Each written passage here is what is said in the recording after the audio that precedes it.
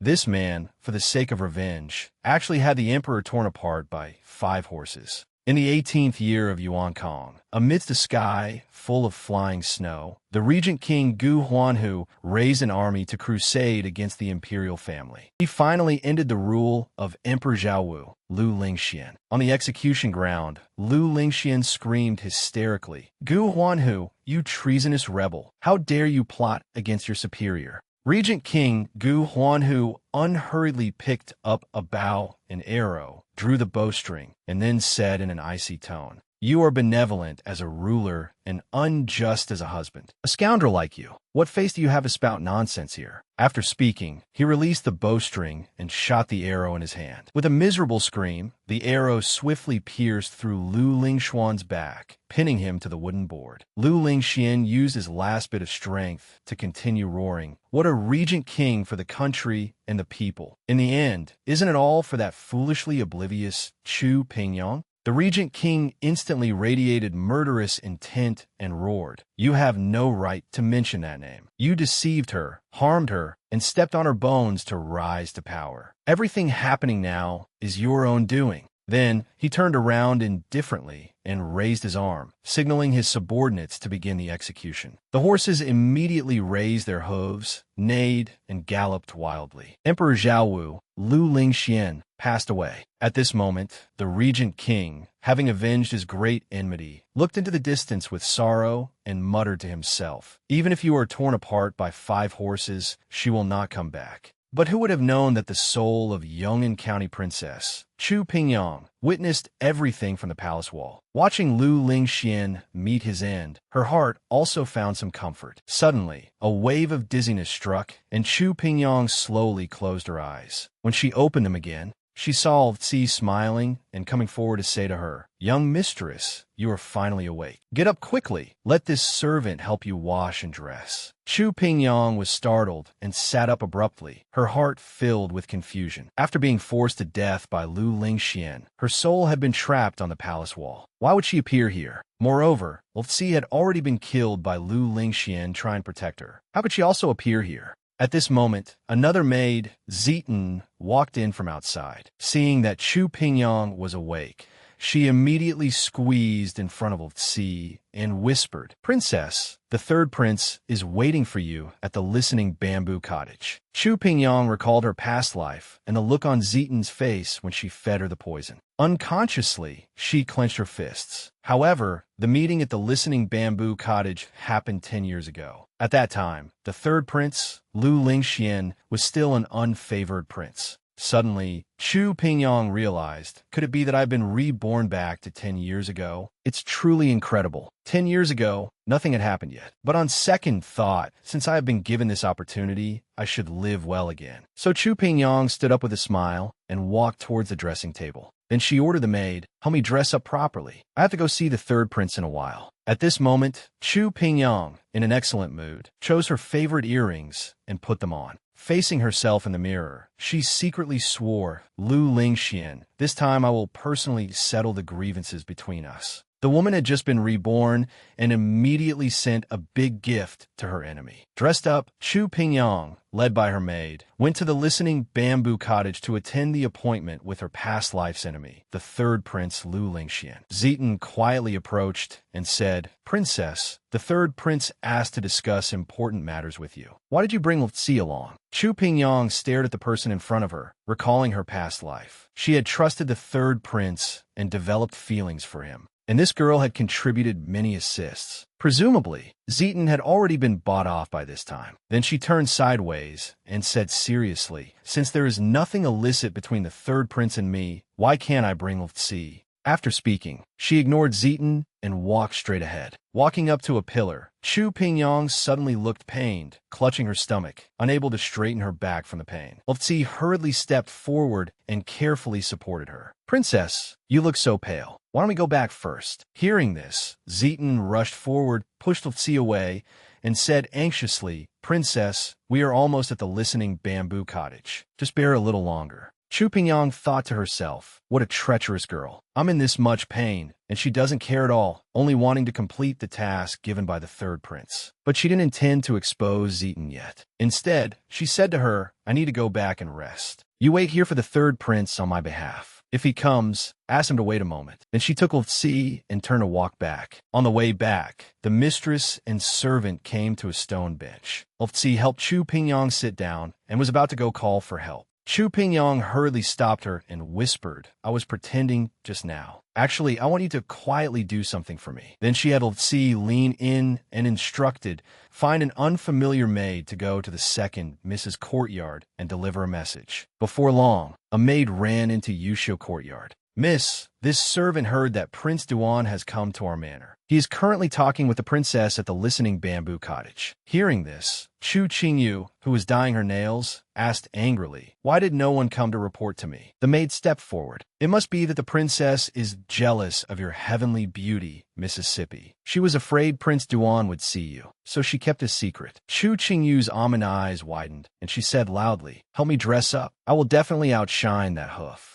At the Listening Bamboo Cottage, Zieten was pacing anxiously in circles. For some reason, the princess was acting a bit strange today, and the third prince hadn't arrived either. Just as she was thinking, the third prince arrived late and asked in a low voice, why are you alone? Where is the princess? Before Zieten could answer, a graceful figure walked out from the bamboo forest. The corners of Zieten's mouth curled up slightly. She curtsied and respectfully withdrew. The third prince deliberately turned around, keeping his back to the approaching woman. He heard the woman speak gently and softly, so the honored guest has arrived. The third prince spoke first to preserve your reputation. Miss, please do not come any closer. I have something to say to you. At this moment, the woman's cheeks were slightly flushed, and her heart was pounding like a deer. The third prince continued affectionately, I fell for you the first time we met, Mississippi. I am determined not to marry anyone but you in this life. But my status is lowly, and I am not favored by my imperial father. Hearing this, the woman, who was so excited she almost fainted on the spot just a moment ago, was now confused. Prince Duan was born of the Empress. Why would he call himself lowly? The next second, the third prince turned around and saw the woman in front of him. He immediately turned pale with shock. Why is it you, Chu Qingyu? While seeing the man's identity clearly, the woman also pulled a long face and said contemptuously, I was wondering who it was, so it's the third prince.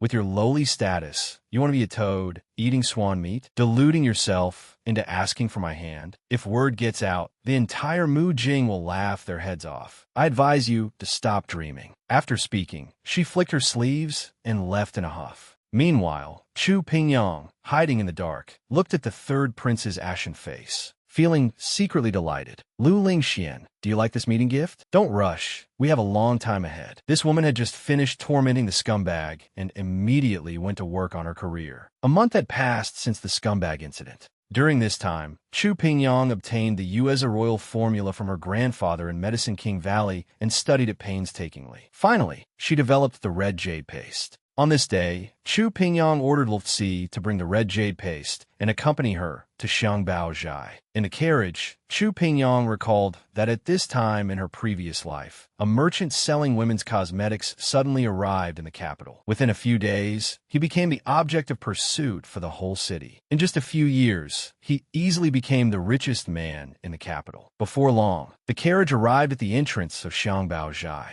Manager Hao stood at the door, smiling to welcome them. Lifsi stepped forward and said, the one with me is a distinguished guest. Manager Hao hurriedly invited Chu Pingyang to step inside the hall. Chu Pingyang sat on a chair, sizing up this honest-looking man. Back then, the foreign merchant made a fortune, causing this charitable manager's business to fail miserably. In the end, he died on his way home to visit relatives. When he came back to his senses, Manager Hao was sweating profusely and said nervously, I didn't know the princess was gracing us with her presence. Please forgive me, princess. Chu Pingyang signaled the manager to sit down and said, take inventory of the things in Xiangbao Zhai. I want them all. Upon hearing this, Manager Hao was overjoyed inside, exclaiming that he had struck it rich. Yes, princess. I'll pack them up in a moment and send someone to deliver them to the prince's manor. Chu Pingyong raised her hand to interrupt him. Manager Hao, don't rush. I haven't finished speaking. Then she ordered Ulfsi to take out the prepared red jade paste and hand it to the manager. Please take a look at this item. How is it? The manager opened the lid and sniffed it. He took a little and spread it evenly on the back of his hand, saying in shock,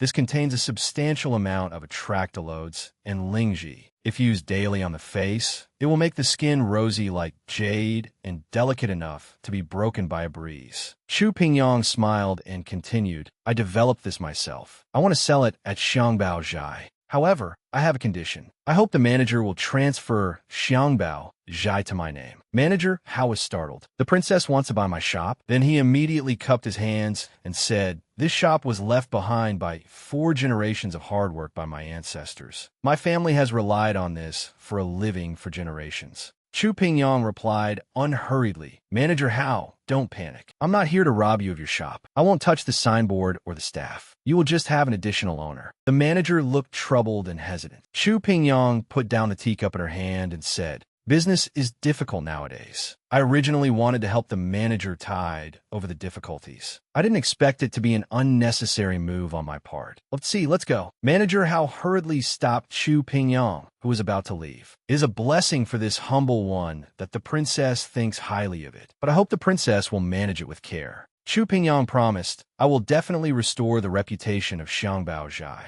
You can release the news now that Xiangbao Zhai has changed owners today. Back in the carriage, Wolfsi asked curiously, Princess, why do you want to do business? Chu Pingyong replied thoughtfully, of all things in the world, only silver in one's hand is the most reliable. After speaking, she entered the carriage. Suddenly, a large hand covered Chu Pingyong's mouth. Don't make a sound, I won't hurt you. At this moment, Wolfsi shouted from outside the carriage, Princess, are we going straight back to the manor? Under the man's coercion, Chu Pingyong replied, I'm a little hungry. Go to Shulu and buy some desserts. Okay. Wolfsi walked further and further away with small steps. Inside the carriage, Chu Pingyong calmly negotiated with the man. If you want to take refuge temporarily, Su Wangfu's carriage is definitely safe. But if you hurt me, I can't guarantee anything. The man thought to himself, this woman is interesting. She can still threaten me in this situation. So he let go of his hand and said with a smile, I didn't expect the princess of Su Wangfu to have such courage. After being released, Chu Pingyong gasped for air, and she looked closely. What? It was actually Gu Huanhu. In broad daylight, this woman was hijacked. After buying Xiangbao Zhai, Chu Pingyong was preparing to return to the manor, but was held hostage by a man in the carriage. And this man was none other than the Regent King, Gu Huanhu. Chu Pingyong thought to herself, in the last life, he killed the 3rd Prince Lu Lingxian, which can be considered avenging me. In this life, I plan to search for him secretly. I didn't expect to meet him in this way. But on the surface, she pretended not to know him. Seeing that the Regent King was seriously injured and covered in blood, Chu Pingyong took out a handkerchief to bandage him. The Regent King said to her coldly, a lone man and a lone woman. Does the princess not care about her reputation at all? Chu Pingyong replied calmly, every noble lady in the capital has one of these handkerchiefs. I'm afraid you can't ruin my reputation using this. Immediately, she tied the handkerchief tightly in retaliation, causing the Regent King to break out in a cold sweat from the pain and dare not speak again. At this moment, Chu Pingyong was already calculating in her heart. Lu Lingxian is extremely shrewd. If he becomes emperor again, how will I get revenge? Then she opened one eye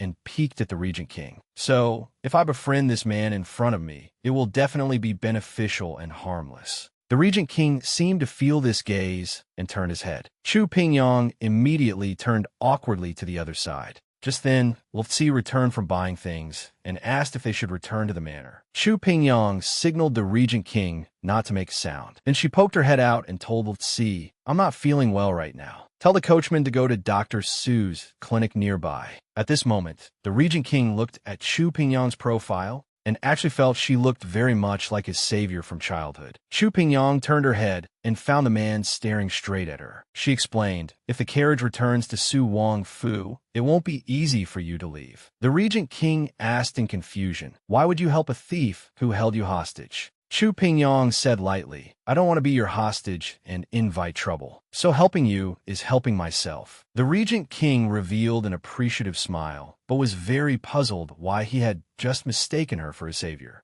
Before long, the carriage stopped. Lofzi shouted, Princess, we've arrived at the clinic. The coachman has withdrawn. Chu Pingyong lifted the curtain. Lofzi saw the Regent King and covered her mouth in fright, stammering, Princess, who is he? Chu Pingyong said seriously, calm down. Go find a doctor and buy some golden sir medicine. Just say a servant in the manor is injured. Also, regarding the matter on the carriage, if you dare to leak half a word, I will sell you off immediately. Then she turned to the Regent King and said, leave after you get the medicine. Don't be discovered. As for other things, I won't hold it against you. The Regent King smiled and reminded Chu Pingyong, next time you meet a thief, don't announce your identity. Otherwise, Su Wangfu will be your death warrant. Then he cupped his hands and promised, I will keep my mouth shut about today's events. After getting the medicine, the Regent King jumped off the carriage and stood at the corner of the wall, watching the direction the carriage left. At this moment, a person popped up behind him. This subordinate is incompetent. Please punish me, master. The Regent King said sternly, all the dark guards accompanying me today will receive 20 lashes. If there's a next time, there's no need to come see me. This woman played both sides. Not only did she take the money, but she also wanted the person. Following the last time Zeton arranged for the third prince to meet with the princess, this time she agreed to vent anger for the second miss.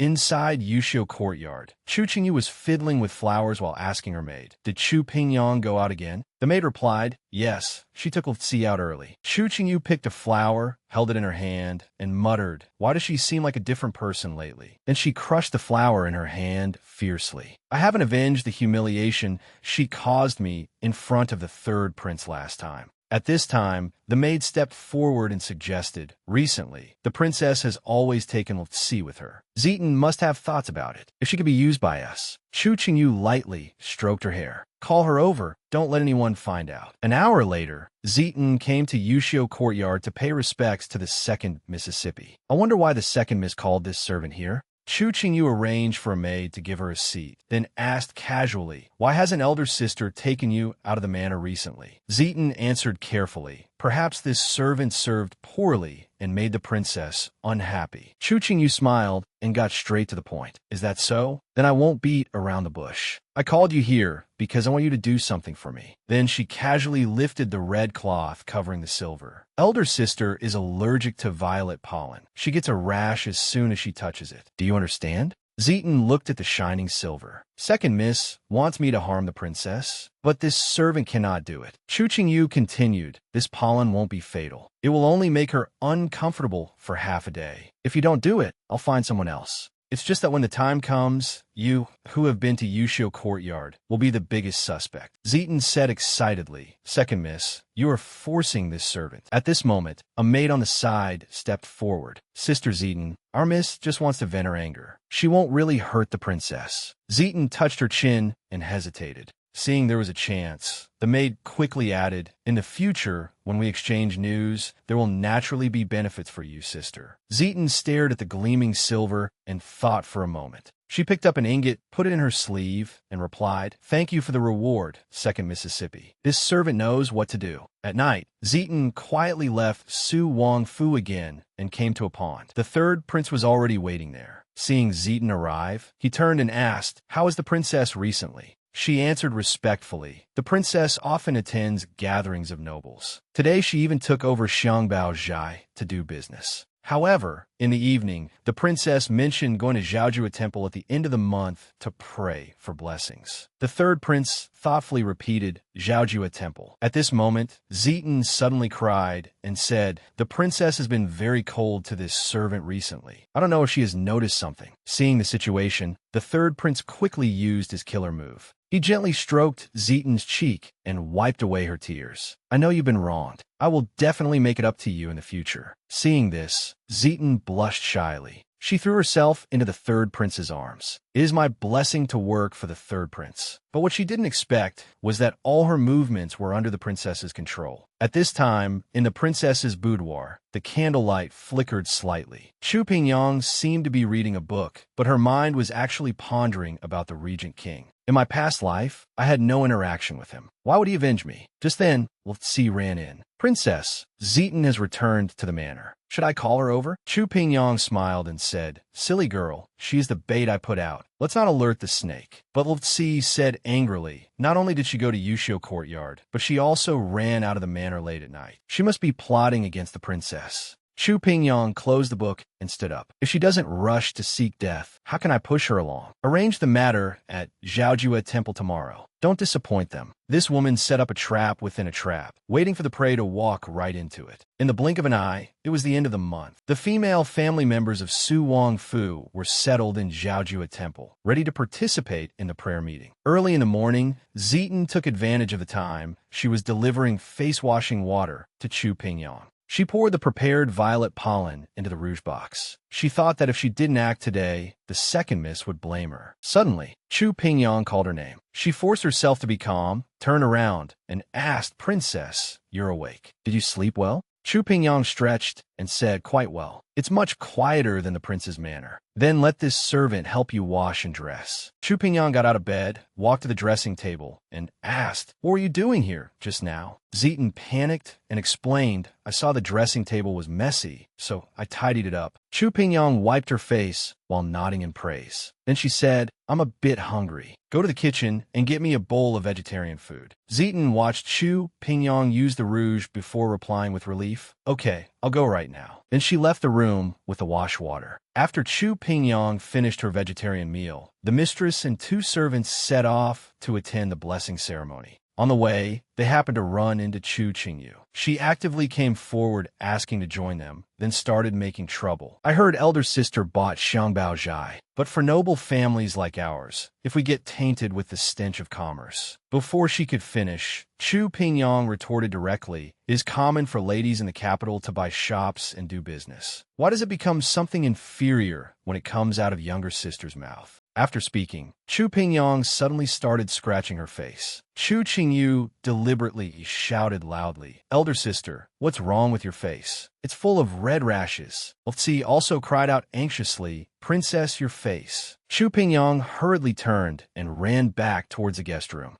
Chu Qingyu called out with feigned concern from behind, Big sister, do you want me to find a doctor for you? But once Chu Pingyang ran far away, her face changed immediately. She sneered, That girl Zeton is quite smart. Meanwhile, the regent, wandering idly in Zhaojue Temple, saw Chu Pingyang run past and was startled. It's her? Soon, the mistress and servants ran back to the guest room. Chu Pingyang hurriedly picked up a mirror, speaking excitedly, What on earth happened to my face? Seeing this, Zeton quickly said, Princess, don't worry yet. This servant will go tell the madam and ask her to find a doctor for the princess. Once Zeton ran out of the room instantly fell quiet. Chu Pingyang picked up a wet towel and wiped away the red spots on her face. Lutzi said with admiration, Princess, that rash was too realistic. Even this servant was almost fooled. Chu Pingyang smiled dismissively. With just this little trick, they dare to play games in front of this princess? She took a small porcelain bottle from the drawer and ordered Lutzi to swap out the powder Zeton used, then find a chance to send the prepared note next door. Then she yawned and said,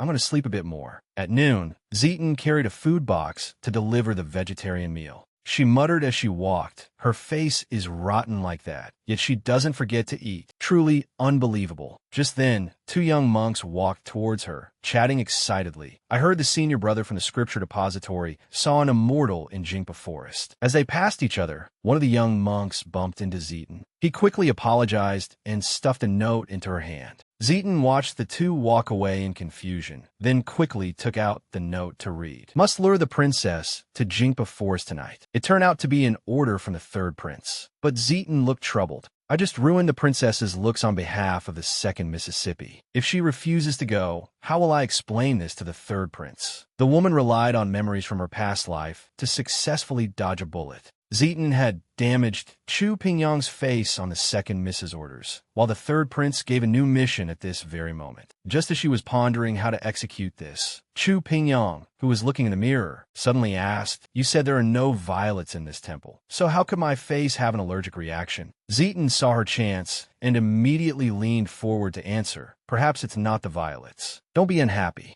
This servant heard that an immortal has appeared in Jingpa Forest recently. Let me accompany the princess there tonight to take a look and relax." Chu Pingyang refused immediately. "My face is like this. How can I go out?" Zeton persuaded patiently. "No one will notice at night. Besides, if there really is an immortal, maybe they can cure the princess." Chu Pingyang looked pleasantly surprised. "Really? Then let's go take a look tonight." Meanwhile, in the room next door, the maid Ningdong was praising her young lady. "Miss was truly radiant today and stole the limelight." Chu Qingyu said, as a matter of course, "With my looks and talent, stealing the limelight is only expected." Just then, a note fell through the crack in the window. Ningdong picked it up and said, "It's news from Zeton." Chu Qingyu hurriedly took the note and read it carefully. "The princess is meeting an outside male at Jingpa Forest tonight. The news is certain." Ningdong questioned, "Meeting an outside male during the prayer assembly seems unlikely, doesn't it?" Chu Qingyu retorted, "What do you know?" Then she turned around, secretly delighted. "Chu Pingyang, now that you've fallen into my hands, just accept your fate." So when night fell, Chu Qingyu took Ningdong to Jingpa Forest. But Ningdong still felt something was wrong and persuaded Chu Qingyu to leave. Chu Qingyu refused firmly, determined to catch her big sister's weakness so her father could see which daughter was truly the best. She scolded Ningdong, "If you say another word, go back by yourself." Just then, a man's voice spoke up. "Oh, this little lady is quite feisty." Chu Qingyu turned and shouted, "Who is it?" She saw one fat and one thin man looking at them lecherously, saying, "One young lady, one maid. It must be them." The men approached slowly while teasing, "Little lady, come home with us. We are good people." Chu Qingyu hid behind Ningdong, trembling as she said, "How dare you? Do you know who I am? Back off immediately." The men continued to approach, saying contemptuously, "At a time like this, you're still putting on airs with us?" Saying that, they stepped forward and grabbed Chu Qingyu, forcing her to hand over her valuables. Chu Qingyu shouted for Ningdong to quickly give them the silver. Soon, gold ingots and broken silver were scattered on the ground. The maid cried and begged them to let the young lady go. But the man actually placed his hand on Chu Qingyu's face, his eyes gleaming as he let out a creepy laugh. Terrified, Chu Qingyu immediately announced her family background. "If you dare do anything to me, the Su Wong Fu won't let you off." The men were not threatened at all. "Little lady has quite a tone. Don't force me to throw you into the lake." At this moment, Zeton brought Chu Pingyang to the spot and spotted them. Zeton thought, "It's over. Why is Chu Qingyu here?" Meanwhile, Chu Pingyang was recalling that in her past life, this scene was a hero saving the beauty scam orchestrated by the third prince. Zeton asked fearfully, "Princess, what should we do?" Chu Pingyang whispered, "Go find someone quickly. If anything happens to younger sister, I'll fight them." Zeton took the order and turned to run back towards the temple. Chu Pingyang continued to watch them, muttering in her heart, "Why hasn't the third prince arrived yet?" Suddenly, a powerful voice came from behind. "The princess has such a cruel heart to be able to lay such a vicious hand on her own sister." The person arrived and directly pinned Chu Pingyang against a tree. It was actually Gu Jueha. The man had intended to play the hero, saving the beauty, but he stumbled. Chu Pingyang designed it, so her constantly scheming sister stepped into the third prince's trap in her place. While watching the show from the periphery, she was unexpectedly pinned against the wall by the regent. Chu Pingyang was surprised and wanted to ask why he was here.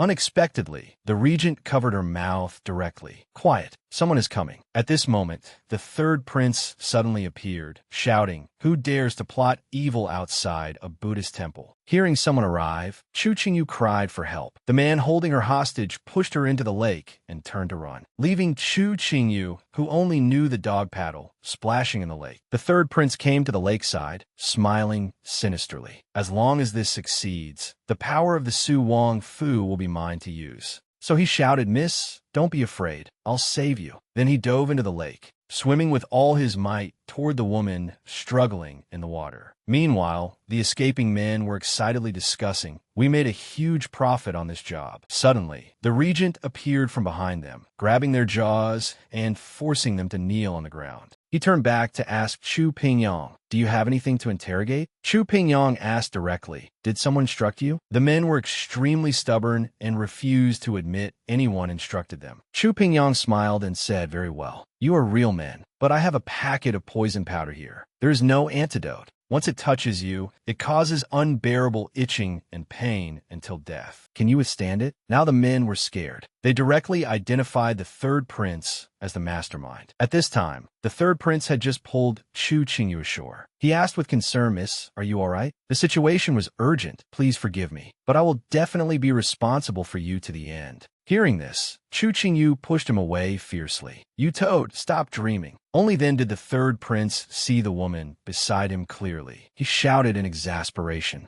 "Why is it you, Chu Qingyu? Where is Chu Pingyong?" Chu Qingyu trembled with rage. "What do you mean, why is it me? What Chu Pingyong? Was this whole thing arranged by you on purpose?" The third prince clenched his fists, anger rising in his heart. "It should have been Chu Pingyong. Why is it her? What exactly happened?" At this moment, Chu Qingyu was also nearing madness. "It's Chu Pingyong again. She caused me to fall into the water. She caused my reputation to be ruined by you. It's her again." After a bout of hysteria, the maid pulled Chu Qingyu and said, "Miss, while no one is around, let's go back quickly." Chu Qingyu warned the third prince, "I know what you're planning. You think by saving me, you can get the power of the Su Wong Fu? If you leak a word about today's events, even if I have to fight until the fish dies and the net breaks, I will report to the emperor that you are harboring evil intentions and plotting to usurp the throne." Then she left Jingpa Forest with her maid. Only the third prince was left standing there, soaked and wretched. In the distance, the regent turned thoughtfully to look at Chu Pingyong. "You knew long ago this was a trap."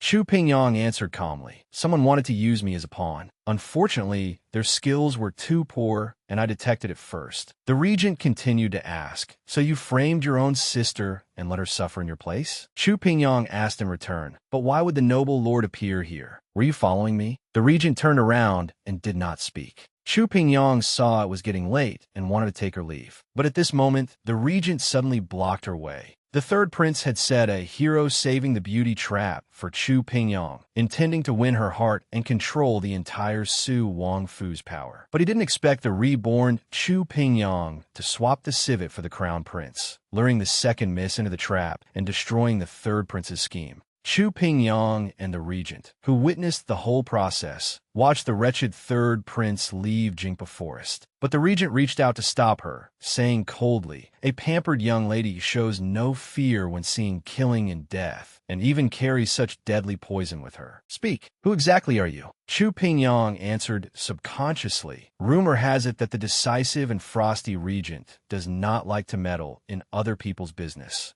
Unexpectedly, these words angered the man. He strangled Chu Pingyong's neck fiercely. "You actually knew my identity long ago. Who sent you?" Chu Pingyong was choked breathless, screaming inwardly that she had been careless. But she still desperately squeezed out a few sentences. "Your Highness overestimates me. You and I are strangers. Besides, the first time I saw you, you were heavily injured. Also, could your Highness please let go of my neck? I can't breathe." The regent hesitated for a moment, but still let go. Chu Pingyong immediately turned aside, gasping for air. After calming down slightly, she began to explain, "Your Highness saw through the third prince's identity early on, and knows my Chu family like the back of your hand. Most importantly, rumors say the regent's appearance." Before she could finish, the regent continued, "Appearance is ugly, so he wears a mask all day to cover it." Chu Pingyong hurriedly covered her neck. "I didn't say anything." The regent stared at the woman in front of him. "I didn't expect the princess to be so astute."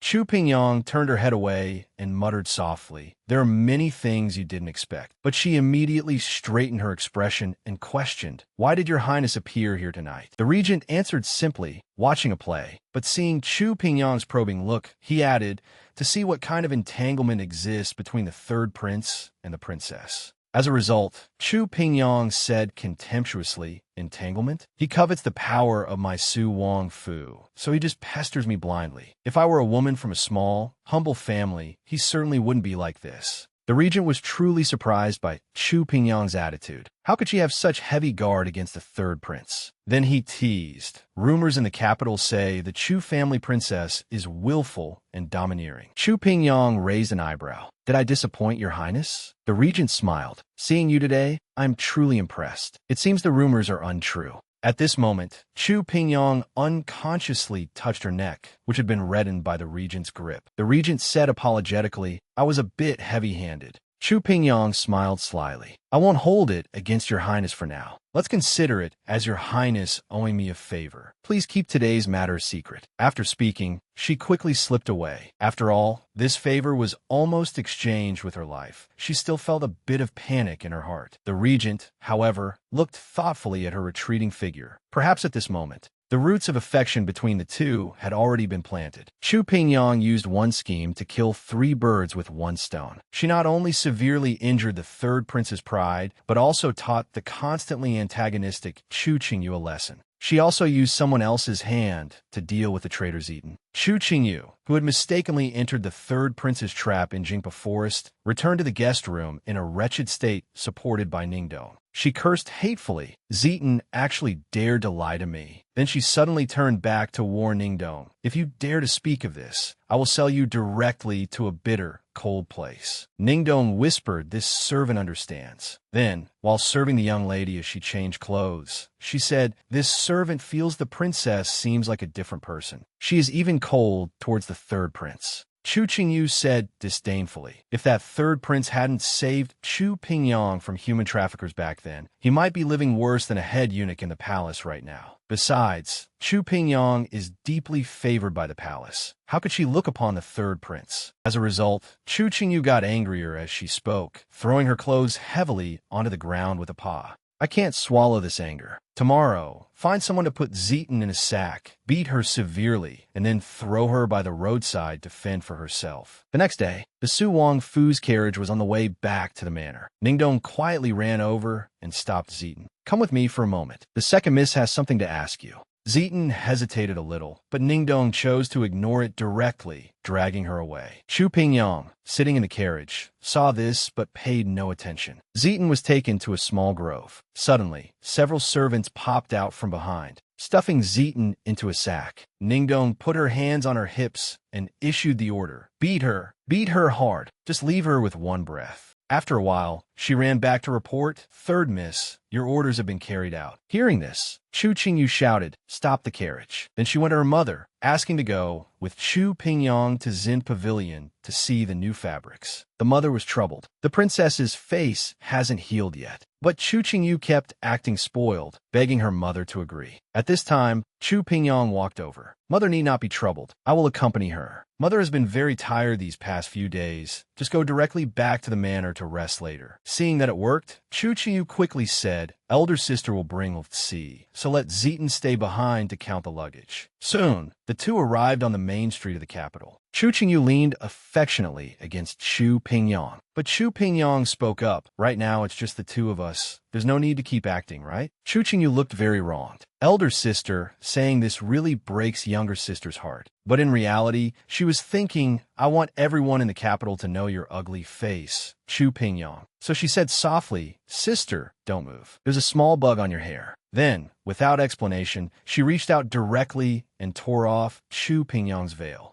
A beautiful face was revealed, perfect and flawless. It made the crowd of onlookers nearby forget to wipe their drool. Chu Qingyu shouted in exasperation, how is your face possible? Chu Pingyang leaned close to her and whispered, has the lake water in Jingpa Forest not sobered younger sister up yet? You're still a bit too green to play tricks in front of me. Just then, a man shouted, Yang Yang, I missed you to death. Then he rushed forward and hugged her directly. My Yang Yang is getting prettier and prettier. Did you miss me? I've lost weight without you by my side. Look, I brought you a gift from the northern frontier. Chu Pingyang pushed him away with a look of helplessness. Wei Qingwu, can you stop sticking to me like a dogskin plaster? The woman who had suffered a silent loss wanted to take the opportunity for revenge, but ended up drawing water with a bamboo basket all in vain. Chu Qingyu made an excuse to invite Chu Pingyang to the capital's main street, wanting to expose her rotten face in broad daylight. But who knew that not only was Chu Pingyang's face intact, but an unexpected disruptor also appeared halfway. Just as the Chu sisters were locking horns, a man suddenly appeared and hugged Chu Pingyang, saying excitedly, "Yang Yang, I missed you to death." Then he naturally draped his arm over her shoulder, saying with concern, "After eating vegetarian food for a few days, you've become so thin." Chu Pingyang looked at the man in front of her, trying her best to hold back the tears that were about to fall. In her heart, she recalled,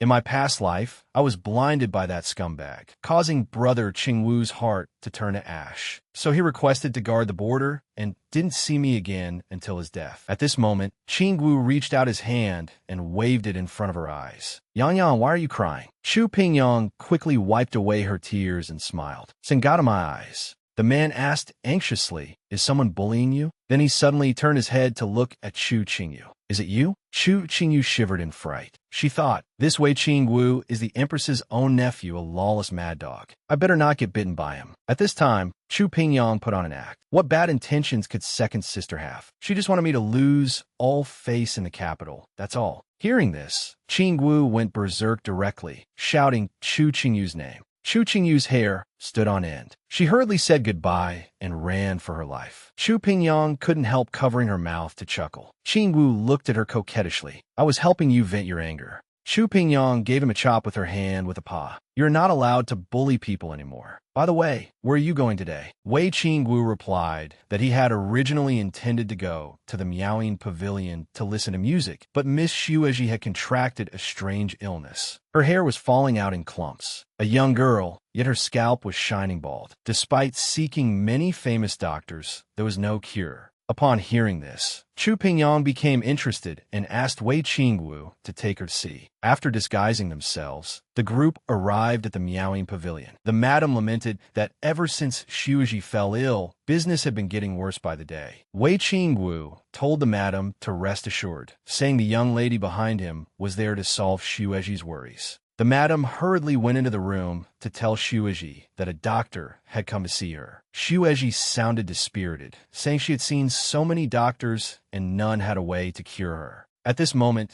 Chu Pingyang spoke up. "Since you're already in this state, why not try my method? Treat a dead horse as a living horse. You have nothing to lose." Then she ordered Ulf Si to take out a box of medicine and explain how to use it. But Xueji remained stubborn. "Since falling ill, my face is ruined. Even if my hair grows back, I can't return to how I was before." Chu Pingyang, however, was confident. "I'll leave the medicine here. Whether you take it or not is up to you. As for your appearance, you can go to Xiangbao Zhai and try the rejuvenation powder." After speaking, she turned and left. Once out of the Miaoying Pavilion, Wei Qingwu asked curiously, "Since when do you know how to treat illnesses for people?" Chu Pingyang smiled and said, "You must have forgotten, my maternal grandfather is the master of Medicine King Valley." Then, the two walked towards the Su Wang Fu, laughing and chatting. Meanwhile, all of this was observed by the Regent King from a tea house. At this moment, a subordinate came to report. Just now, Miss Chu was taken to the Miaoying Pavilion by Wei Qingwu. The Regent King's eyebrows twitched slightly. What did they go there for? The subordinate continued, "To treat Miss Xueji's illness." The Regent King pondered, treating a songstress? What exactly is this princess planning? He then ordered his subordinate to continue watching her. The subordinate acknowledged the order and left. Subsequently, the Regent King slowly stood up, gazing out the window. "Chu Pingyang, who exactly are you?"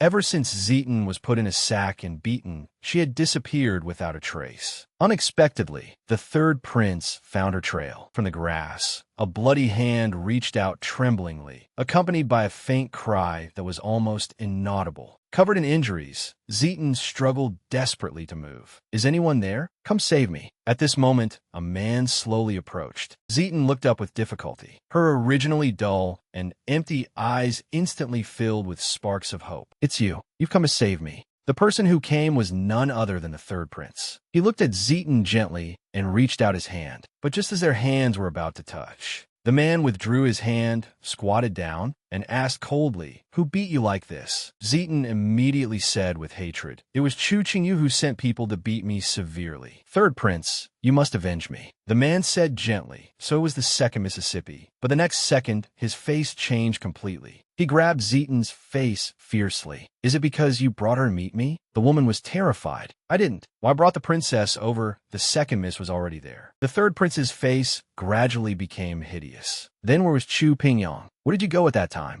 Zetan tried desperately to explain. But the man had lost his patience and slapped her hard across the face. Standing up, he said coldly, "You betrayed me." Then I can only reluctantly. Before he finished speaking, he reached out to grab Zetan, who was trying to escape. Following a scream, the woman met her end just like that. Meanwhile, in the Zhaixing pavilion of the Suwang Fu, maids were attending to Chu Pingyang as she changed clothes. Lofzi ran in hurriedly. "Princess, this servant has something to report." Chu Pingyang dismissed the attendants. Then Lofzi spoke. This servant went back to check the grass by the official road. Although there were bloodstains on the ground, the person could not be found. Chu Pingyang frowned. I didn't expect Chu Qingyu to be so ruthless and decisive. Lofzi comforted her. "Miss, don't worry. Perhaps Zetan ran away." Chu Pingyang smiled. "From the moment she betrayed me, whether she lives or dies has nothing to do with me." Then she stood up and said, "Come with me to Xiangbao Zhai." Meanwhile, the entrance of Xiangbao Zhai was crowded with people. It turned out that everyone heard that Miss Xueji from the Miaoying Pavilion used Xiangbao Zhai's cosmetics, and her appearance became even better than before, so they all came to fight for a purchase. But shopkeeper Hao was sweating anxiously. "Dear customers, the ruby paste is sold out. We won't have stock until next month." But the people wouldn't buy it, insisting the shopkeeper bring out the goods. At this time, Mu Jinji, the legitimate daughter of the Fuyuan general's manor, spoke up. "Is this how Xiangbao Zhai does business?" Shun Mijiao, the legitimate daughter of the Minister of Works, and the illegitimate daughter Shun Qinghe also stepped forward. Seeing who had arrived, the shopkeeper immediately stepped forward and bowed. "The ruby paste is indeed sold out, but there are other rouges to choose from." Mu Jinji said angrily, "I came for the ruby paste, yet you want to dismiss me with other cheap goods?" Shopkeeper Hao's face was pale by now. Just then, Chu Pingyang appeared. "Mu Jinji, you are still so irritable." The Shun family ladies quickly bowed to greet the princess. But Mu Jinji looked down at Chu Pingyang and said, "Why are you here?" Chu Pingyang ignored them and walked straight up the steps. "Since shopkeeper Hao says the items are gone, please wait a few days, everyone. We will register you now, and once there is stock, it will be delivered directly to your residences." Shopkeeper Hao immediately revived. "The princess is so thoughtful. Everyone, please follow this humble one." Mu Jinji wanted to say something more, but was stopped by Shun Mijiao. "Xiangbao Zhai is now Chu Pingyang's property." Mu Jinji shook her off. "Why didn't you say so earlier? You made me lose face in front of her." Then she turned to leave, but bumped into Shun Qinghe behind her. Mu Jinji, in a fit of anger, slapped her directly and cursed, "You dog of a slave, are you blind?" This slap caused Shun Qinghe's face to swell up. At this moment, a small pebble flew towards Mu Jinji. A man's stern voice was heard. "Whose young lady is this? Beating people in the street is truly arrogant." This woman looked timid, but was actually very scheming. Mu Jinji, having lost face in front of Chu Pingyang, turned around angrily to leave, but bumped into Shun Qinghe, so she gave her a big slap right there on the street. Chu Pingyang stepped forward to stop Mu Jinji. "You're going a bit too far." But Mu Jinji violently shook her off. "If you won't let me hit her, I will hit her anyway." Just then, a small pebble flew over. Mu Jinji was originally very angry, but upon seeing it was the Regent King, she immediately transformed into a crazy fangirl. "Brother Yuhan, why are you here?" "My brother said you have been busy with many trivial matters recently." Before she could finish, the Regent King interrupted her. "Did your brother teach you to beat daughters of officials without cause?" Mu Jinji felt a wave of grievance. "Shun Qinghe is just an illegitimate daughter, and she bumped into me first." The Regent King glanced at her. "Since General Mu cannot teach his sister properly, then go into the palace and let the disciplined nannies teach you." Mu Jinji didn't expect her brother Huanhe to punish her for an illegitimate daughter. At this time, the third prince slowly walked out from the crowd and stood among them. "Lord Gu, why bother arguing with a young girl?" Seeing Lu Lingxian, the Regent King immediately stood in front of Chu Pingyang and said, "Why has the third prince come as well?" Lu Lingxian bowed. "I heard Xiangbao Zhai is the princess's property, so I came out of admiration." Chu Pingyang couldn't help but wonder, what day is it today? Why has everyone run over here? And this Gu Juehe, he's blocking me on purpose, isn't he?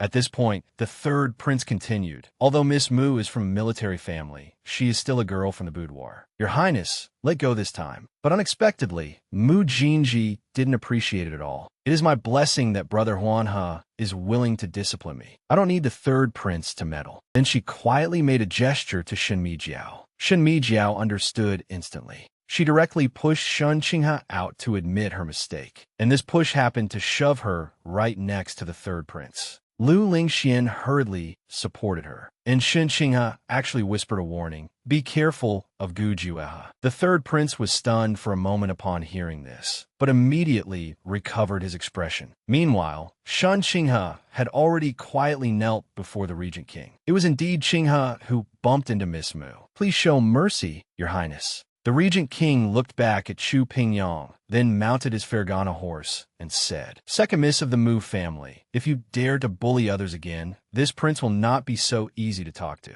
Chu Pingyang realized only then did he come specifically to help me out of this predicament. Actually, 10 minutes ago, a subordinate had reported Chu Pingyang's whereabouts. But when the Regent King heard that the domineering Mu Jinji was also there, he immediately rode his horse straight to Xiangbao Zhai. Seeing the Regent King leave, the third prince immediately stepped forward to get close to Chu Pingyang. Unexpectedly, Chu Pingyang ignored him directly. "There are matters to attend to at Xiangbao Zhai. Everyone, please suit yourselves." After speaking, she turned and left. Mu Jinji, unwilling to give up, also took the Shun family ladies and returned home. Back inside Xiangbao Zhai, shopkeeper Hao said with a face full of gratitude, "It's fortunate the princess came. Otherwise, this humble one really couldn't handle those nobles." Chu Pingyang smiled and said, "Thank you for your hard work, shopkeeper Hao. Also, I have developed a new product recently. You can send someone to the manor to pick it up later." Shopkeeper Hao was instantly as happy as a child. Thanks to the ruby paste developed by the princess, Xiangbao Zhai's business is so booming. Now with a new product, we will definitely reach a higher level. At this time, Wolfzi walked over with the ledger. "Princess, please take a look." Chu Pingyang took the ledger and flipped through it. Shopkeeper Hao stood aside. "Princess, the porcelain you ordered before has arrived. I have also sent people to replace all the old ones. But I found that apart from the mark on the inside, there is no difference between the new and old ones. Do you think this considerable expense can be saved?" Hearing this, Chu Pingyang closed the ledger. The shopkeeper manages well, but this porcelain bottle has its own use. Trouble arose at Xiangbao Zhai again. The stock shortage turmoil from a few days ago had just subsided, when suddenly a crowd gathered at the entrance today, all chattering and discussing. It turned out a woman had used the ruby paste and inexplicably developed a rash on her face. Her man brought her to demand an explanation. The man rushed forward and grabbed the shopkeeper by the collar. "It's because she used your stuff. Look at what my wife's face has become." Shopkeeper Hao tried to persuade the man to talk inside, but the man refused directly. Just then, Chu Pingyang walked over. "If her face was truly injured by Xiangbao Zhai, I will naturally give an explanation. There is no need for such noise." Seeing the person in charge had arrived, the man immediately stepped forward. "The princess is born noble. How could she understand us poor people? We saved up for so long to buy this ruby paste, and using it on her face turned it into this. Today, I must have an explanation." The princess walked past the man to the woman and examined her face carefully. "It is quite serious." The woman immediately hid behind a man. Chu Pingyang revealed an imperceptible smile. Then she said, "Xiangbao Zhai registers every sale daily. When you bought it can be known with a check." The man stammered and couldn't speak. At this time, the surrounding people began to get restless. Is this person here to extort money? Just grabbing something and claiming it's from Xiangbao Zhai.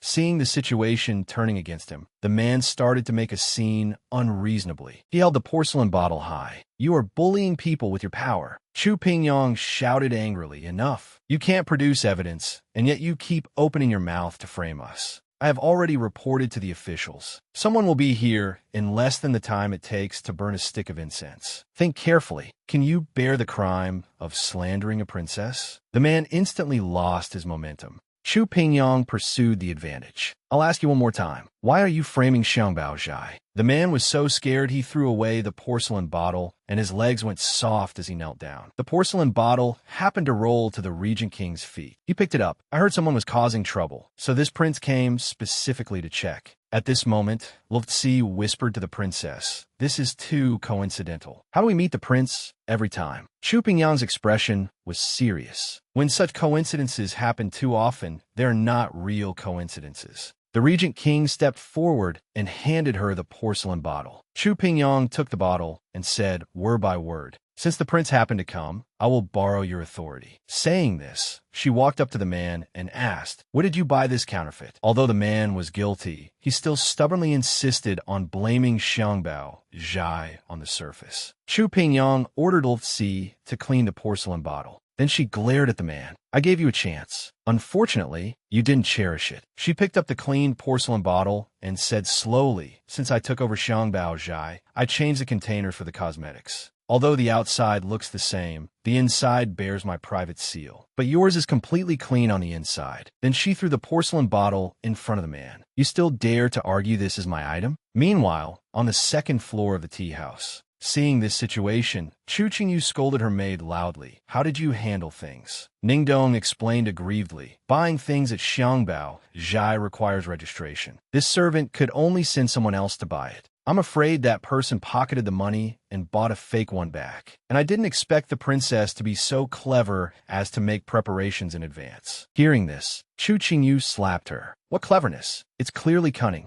We failed to ruin Chu Pingyang's reputation again. Hurry up and get up. Follow me back to the manor." At this time, a man who had been sitting in the next room asked his subordinate, "Who was making such a noise just now?" Replying to the general, "It was the second miss of the Su Wang Fu." The man smiled contemptuously. "Truly, the dragon has 9 sons, each different. Let's go downstairs and join the fun too." Enemies really do meet on a narrow road. Political rivals actually bumped into each other on the street. Chu Qingyu hired someone to cause trouble at Xiangbao Zhai, but who knew Chu Pingyang was already prepared. The man picked up the fragments on the ground and continued to spout nonsense. "This is an old bottle. I bought half a year ago." Hearing this, the Regent King almost laughed out loud. Half a year ago, Xiangbao Zhai hadn't changed owners yet, and there was no ruby paste for sale. At this moment, Chu Pingyang was no longer in the mood to waste time with this scoundrel. So she ordered people to drag him directly to the yamen. The woman also knelt down immediately and revealed everything. "Please see clearly, Princess. To get a wife for his younger brother, my father sold me to this man. He often beats and scolds me endlessly. Today, to come here and extort money, he smeared pockmarked grass on my face. If I didn't come, he would have beaten me to death." After speaking, she showed the injuries on her arm. Elfie couldn't help but gasp upon seeing them. Chu Pingyang was burning with rage. "Pass a message to the governor. Send this scoundrel to the yamen. Give him 20 heavy strokes first before interrogating him." Subsequently, the man was escorted by guards to the yamen for punishment. At this moment, Chu Pingyang stepped forward to help the woman up. Unexpectedly, she was stopped by the Regent King. He warned vigilantly, "This person's words cannot be fully trusted." But Chu Pingyang gave him a reassuring smile. "She has both new and old injuries on her body. It doesn't look like she's lying. Besides, with the prince presiding here, nothing will happen." The Regent King looked at the woman's smile and inexplicably felt at ease. Chu Pingyang turned to help the woman up. "I will help you manage the divorce." Then she instructed Luftsi to take the woman to see a doctor. The Regent King stared at Chu Pingyang intently the whole time. "You are truly different from other women. I want to apologize to you formally." Chu Pingyang was very puzzled. Apologize for what? The Regent King stood solemnly and bowed with hands clasped. "Outside Zhaoju Temple, I said you had a scorpion's heart and framed your sister. That was my misunderstanding of you." Chu Pingyang pressed, "Why does the prince say this?" The Regent King pointed to the private room on the second floor of the tea house. "Just now, your sister was right there. The scoundrel causing trouble was also arranged by her." Chu Pingyang shook her head helplessly. "I guarded against everyone, but I didn't expect to have to guard against my own sister." She then smiled and said, "Since the prince apologizes sincerely, this princess is naturally willing to forgive. By the way, I heard that your manner." Before she could finish, she was interrupted by a man. No wonder he looked familiar. Isn't this Lord Gu? I intended to watch the excitement, but I didn't expect to run into an acquaintance. The speaker was the man from the tea house just now, Fuyuan General Muchishan. Seeing him, the Regent King immediately put on a stern face and said coldly, "I thought the general was busy with affairs. I didn't expect you to have time to stroll around here." Muchishan smiled perfunctorily. "No matter how busy I am, I have to catch my breath." Then he turned to look at Chu Pingyang. "This must be the princess of Su Wang Fu. I heard my little sister offended the princess. As her elder brother, I apologize to the princess on her behalf." Chu Pingyang curtsied slightly in greeting. Worthy of being the Regent King's deadly rival, he can really pretend and act. Then she stood up and replied softly, "The general speaks too heavily. It was just a quarrel between girls." At this moment, Lutzi walked over. "Princess, the matter you ordered has been handled." Chu Pingyang took the opportunity to bid farewell to the two lords, and the Regent King's subordinate also brought his horse over. Gu Jueha glanced at Muchishan. "You and I are both in officialdom. I have a word of advice for the general. Don't go too far in everything. Be careful that you won't be able to clean up the mess in the future." Then he rode away on his Fergana horse. Muchishan's subordinate couldn't help but remind him, "General, does Gu want to know something?" But Muchishan said indifferently, "Looking at the entire court, no one dares to oppose me, unless they want to die." Meanwhile, the Regent King had already spurred his horse and caught up with Chu Pingyang's carriage. He asked anxiously, "What was it you didn't finish saying just now?" Chu Pingyang was surprised. "You chased after me just to ask this?" The Regent King nodded seriously. Chu Pingyang signaled the coachman to stop the carriage. Then she stood in front of the Regent King. "I heard your manor keeps a vicious dog."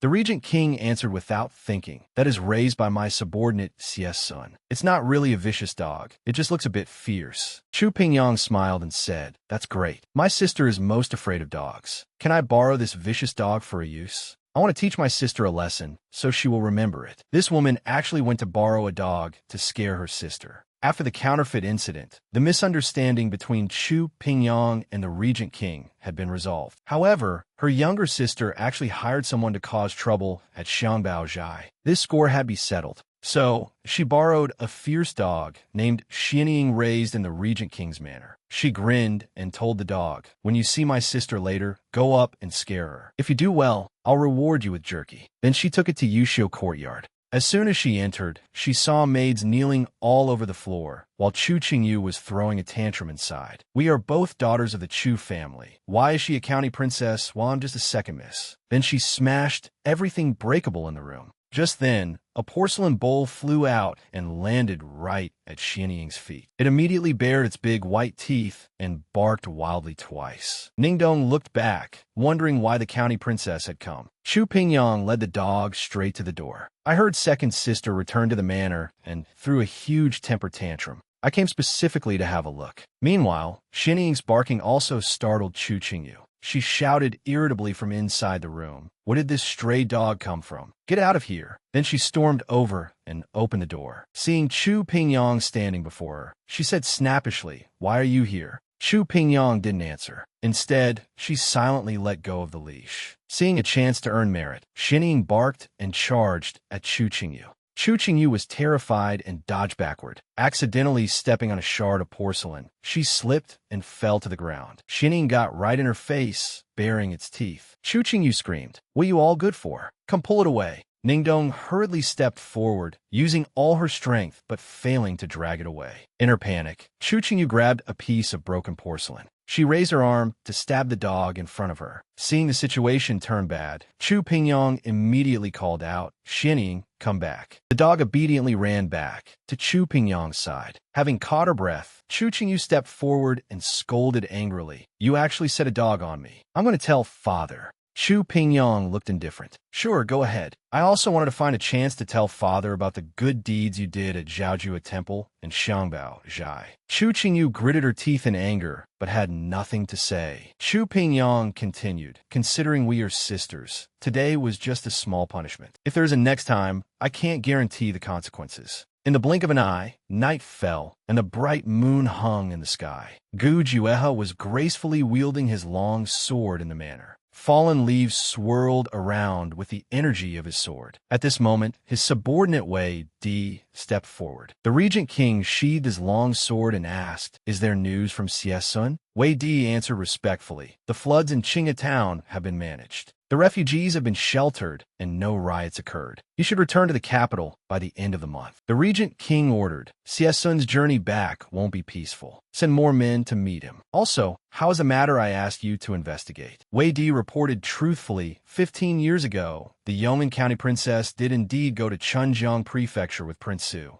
But many female relatives from the capital also went at that time. We cannot be certain the county princess is the person you're looking for. As for the jade pendant, this subordinate is incompetent and has not yet found any trace of it. The Regent King was very disappointed. "Never mind, you may leave." Then he turned to look at the bright moon, recalling events from his youth. This man was actually arrogant enough to want to search the Regent King's residence. Ever since he first met Chu Pingyang, Gu Juehe felt a sense of déjà vu. He especially suspected she was the savior from his childhood, so he had been investigating in secret. But the investigation yielded no results for a long time. Gu Juehe couldn't help but recall his childhood experiences again, hoping to find some clues. 15 years ago in Chunjiang Prefecture, a ragged, barefoot little boy walked with difficulty through the snow. The cold wind whistled past. His small face was red from the cold. He hadn't eaten for days, and his stomach was rumbling. So he went to a bun stall, hoping the owner would pity him and give him a few buns. But the owner drove him away directly. Helpless, he could only walk away silently. Just then, a foot stuck out and tripped him. He saw several beggars standing in front of him. "Are you blind? You dare kick your grandfather?" The boy quickly got up and apologized. But the beggars were relentless, demanding compensation from the boy. "If you have no money to pay, crawl between my legs and bark 3 times, and I'll let you go." But the boy's innate pride would not allow him to suffer such humiliation. So he decided to fight back and rushed forward to bite the beggar's leg.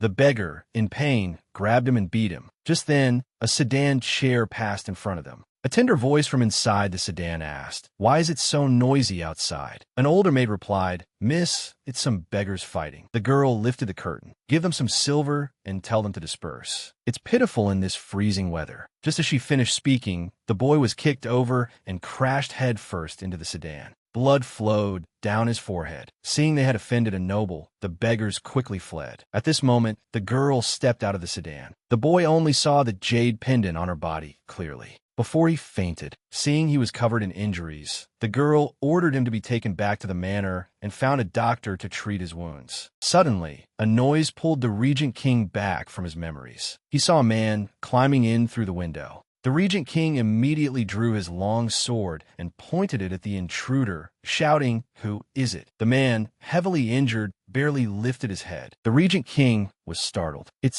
Sun." He quickly stepped forward to support the man. "What happened? Didn't you say you'd be back at the end of the month?" Sun gasped for breath and said, "The letter to Wei Di had the wrong date on purpose, fearing an ambush on the way. But I didn't expect to be ambushed as soon as I left Qinghe town. Those people were determined to kill me." The Regent King asked, "Was it Mu Qixin's doing?" Sun answered affirmatively, "Yes." Mu Qixin colluded with the Minister of Works to embezzle the disaster relief grain and silver allocated by the court to Qinghe town. Then he took out a list of corrupt officials and a petition from the people of Qinghe town demanding severe punishment for the corrupt officials from his robe. With a serious expression, he said, "Your Highness, I did not fail my mission." The Regent King took the list and the petition, saying gravely, "Sun, you've worked hard." Just then, Wei Di rushed in to report, "Your Highness, bad news. General Mu has brought a troop of soldiers and says he wants to search the manor." The Regent King sneered coldly. He ordered Wei Di to take Sun into the secret chamber and find someone to treat his wounds. Then he put on his mask and outer robe. "Want to search the manor? I like to see if he has the guts. Body has no colorful phoenix wings to fly. Hearts have a tacit understanding to connect." The fierce dog, Xianying, taught Chu Pingyang's sister a lesson for her. Chu Pingyang kept her promise to the dog and fed it jerky. In the Zhaixing Pavilion at night, Chu Pingyang gently stroked Xianying, but the image of the Regent King appeared in her heart. She couldn't help blurting out, "Good dog. You look ugly and fierce, just like your master." Xianying tilted its head, looking confused. Chu Pingyang hurriedly explained, "I didn't say Gu Jueha is ugly. You're not allowed to tattle when you go back." Then she fed it the last piece of jerky. A moment later, Xianying ran to Chu Pingyang with the empty bag. Chu Pingyang complained, "You've already eaten a whole bag, and you still want more? So pitiful. Do you usually not get any food? It's just like..." Suddenly, Chu Pingyang froze as if she thought of something. A look of horror appeared on her face, and she hurriedly took Xianying and left the manor in a carriage. Meanwhile, in front of the Regent King's manor, Mu Qixin's troops were already blocking the entrance. The Regent King stood imposingly on the steps. Mu Qixin said with a scornful tone, "I've disturbed your rest, my lord. I am pursuing a spy from a neighboring country who infiltrated Mu Jing. My men just saw him climb into your courtyard. For your safety, please let my men enter and search." The Regent King asked unhurriedly, "Does the general have a search warrant or a document from the Ministry of War?" The cunning Mu Qixin did not answer directly, but said, "The situation is urgent, requiring expedient measures. Please forgive me, my lord." Upon hearing this, the Regent King radiated a chilling aura. He slowly walked down the steps. "Expedient measures? Whose authority are you using? We serve the same court, yet you want to bring soldiers to search my manor in the middle of the night based on empty words. General, do you really think you are second only to one?" As he spoke, he arrived in front of Mu Qixin. Their eyes met, and conflict was imminent. Just then, a carriage slowly stopped in front of them. Chu Pingyang walked down with Xianying. "Your Highness's manor is certainly lively." Mu Qixin was very surprised that she had come. Chu Pingyang walked straight to the Regent King and handed him the leash, saying, "I borrowed Xianying from your Highness during the day. Now I return it to its owner." Gu Jueha took the leash, still confused. Did she come at this time just to return the dog? Coincidentally, Mu Qixin asked the same question. Chu Pingyang said indifferently, "Dogs barking at night disturbs people's peace. Although I find it annoying, I can't dispose of it without permission. After all, this is your Highness's pet." The Regent King marveled inwardly. The implication of these words was practically slapped onto Mu Qixin's face. Chu Pingyang continued to ask, "But what happened here? For General Mu to bring soldiers here with such fanfare?" Mu Qixin answered seriously, "A spy has infiltrated Mu Jing. This general came specifically to investigate." Chu Pingyang stared with her big, innocent eyes. "Then why isn't it Commander Zhang of the patrol battalion? If General Mu leads troops to force his way into a high minister's residence, those who know will say the general is devoted to his duty. Those who don't know might think the general is relying on his military power to act arrogantly and raid homes at will." Then, Chu Pingyang slowly uttered a warning sentence. "His Majesty is still on the throne." Mu Qixin growled in anger, "County Princess, watch your words." Chu Pingyang pretended to have accidentally misspoken, covering her face and smiling. "This little woman misspoke. Please do not hold it against me, General." The Regent King, who had been watching the show from the side, exclaimed in his heart, "What a sharp-tongued girl." At this moment, Mu Qixin's expression became sinister. "I am often away from the capital. I didn't know the County Princess and Lord Gu had such a close relationship."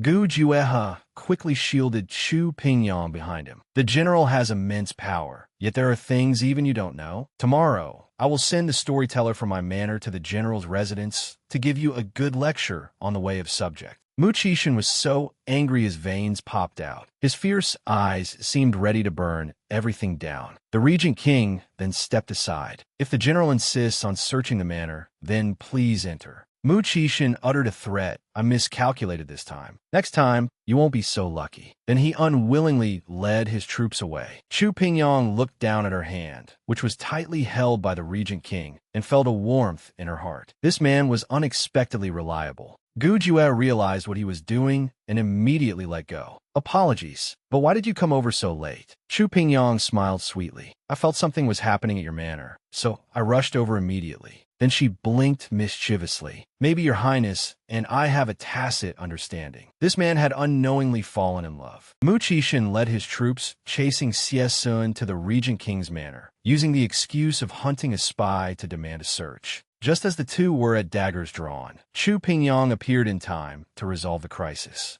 After returning to the manor, the regent king went to the secret chamber. Sun had finished bandaging his wounds and was leaning against the wall. Seeing the prince return, he quickly got up and asked, resolved so quickly. The regent king helped him sit down and said it was fine now. Sun looked at the prince in disbelief. Given Mu Qixin's temperament, how could he return empty-handed? Seeing he couldn't hide it, the regent king told the truth. The county princess of Prince Su's manor happened to come by. Sun was startled. The Yong'an county princess? I heard she is spoiled and willful, not easy to get along with. What is she doing here so late? The regent king changed the subject. Mu Qixin suffer a loss today. He will likely lay low for a while. Just rest here and recover from your injuries. I will handle the matter of the list. After speaking, he hurriedly left the secret chamber. Actually, the regent king hadn't figured out how Chu Pingyong knew Mu Qixin would come tonight. But when he recalled the image of Chu Pingyong blinking at him and saying they had a tacit understanding, the regent king couldn't help but blush and feel elated, throwing all questions to the back of his mind. The next day, Chu Pingyong entered the palace to greet the empress by her decree. An old eunuch leading the way was offering flattery. Just then, a dirty-faced child bumped into Chu Pingyong's arms. The young eunuch behind him quickly stepped forward to pull him away. The 8th prince is mischievous and playful. He accidentally offended the county princess. Please forgive him, county princess. Chu Pingyong questioned, is this how you serve your master? The old eunuch chimed in from the side. This 8th prince has never been favored by the emperor. Chu Pingyong couldn't help but think of her past life. When she was the empress, people lined up around the block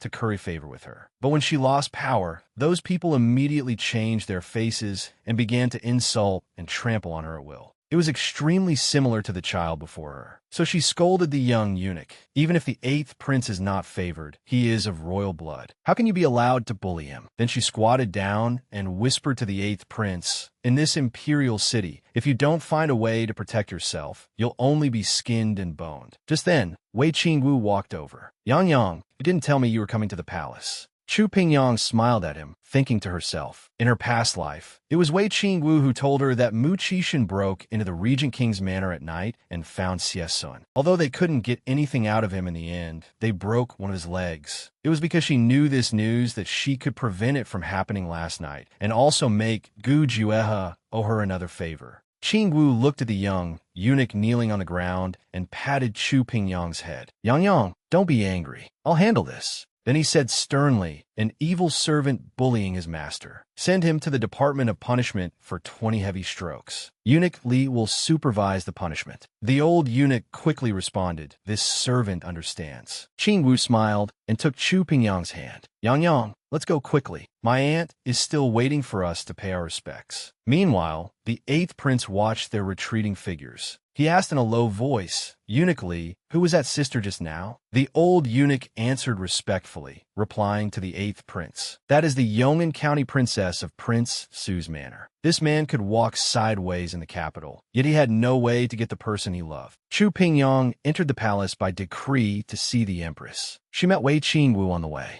So the two went to the empress's palace together. The empress sat dignified in the main hall, possessing the grace of the mother of the nation. I didn't expect you two to come together. No need for formalities. Grant them seats. Wei Qingwu spoke first. I met Yang on the way, so we came to pay our respects together. The empress smiled and looked at Chu Pingyong. Long time no see. The county princess has grown even more beautiful. I heard you took over Xiangbao Zhai, and the items in the shop are hard to buy even with 1,000 gold. This palace is somewhat curious. Chu Pingyong thought, so the empress summoned me to the palace for the matter of Xiangbao Zhai. Then her thoughts unconsciously drifted into memories. In my past life, I fell for Lu Lingxuan's scheme and had physical contact with him. Rumors spread in the capital that we were already engaged. The empress summoned me to the palace at that time to ask about this matter. Seeing Chu Pingyong hadn't answered for a while, the empress asked aloud, Pingyong, what are you thinking about? She snapped back to reality and quickly said it was Pingyong's lack of consideration. Items presented for your highness's face must be handled with care, so I didn't dare send them rashly. Wait for Pingyong to prepare a generous gift and personally bring it into the palace. Please forgive Pingyong's negligence this time, your highness. The empress laughed. You child, your mouth is so sweet. Could this palace really hold it against you? I wonder which family son will have the fortune to marry such a good girl like you. Hearing this, Wei Qingwu stood up in a panic. panic. Yang Yang is still young. There's no rush. Then he looked at Chu Pingyang. There's a lantern festival the day after tomorrow. It'll be very lively. Come with me. I'll pick you up at the prince's manor. Chu Pingyang smiled and answered, okay, whatever you say. Seeing the two laughing and joking, the empress couldn't help frowning. Then she told Chu Pingyang, the crabapple flowers in the imperial garden are blooming beautifully. You can go take a look later. Chu Pingyang naturally understood the meaning and stood up to take her leave. Wei Qingwu wanted to follow her out, but was stopped by the empress. He said anxiously, I still want to see the crab apples with Yang Yang. The empress scolded angrily. Qingwu, you are confused. This palace is the empress and has a son, Prince Duan. You are this palace's nephew. If you are too close with the county princess of Prince Su's manor, how can his majesty be at ease? Wei Qingwu understood. The emperor disliked close relationships between the royal family and powerful ministerial families. But he still said, unwillingly, I truly like Yang Yang. The empress naturally would not agree. Go to the side hall and chant scriptures for this palace for an hour. Wei Qingwu was silent for a long time,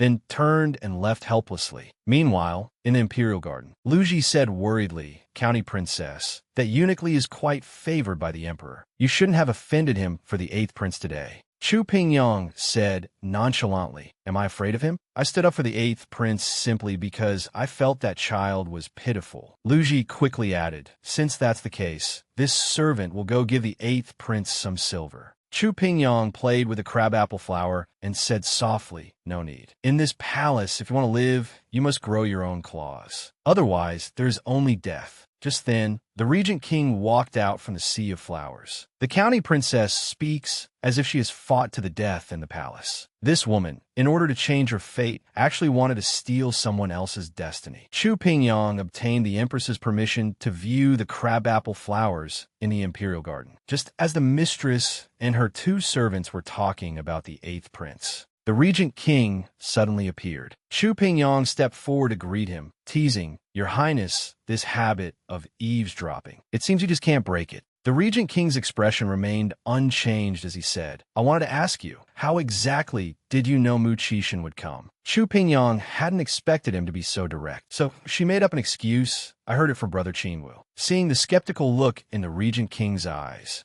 Chu Pingyang continued, the Wei family is also a military clan. Naturally, they pay close attention to such a big commotion as General Mu leading troops to search the entire city for someone. As for visiting last night, it was simply because shinnying was too noisy. Come to think of it, it was the dog that got your highness out of trouble. The regent king looked at Chu Pingyang, whose gaze didn't waver in the slightest, and said, so that's how it is. Seeing this, Chu Pingyang instantly breathed a sigh of relief. Gu Jua held a high position and great power, so naturally he was suspicious. But fortunately, he believed me. After a moment of silence, Gu Jua suddenly asked again, are you and Wei Qingwu very close? Chu Pingyang answered without thinking too much, we are childhood sweethearts, so naturally we are close. The regent king listened and asked with a wicked grin, you are close because you are childhood sweethearts. Then what is the reason for the connection between you, princess, and this prince? Chu Pingyang was stunned, her small face instantly turning red. The flower branch she had been gently playing with in her hand was snapped right in 2 by her. At this moment, time seemed to stand still, and a ripple of emotion stirred in her heart, leaving her at a loss. After a moment, Chu Pingyang abruptly threw the broken flower branch onto the ground and said, feigning calm, Lu Ji, let's return to the manor. Behind her, the regent king slowly bent down to pick up the flower branch, a meaningful smile appearing on his face.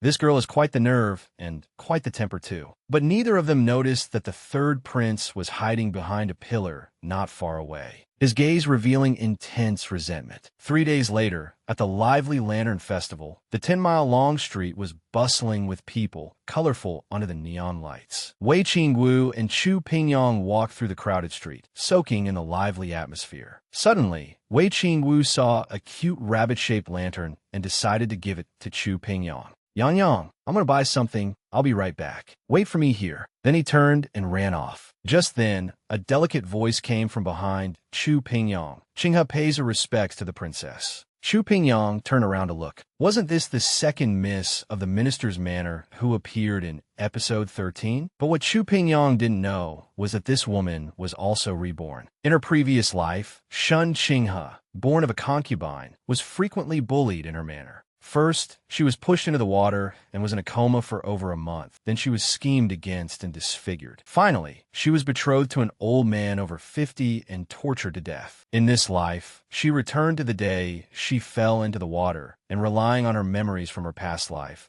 she avoided the disaster of disfigurement. She further learned that although the regent king held power over the court in the future, it was still the third prince who ascended to the throne as the emperor, and he made Chu Pingyang the empress. Thus, she resolved to steal Chu Pingyang's destiny as empress to change her own fate in this life. Unfortunately, Shen Qinghe's previous life was too short, so she did not know about Chu Pingyang's tragic end. Really fed up with this man, his head is filled with thoughts of physical intimacy every day. Chu Pingyang and Wei Qingwu arrived at the Lantern Festival together, admiring the various lights amidst the lively crowd. Just as Wei Qingwu went to buy a gift for Chu Pingyang, the likewise reborn second miss of the Shun family, Shun Qinghe, appeared in front of her. Qinghe pays her respects to the princess. Chu Pingyang turned her head and looked around. Second Miss Shun, why are you out alone? Shun Qinghe answered softly, my elder sister asked me to buy hair oil for her. But in her heart, she was thinking, I didn't expect to run into the princess here. Then the third prince must be nearby too.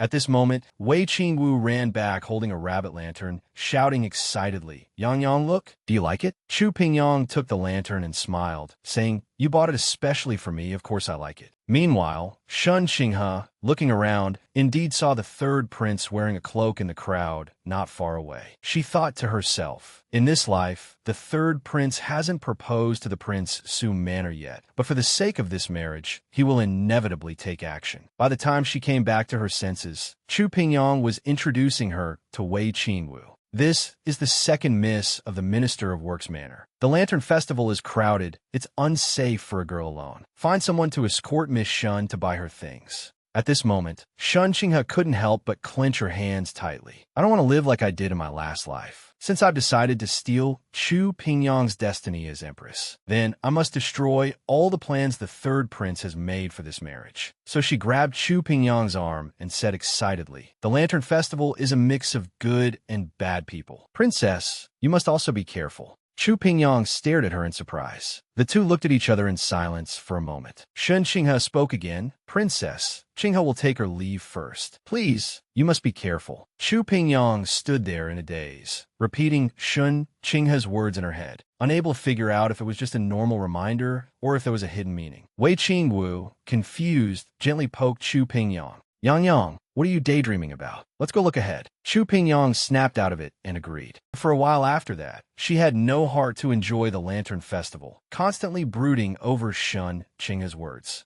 Meanwhile, the third prince had already arrived at a spot not far from her. Suddenly, someone in the crowd shouted, catch the thief. Someone stole my purse. A man was seen running past Chu Pingyang, slamming into her hard. People chasing from behind also rushed over, separating her from Wei Qingwu. Chu Pingyang, having been knocked into, let go of the rabbit lantern in pain. The poor rabbit lantern was immediately trampled flat by the crowd. Just then, a pair of large hands pushed her forcefully from behind. Chu Pingyang stumbled and lost her balance. Just as she was about to fall, a woman stepped forward and caught her. Chu Pingyang looked up, about to express her thanks, but unexpectedly, the woman tore off her outer garment. The third prince, standing not far away, saw the time was ripe. He immediately untied his cloak and headed straight for Chu Pingyang. I will have physical contact with you, in full view of everyone. In this life, you're destined to marry me. This man is unexpectedly everywhere. At the annual Lantern Festival, someone deliberately created chaos. In the panicked crowd, Chu Pingyang had her outer garment torn off. Lu Lingxian, standing nearby, saw the opportunity, untied his cape, and walked quickly toward Chu Pingyang. He planned to have physical contact with Chu Pingyang, thereby achieving his goal of forming a marriage alliance with the Prince Su Manor. However, just as he was about to approach Chu Pingyang, he was knocked aside by Shun Qinghe, who suddenly rushed out. The third prince was furious and shoved her away violently, cursing inwardly about who dared to ruin his good deed.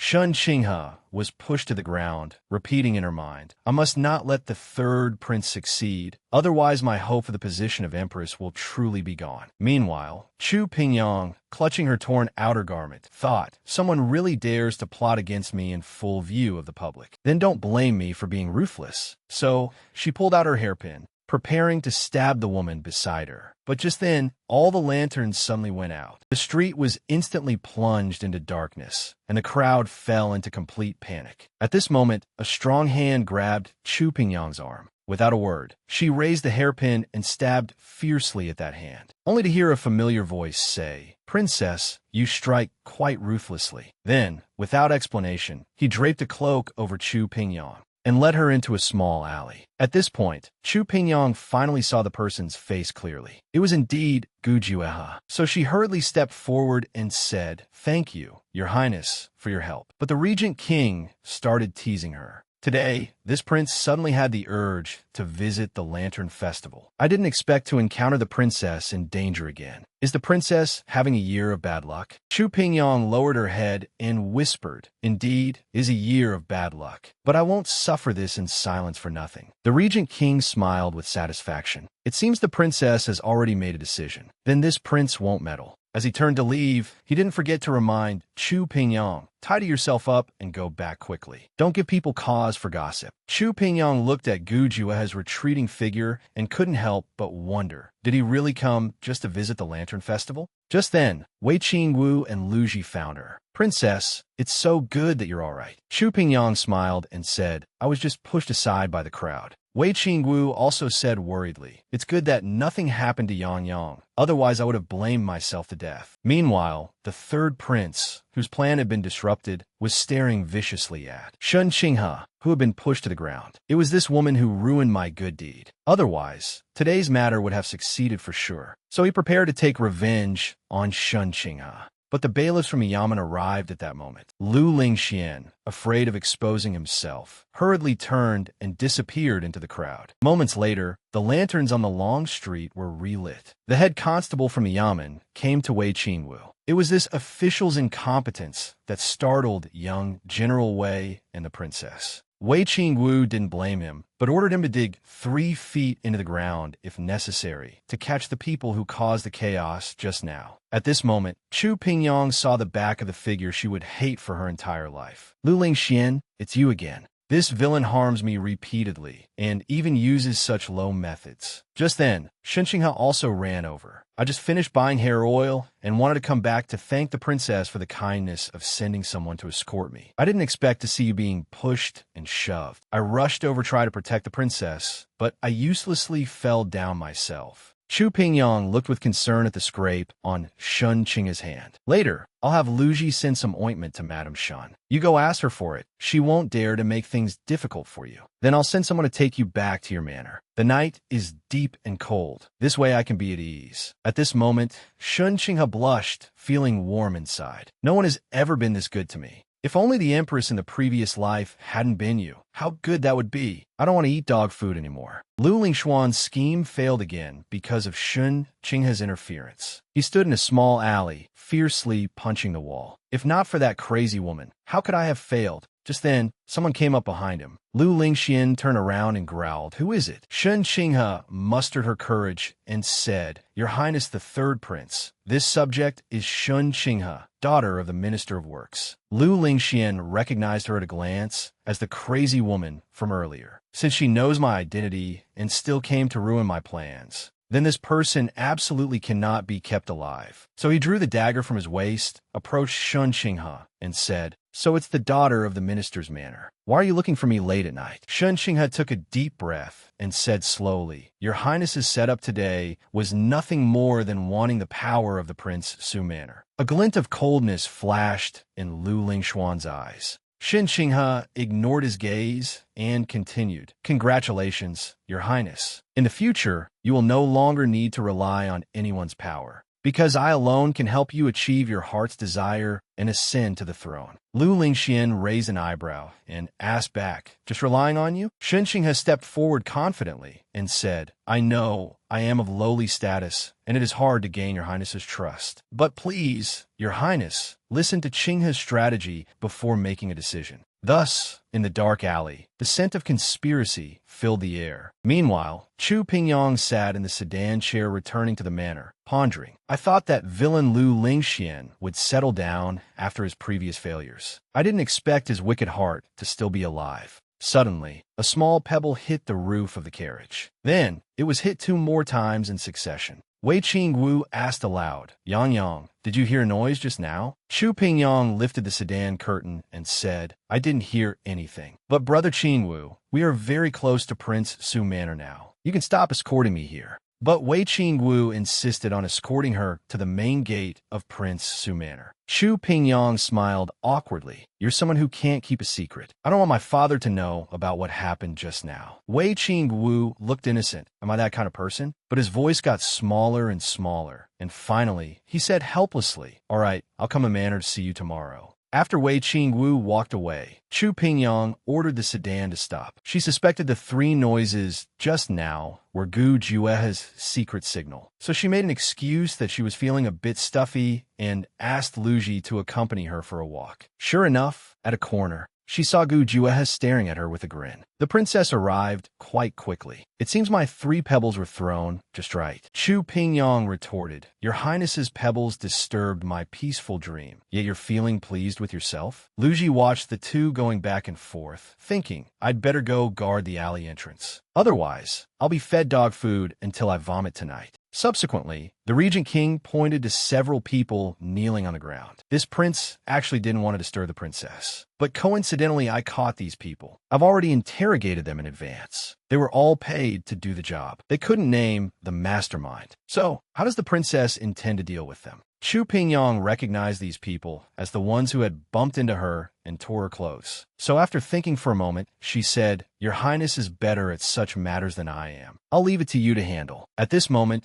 Chu Pingyong accidentally saw the injury on Gu Jue's hand. She said, Shamefully, I am very sorry. Pingyong injured Your Highness in a moment of panic. The Regent King raised his injured hand and looked at Chu Pingyong. The princess strikes extremely ruthlessly. It cannot be settled with just a simple apology. Chu Pingyong knew she was in the wrong. So she wanted to find a handkerchief to bandage the Regent King. But after rummaging around on her person, she only found the hairpin that had caused the injury. But unexpectedly, the Regent King directly took the hairpin and said, This prince will accept this weapon. Consider it your compensation to me. This woman is finally starting to plot against the scumbag. Having just escaped the 3rd prince's schemes, Chu Pingyong still had lingering fears. After returning to Prince Su Manor, served by her maids, she took a relaxing and comfortable rose bath. Tonight's visit to the Lantern Festival left Chu Pingyong physically and mentally exhausted. She was furious at the scumbag Lu Lingxuan's despicable shamelessness, and also grateful for Gu Juehe's timely assistance. But she absolutely could not swallow this anger today. So Chu Pingyong began to plan the next step of her revenge. In her previous life, the most capable strategist by Lu Lingxuan's side was named Shen Zhao. He offered advice and strategies and was highly appreciated. Without him, Lu Lingxuan's path to becoming emperor probably wouldn't have been so smooth.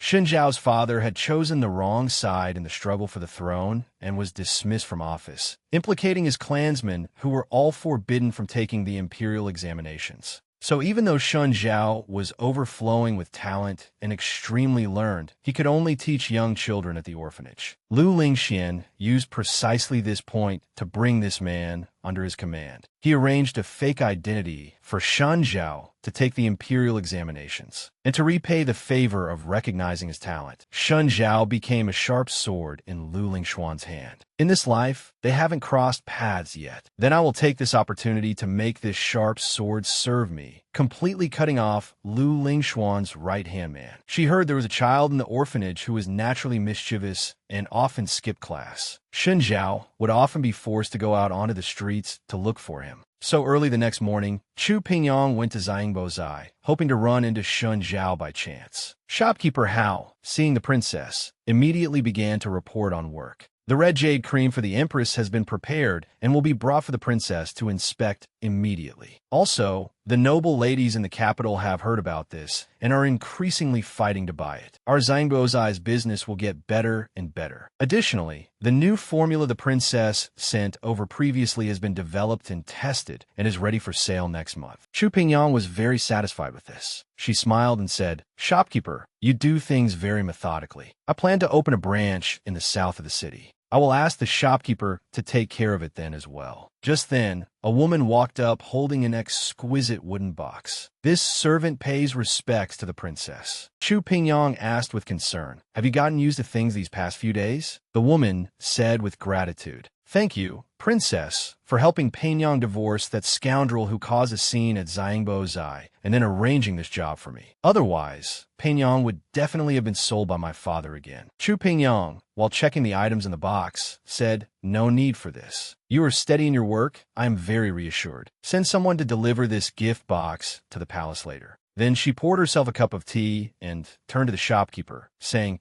"I plan to find a group of people who know martial arts to deliver our cosmetics to the towns surrounding the capital. This way, we can expand our business area and also avoid using armed escorts, which is a high-cost method of transportation. It's just that with this, Zhangbozai's business will likely be even better. And shopkeeper Hao will become even busier." The shopkeeper immediately declared his stance to the princess. Hao will do his utmost. "Please rest assured, princess." Chu Pingyang was very satisfied with her arrangements and began to focus on enjoying the steaming yunwu tea. Just then, a man's voice came from the street. "Xiao Niba, you stand right there." Chu Pingyang's red lips curled slightly upon hearing this. "Xin Zhao, I finally waited for you. To stop Lu Lingxian from ascending the throne in the future." Chu Pingyang's first goal was to recruit Lu Lingxuan's strategist from the previous life, Xin Zhao. On the long street outside Zhangbozai, Xin Zhao chased a child, shouting loudly, "Xiao Niba, stop running. Go back to class quickly." Chu Pingyang looked out the window,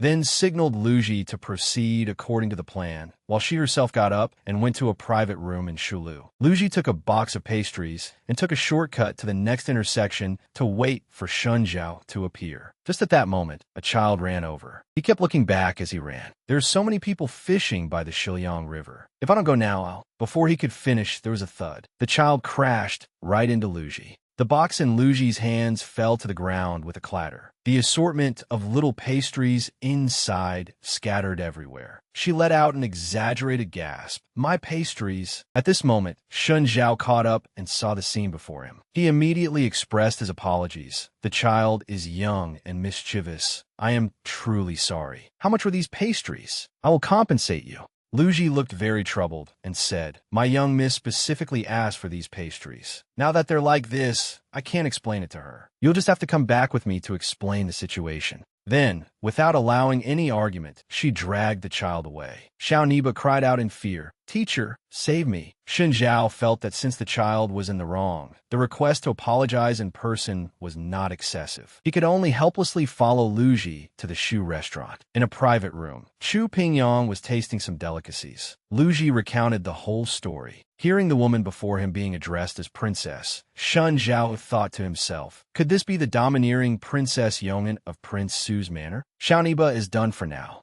At this time, Chu Pingyang, having learned the sequence of events, looked at Shun Zhao and asked, "I wonder how you intend to make amends, sir?" Shun Zhao stepped forward and bowed with hands clasped. This commoner, Shun Zhao, pays respects to the princess. The child acted rashly. I hope the princess will forgive him. Meanwhile, Xiao Niba no longer cared about catching fish. He hid fearfully behind his teacher. Chu Pingyang lowered her head and asked him, "Did you knock over my pastries?" Xiao Niba timidly admitted it was an unintentional mistake. Chu Pingyang rested her chin on her hand and smiled gently. That box of pastries was worth 5 taels of silver. The child was so scared he slumped to the ground, stammering, I don't have that much money." Everything was proceeding methodically according to Chu Pingyang's plan. She then said, "Since you have no money, you'll have to do odd jobs and run errands for me at Zhangbozai. You can only return to the orphanage once you've earned 5 taels. Let me calculate. 10 copper coins per errand. 5 taels, that would be 500 round trips." Hearing this, Xiao Niba nearly wet himself in fright. Shun Zhao then offered to pay on the child's behalf. Chu Pingyang rejected his proposal. A child should learn from a young age to take responsibility for his own actions. She then instructed Luji, take him as shopkeeper, how, and have him taught well. Hearing this, bean-sized tears streamed down Xiao Niba's face. He begged his teacher to save him, but he was still taken away by Luji. With things reaching this point, Shun Zhao's heart was filled with suspicion. How did the princess know Xiao Niba was a child from the orphanage? She even knew clearly that he loves to skip school. She clearly has ulterior motives. What exactly is her goal? Little did he know, this man had actually been targeted by a beauty. After some planning, Chu Pingyang finally met with Shun Zhao. Thus, she began her next move, winning Shun Zhao over to her side. Inside the private room at the Shu restaurant, Chu Pingyang said politely, please sit, Mr. Shun. I've ordered some fresh pastries. You should try them too.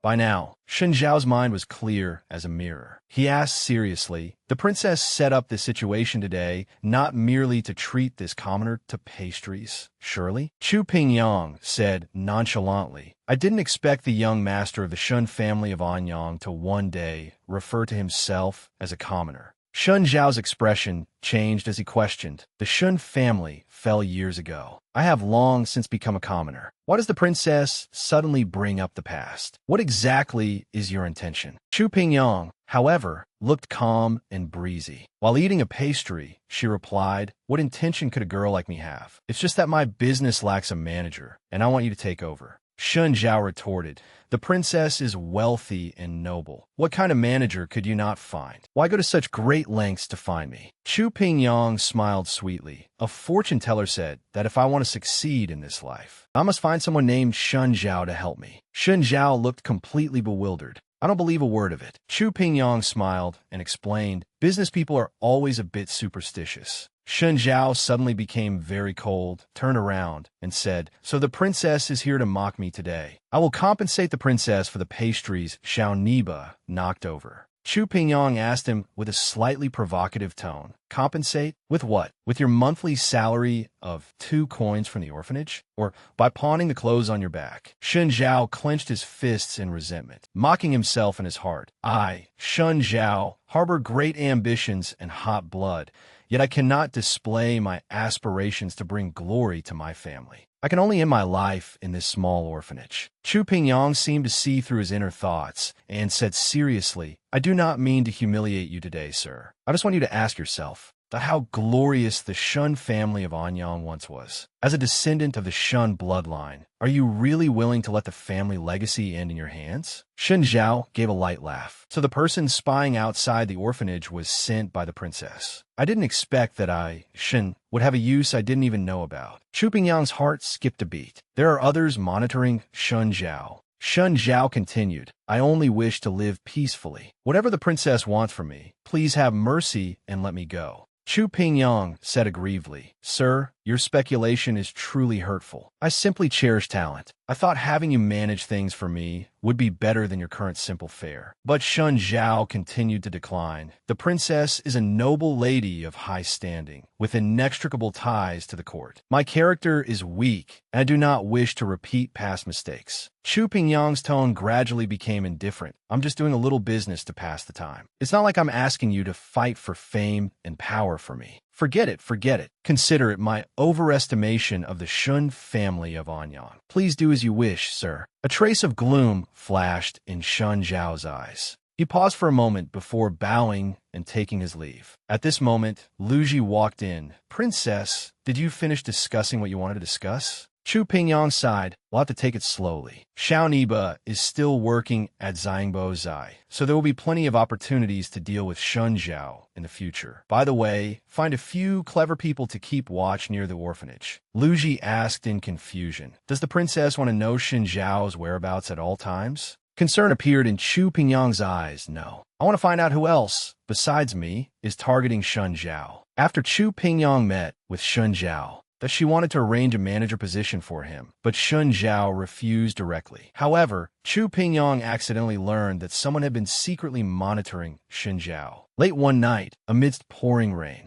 that the person the third prince had arranged to monitor Shun Zhao returned to report. Your Highness, the teacher at the orphanage is indeed a descendant of the Shun family of Anyang. Implicated by the events of that year, he changed his name and lived in a remote fishing village. 6 years ago, his mother fell critically ill, so he returned to Mujing to seek a famous doctor. Lu Lingxian toyed with the treasure in his hand. He nodded thoughtfully. I didn't expect her to be telling the truth. His thoughts then returned to the night of the Lantern Festival. Shen Qinghe had found Lu Lingxian, claiming that she alone could help the third prince ascend to the throne. To gain Lu Lingshuan's trust, Shen Qinghe revealed her bargaining chip. Does your highness know of the Shun family of Anyang? Lu Lingxian frowned and asked, You mean the family of Shun Zishan, who was punished by the late emperor 15 years ago? Shen Qinghe answered affirmatively, exactly. The Shun family descendant, Shun Zhao, is now a teacher at the orphanage. This man is a rare talent. If your highness can obtain his assistance, the path to seizing the throne will surely be much smoother. Lu Lingxian could not hide the disdain on his face. What can a man rejected by the emperor do for me? Shen Qinghe widened her eyes and said with certainty, when a person has a desire, they will act. She firmly believed this because she herself was the embodiment of those words. Then she continued, Shan Zhao is full of learning, but cannot take the imperial exams to bring glory to his ancestors. If your highness can fulfill his wish, do you think he would willingly serve your highness with all his heart? Lu Lingxian drew a dagger and pressed it against Shen Qinghe's chin. You are much smarter than I imagined. But how does a lowly daughter of a concubine know these things? Shen Qinghe's body trembled uncontrollably, and cold sweat broke out. But she still tried hard to explain. Since this subject sincerely seeks to join you, I naturally hold bargaining chips. Your highness can send someone to investigate. If it is not true, it won't be too late to take my life then.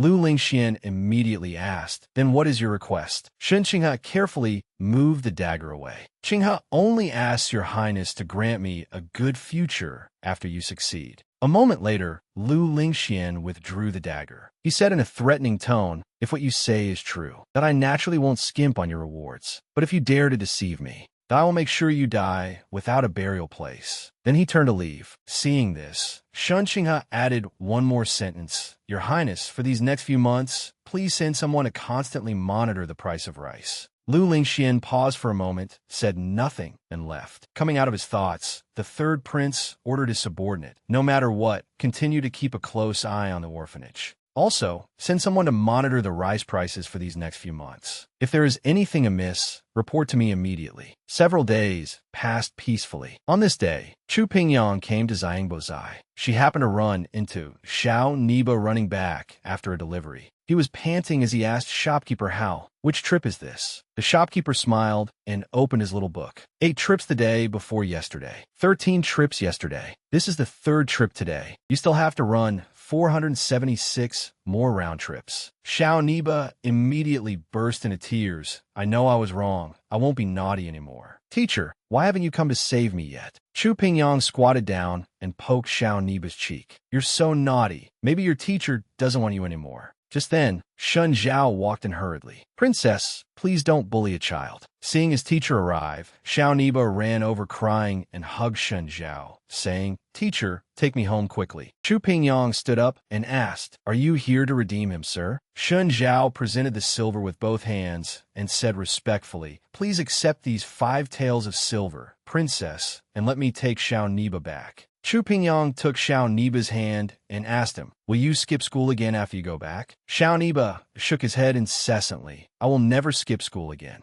Chu Pingyang looked up at Shun Zhao. The child has changed after staying with me for just 3 days. It's more effective than your earnest teaching, sir. It seems you're not suited for teaching. As she spoke, she raised her hand to take the silver. Just as both their hands paused in midair, the peerless king of jealousy, Gu Juahe, walked into Xiangbozai. This peerless king of jealousy almost bought out the entire cosmetics shop. Chu Pingyang had arranged for Xiao Niba to work at Xiangbozai, with the aim of contacting and winning over Shun Zhao for her own use. Although the first attempt failed, Chu Pingyang was not ready to give up. 3 days later, Shun Zhao came to Xiangbozai with silver, wanting to redeem Xiao Niba. While the two were talking, the regent king suddenly walked in. Chu Pingyang asked in surprise, Why are you here? The Regent King saw the two chatting happily and felt very displeased. He casually closed his eyes, huffed, and then said, I'm here naturally to buy things. Chu Pingyong teased, Xiangbo Ozai specializes in things for women. Could it be that the prince's heart is stirring?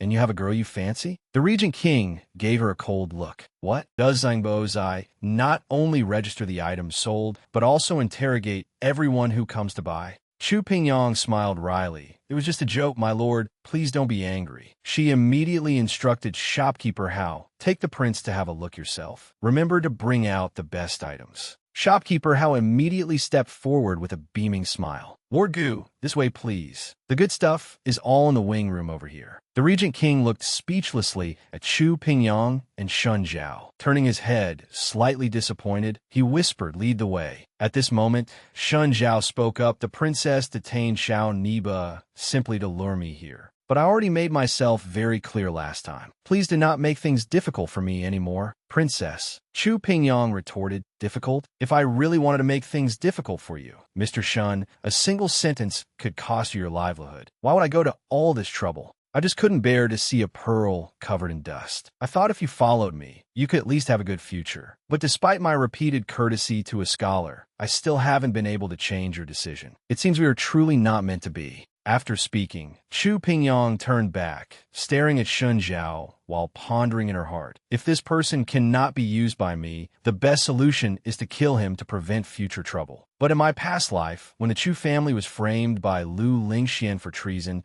he was the only one in the entire court, someone with no ties to the Chu family, who pleaded for us. And because of that, he was resented by Lu Lingxian and met a bad end. So Chu Pingyong sighed and said, I hope you reject others just as you rejected me today, sir. But if I learn in the future that you turned around and went elsewhere, I will not spare you. Shun Zhao was very puzzled. Why is this Princess Yongin so certain that others will seek me out? Meanwhile, in the adjacent wing room, shopkeeper Hao was trying hard to introduce his products. But the Regent King's eyes never left Chu Pingyong and Shun Zhao. Look, my lord, this is the best immortal jade powder we sell. Gu Jue's mind wasn't on this at all, so he didn't even look and just said he'd take it. But shopkeeper Hao beside him didn't notice the Regent King's perfunctoriness at all and continued introducing. Finally, Gu Jue has said impatiently, pack it all up. Shopkeeper Hao only then reacted. He awkwardly reminded him, my lord, please watch the steps. On the other side, Chu Pingyong had no heart to insist further, so she waved her hand and said, please return, sir.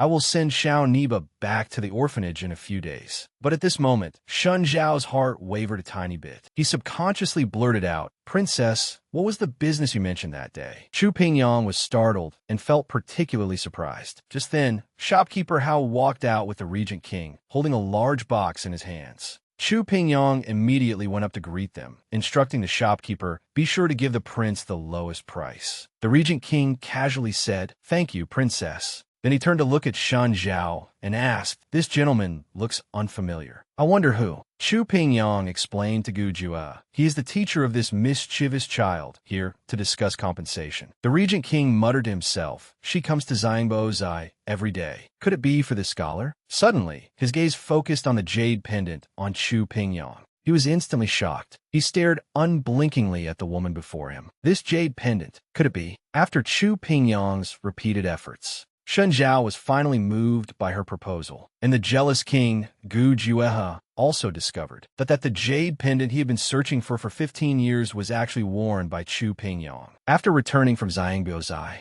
the Regent King sat in his study all afternoon, his heart itching and restless. He was torn between whether his eyes had played tricks on him regarding the appearance of the jade pendant, or if Princess Yongin was the young lady who had saved him when he was a child. At this time, Wei Di walked in. Seeing the rouge of all sizes on the desk, he asked curiously, my lord, why did you buy so many things for women? The Regent King casually tossed a box to him, saying, take it and use it. Wei Di panicked immediately. How could I use this? The Regent King pinched the bridge of his nose and said irritably, if you can't use it, take it to CS Sun to deal with. Wei Di happily walked over to pick up the rouge. Seeing the words Xiangbo Zai on it, he suddenly understood. So he went to the princess's place. No wonder. Just as he was about to walk out of the study, the Regent King called him back. Send someone to Chunjiang. No matter the cost in manpower or resources, find out everything clearly about the people the princess met and the things she did in Chunjiang 15 years ago. Also, send someone to investigate the identity of the scholar who has been close to the princess recently. Report to me in detail. Wei Di respectfully accepted the order and turned to leave. But at that moment, the wine gourd tied behind him caught the Regent King's interest. Seeing this, Wei Di nervously explained, the autumn nights are cold. A sip while on night watch warms the body. This wine isn't strong and won't cause trouble. Unexpectedly, Gu Juehe ordered him to bring a pot of wine over. Thinking of the Regent King's alcohol tolerance, Wei Di sighed helplessly. In the blink of an eye, it was night. After 2 small cups of fine wine,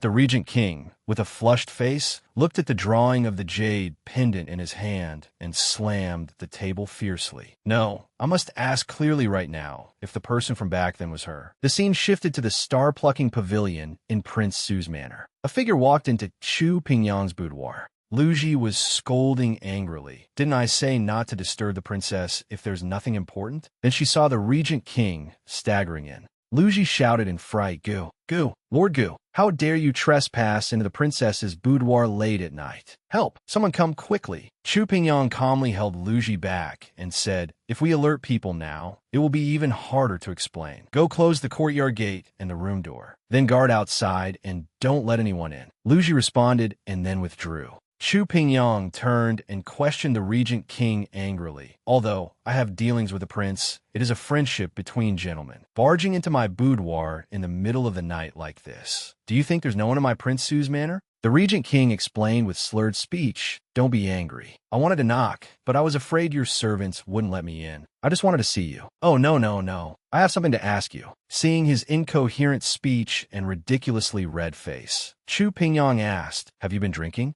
Gu Jue nodded proudly and said, I drank 2 whole cups this time. Chu Pingyang didn't know whether to laugh or cry. To be this drunk after 2 cups. How big are the cups? The Regent King continued, I climbed over the wall while the guards weren't looking. After all, a midnight tryst shouldn't be known to others. Chu Pingyang instantly blushed crimson. What? What tryst? The Regent King, however, explained with a straight face, isn't a man and a woman meeting late at night a tryst? Chu Pingyang shouted angrily, Gu Juehe, stop talking. The Regent King immediately covered his mouth. Veins popped on Chu Pingyang's forehead from anger. I don't care why you came to find me, but right now, you'd best go back the way you came, and don't alert anyone. But Gu Juehe said aggrievedly, you're chasing me away? Chu Pingyang was speechless for a moment. Then she changed her expression and said with a smile, be a good prince and go home for today, okay? The love-struck Gu Juehe blossomed with joy inside. Is she praising me? Then I'll leave right now. Unexpectedly, as soon as he turned around, he walked straight into the doorframe. He then fell to the ground with a thud.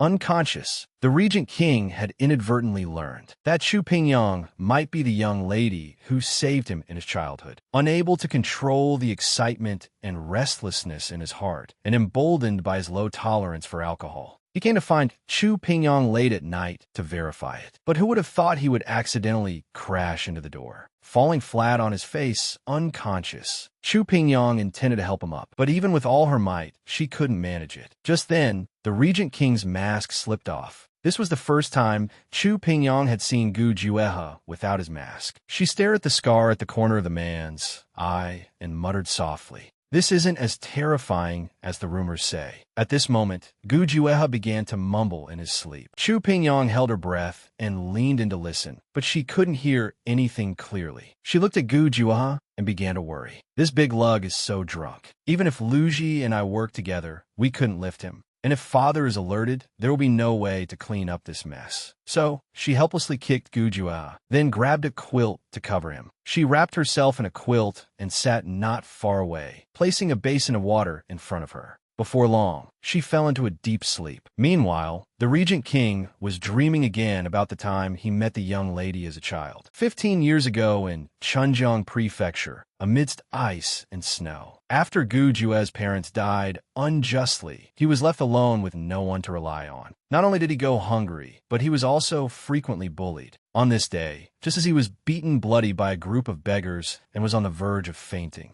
he was taken back to a manor for treatment by a passing little girl. It was a long time before he woke from his coma. The girl sitting on the stool saw him wake up and said, "You've been asleep for a long time. If you didn't wake up soon, I was going back to my room." Gu Jueha asked her warily, "Who are you?" The girl blinked her big, sparkling eyes and said, "I'm the young Mississippi. The doctor said you were frightened and that hunger and cold have damaged your body, so you need rest. I ordered the small kitchen to make you something delicious. Get up and eat." Just then, Gu Jue's stomach cooperated perfectly by rumbling loudly. The young miss picked up chopsticks and handed them to Gu Jueha, but he slapped them to the ground. He demanded, "What is your purpose in saving me?" The young miss said very angrily, "I offer you food out of the kindness of my heart. How can you be so ungrateful? I'm not saving you anymore. Go, leave quickly." Gu Jueha said nothing and walked straight toward the door. He told himself in his heart, "Even if it hurts, never trust anyone easily." The young miss looked at Gu Jue's back, felt he was very pitiful, and her heart softened again. She called out to him,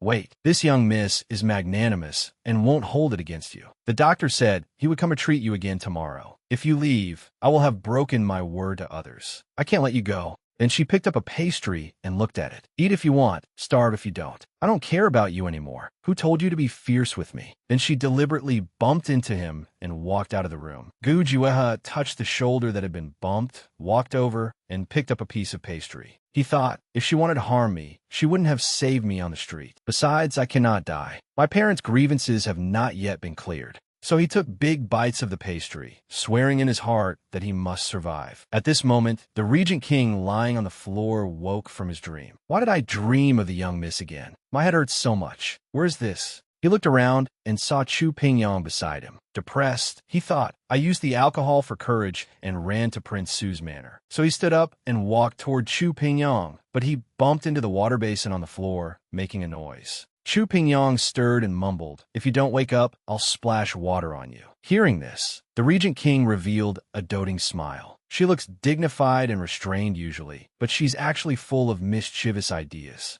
Then the Regent King saw Chu Pingyang shiver. Afraid she would catch a cold, he stepped forward and scooped her up in a princess carry, walking toward the bed. Chu Pingyang snuggled into the Regent King's embrace and murmured, "So warm." The Regent King instantly blushed. His entire body became very stiff. The distance to the bed was only a few steps, but it took him a long time to get there. Then he placed Chu Pingyang on the bed. He carefully tucked her in with the quilt before letting out a long sigh of relief. He left Prince Su's manor stealthily. The Regent King had gotten drunk and come to find Chu Pingyang late at night, only to end up sleeping on her floor for half the night. The next morning, Chu Pingyang opened her eyes. Her first reaction was to see if the Regent King had left. Seeing no one else in the room but herself, she breathed a sigh of relief and muttered to herself, "Who would believe that the decisive Regent King turns out to be a drunkard? If he comes here in a drunken fit a few more times, I won't be able to stand it." Just then, Lu Ji pushed the door open, peeking in and asking, "Is the prince gone?" Chu Pingyang gave a soft MMH. Lu Ji said indignantly, "How dare the prince intrude into the princess's boudoir at night? If the princess's reputation is ruined, how will you ever get married?" Hearing the word married, Chu Pingyang's eyes instantly dimmed. "In my past life, I married Lu Lingxian with a heart full of joy, but met a tragic end. In this life, I will absolutely not be trapped by love again." Then she pinched Lu Ji's cheek and said, "You're so young, yet you worry so much. Later, go report to father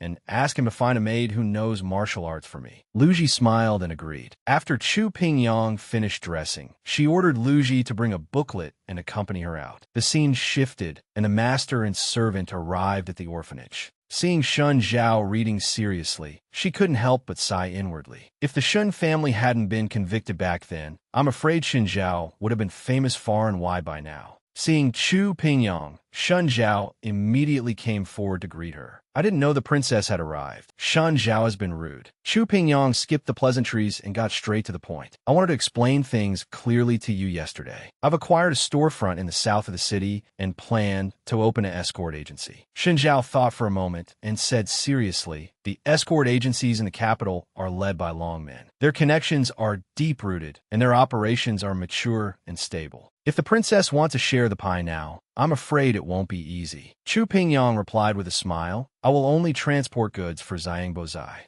It won't have anything to do with them. Shun Zhao didn't understand. Making such a big move, could it really be just for one Xiangbo Zai? At this moment, Chu Pingyang handed him a booklet and said, this contains my arrangements for the escort agency. Take a look first. Shun Zhao immediately took it and looked through it carefully, pondering incessantly in his heart. It really is just transporting goods for Xiangbo Zai, and only to surrounding towns. Anything beyond a 3-day journey is not within the scope of delivery. Shun Zhao hesitated for a moment, then closed the booklet and asked, Princess, you have sought me out repeatedly. Is it just to make me the manager of this escort agency? Chu Pingyang admired Shun Zhao's sharpness in her heart and explained calmly. It's just a small business for a girl to pass the time. No wonder you look down on it, sir. But Xiangbo Zai means a lot to me, so naturally, I want to make something of it. Shun Zhao did not pursue the matter further, simply replying indifferently, I understand. At this time, Chu Pingyang noticed the patch on Shun Zhao's sleeve, so she turned and ordered, Lu Ji, fetch a gold ingot for the gentleman. Shun Zhao hurriedly raised his hand to decline. Princess, Shun cannot accept a reward without merit. Chu Pingyang looked at Shun Zhao and said seriously, you start working for me from today, so, from now on, you will receive your monthly salary on this day every month. Besides, the weather is gradually turning cold, so needs to get some clothes made. It wouldn't be good if you fell ill. Shun Zhao's eyes flickered slightly as he said softly, Thank you, Princess. Having given all her instructions, Chu Pingyang prepared to leave. But before leaving, she turned back and reminded him, if you need anything in the future, you can go to Xiangbo Zai and find shopkeeper Hao. Also, on the way here, I bought the Sifong bookstore. You can go there to read anytime. Shun Zhao was silent for a moment before calling out to stop Chu Pingyang. He bowed deeply and said, regardless of why the princess sought Shun out, since I have recognized you as my master, I will naturally devote myself entirely to handling every task you assign.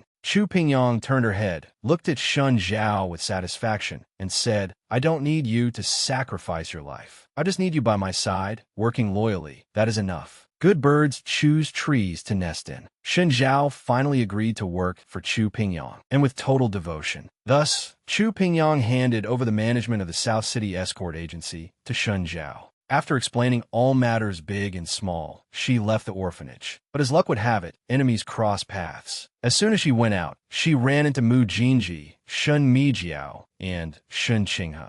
Seeing Chu Pingyang, Mu Jinji came forward and said sarcastically, I heard before that the princess was intimate with a scholar. So it's true. Your skill in being fickle in love is truly breathtaking. It seems I couldn't catch up even on horseback. Chu Pingyang looked at Mu Jinji. Her cold gaze held a trace of disdain. Then she said languidly, you slander people's innocence without any evidence. So this is the Mu family style. Admirable, admirable. Mu Jinji was furious upon hearing this. She cracked the whip in her hand fiercely against the ground. She shouted, Princess Jiahui is coming back soon. Let's see how long you can be smug. Shun Mijiao, the legitimate daughter of the Shun family, quickly pulled her back to persuade her. There are so many people on the street. It's not worth getting into a verbal spat with her. Chu Pingyang frowned, recalling, in my past life, Jiahui clearly guarded the imperial mausoleum for 3 years. By the time she returned to the capital, the situation had changed drastically. But only a year has passed. Why is she back already? However, Chu Pingyang didn't pay it too much mind. Instead, she turned and walked toward Shun Qinghe. She asked with concern, has the injury on your hand healed? Shun Qinghe nodded slightly and replied, thank you for your concern, Princess. It's fine now.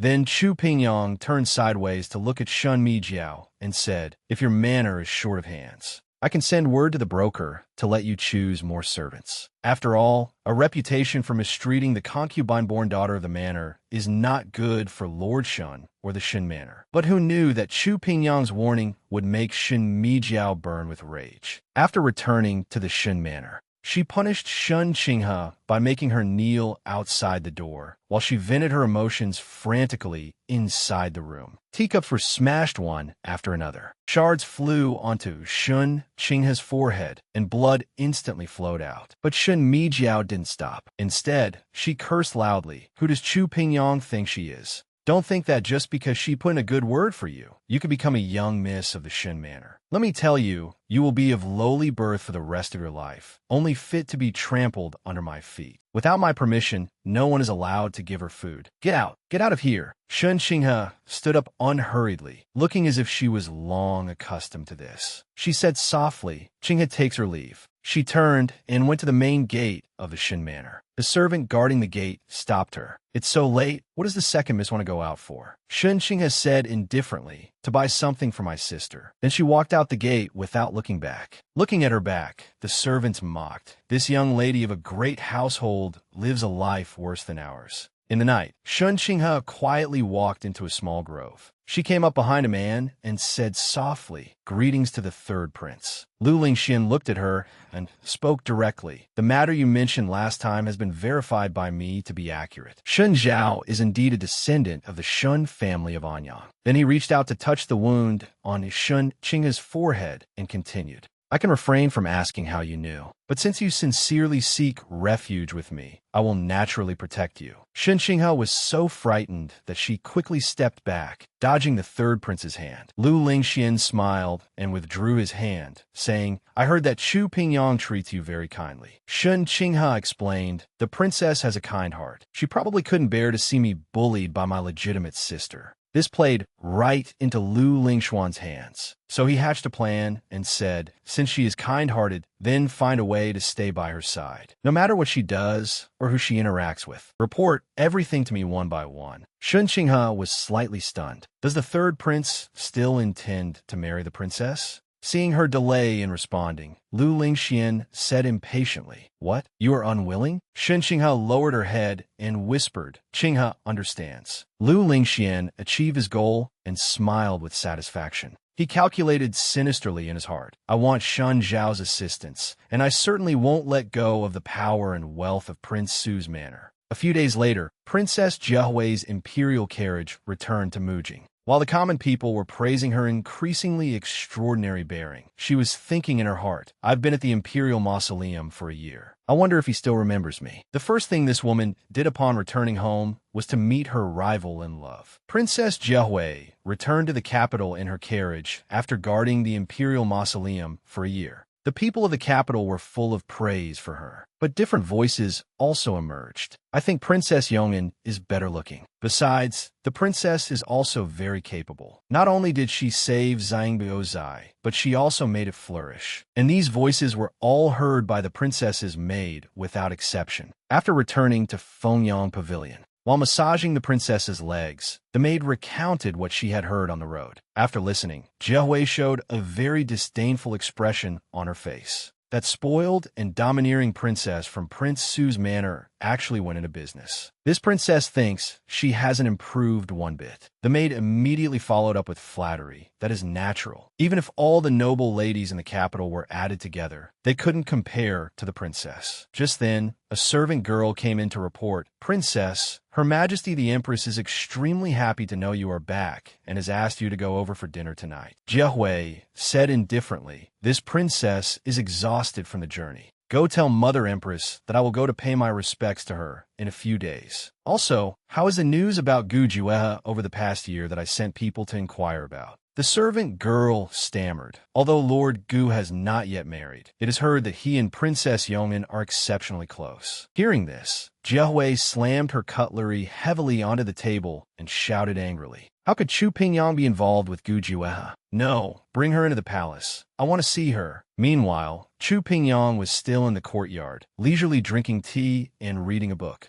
Hongzhu, the girl who knew martial arts found by Prince Su, accompanied her alongside Luji. At this moment, Luji walked up to Chu Pingyang and asked, "Princess, if I start practicing martial arts today, can I be like Hongzhu?" Chu Pingyang said without holding back, "With your small frame, I'm afraid it'll be tough." Hongzhu was handpicked by father. Her skills are excellent. Luji blushed and called out princess in embarrassment. Hongzhu heard their conversation and came over to say, Luji, if you want to practice, you can. I'll teach you. Luji waved her hands frantically to explain, I was just talking nonsense. But a new Hongzhu would be very serious. Practicing martial arts is not nonsense. Starting tomorrow, I'll take you to practice together. Luji instantly turned to stone. The sound of shattering echoed in the courtyard. As she began to wail no, Chu Pingyang hid behind her book, giggling. The scene spiraled out of control. Just then, a servant girl walked in, breaking the harmonious scene. Princess Jiahui invites you into the palace for a chat. Chu Pingyang was instantly startled. I have very little interaction with Jiahui,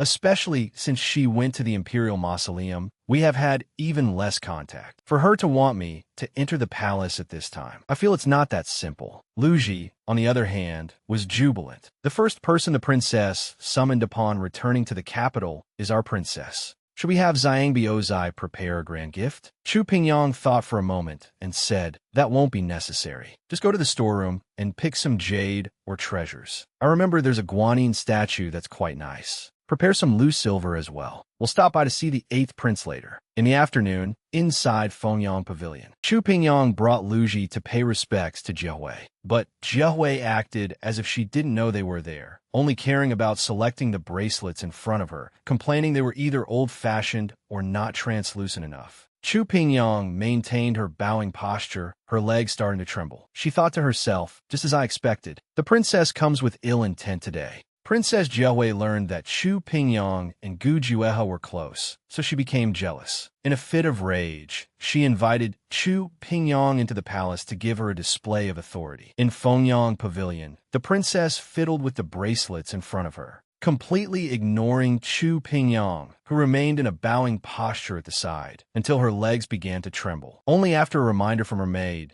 did the princess glance at Chu Pingyang and say, "Oh, you're here. I didn't notice you for a moment. Don't take offense. Grant her a seat." Chu Pingyang replied respectfully, "Pingyang dares not. For today's visit to the princess, I have prepared a humble gift. I hope the princess will not disdain it." Then, she presented the statue of Guanyin and continued, "This Guanyin statue has been worshipped in the temple for a long time. Guanyin is merciful and will surely bless the princess." Jiahui took a sip of tea unhurriedly, then said, "You are thoughtful. I heard you took over Xiangbi Ozai and have been managing it quite well." Chu Pingyang hurriedly replied, "It is just a small business, unworthy of the Grand Hall." The princess covered her mouth and chuckled lightly. "I think Prince Su spoils you too much, allowing you to do such things that require showing your face in public. Brother Qingwu is the same. He actually took you to a brothel. Is he not afraid of ruining your reputation?" Chu Pingyang's gaze sharpened as suspicion arose in her heart. Very few people knew about Brother Qingwu taking her to see the courtesan. Moreover, Jiahui had just returned to the capital. How could she know? Thinking of this, she immediately said with a smile, "Princess, surely you must have misheard. How could a girl like me go to a place like a brothel?" Jiahui looked at Chu Pingyang with an arrogant expression. "Is that so? Then let's just say I misheard." After a moment of silence, the princess yawned and issued an order for her guest to leave. "I am tired. You may do as you please." Chu Pingyang immediately stood up and took her leave. But she really couldn't figure out what game Jiahui was playing. Meanwhile, the princess revealed a sinister smile. She held up the Guanyin statue with both hands and muttered to herself, "Guanyin will naturally bless me. But whether she will bless you, I do not know." After leaving Fengyang Pavilion, Luji hurriedly leaned close to Chu Pingyang and asked, "Commandery Princess, how did the princess know that little General Wei took you to?" Chu Pingyang interrupted her. "If someone didn't inform on me, then she sent someone to investigate me." Luji exclaimed, "Why would the princess investigate you?" Chu Pingyang shook her head. She didn't know the reason either. "In any case, she comes with ill intent. It's better to be careful in the future." Then she turned around, taking Luji and Hongzhu to visit the 8th prince. But unexpectedly, in front of the 8th prince's residence, they ran into Gu Juehe.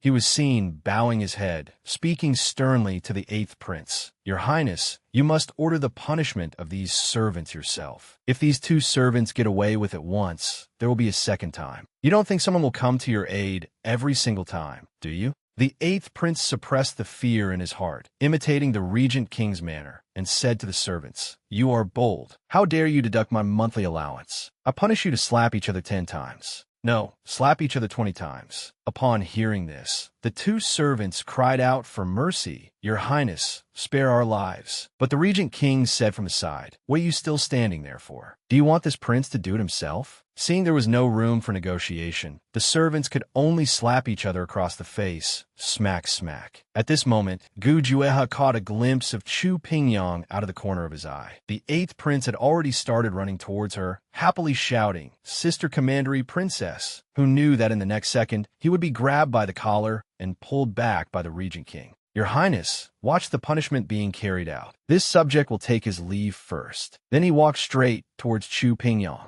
Lu Ji, that clever little devil, also hurriedly pulled Hongzhu aside to retreat. Chu Pingyang spoke first to inquire. Everyone says the regent king is cold-hearted and cold-faced, never meddling in other people's business. Today, seeing this, suddenly, she seemed to remember something and continued, was it that last time I punished the palace servants? The prince happened to see it? Gu Jueha replied with a smile. At that time, I was just passing by and took a glance from afar. Chu Pingyang immediately questioned angrily, what a passing by? Was the prince's night intrusion into my boudoir last month also passing by? The regent king blushed in embarrassment and whispered, apologies, I drank too much that day. Chu Pingyang turned her head away, feeling very helpless. Whatever the prince says goes. And just then, the regent king suddenly pulled out a dagger from his waist. Chu Pingyang shouted in shock, what are you doing? After paying her respects to Princess Jiehui, Chu Pingyang stopped by to visit the 8th prince. She happened to run into Gu Jueha, so she questioned him about the drunken incident that night. Who knew Gu Jueha would actually pull a dagger from his waist? Chu Pingyang asked in terror, what are you doing? Standing aside, Hongzhu saw this, and immediately her veins popped out. She was about to go up and give the regent king a beatdown. Fortunately, Lu Ji desperately held her back. At this moment, Gu Jueha offered the dagger to Chu Pingyang with both hands. If the commandery princess has anger in her heart, feel free to stab me once. I will not fight back, nor will I pursue the matter. Chu Pingyang decisively took the dagger, and with a shing, revealed the blade. She pressed it against Gu Jueha's chest. The regent king kept his word, standing there stiffly with his eyes closed. Chu Pingyang hesitated for a moment at this point. Ultimately, she gave up. I am magnanimous. I won't hold it against you this time. After saying that, she returned the dagger to the regent king. But I want to know, what exactly was the prince plotting in my room? Hearing Chu Pingyang's question, the image of Chu Pingyang sleeping that night involuntarily surfaced in the regent king's mind. Then he cupped his hands and replied, Gu dares not. It was just that I couldn't handle my liquor, lost my sense of propriety, and ran around blindly. Chu Pingyang was furious, ran around blindly, and ran into a lady's boudoir. The prince really should cultivate his moral character properly. Gu Jueha, feeling guilty, apologized while being scolded. Then he coughed twice, feigning composure, and successfully changed the subject. I wonder if the commandery princess ever visited Chunjiang Prefecture when you were young? Chu Pingyang asked curiously, why does the prince ask this? The regent king thought for a moment and replied, I just feel that the commandery princess very much resembles an old acquaintance of mine. Chu Pingyang recalled her past life. When Gu Jueha killed Lu Lingxian, he had said it was for her. But she had no interactions with the regent king in her past life. She couldn't figure out the situation. So she replied helplessly, I have indeed been to Chunjiang Prefecture, but I don't seem to have met the prince. A hint of disappointment appeared in Gu Jueha's eyes. So it was just a resemblance. Then he continued to ask, the commandery princess seems to take extra care of the 8th prince. Chu Pingyang's gaze instantly became sharp. I have a soft heart and cannot bear to see the 8th prince bullied by servants. Does the prince want to manage this too? Beads of sweat the size of beans dripped down Gu Jueha's face. I dare not. I dare not. I was just asking casually. Actually, Chu Pingyang had her own ideas. In this life, she would absolutely not let Lu Lingxian ascend the throne. So she wanted to personally cultivate an upright emperor to succeed the throne. And the young 8th prince was the most suitable candidate. At this moment, the regent king raised his hand and leaned towards Chu Pingyang. Chu Pingyang instinctively stepped back and shouted, Prince, what are you? Before she could finish, she saw a leaf fall from her hair. Then, a wave of awkwardness swept through the air between the two of them. The regent king hurriedly spoke, I still have official duties, so I won't chat further with the commandery princess. But Chu Pingyang called out to stop him, saying the prince still owes me a stab. Please remember to pay it back in the future. Gu Jueha looked back at Chu Pingyang in astonishment. Meanwhile, Lu Ji gave a thumbs up from the side, praising the commandery princess. At the same time, in Fengyang Pavilion, Princess Jiehui heard that Chu Pingyang was chatting with the regent king again and angrily knocked over a fruit platter.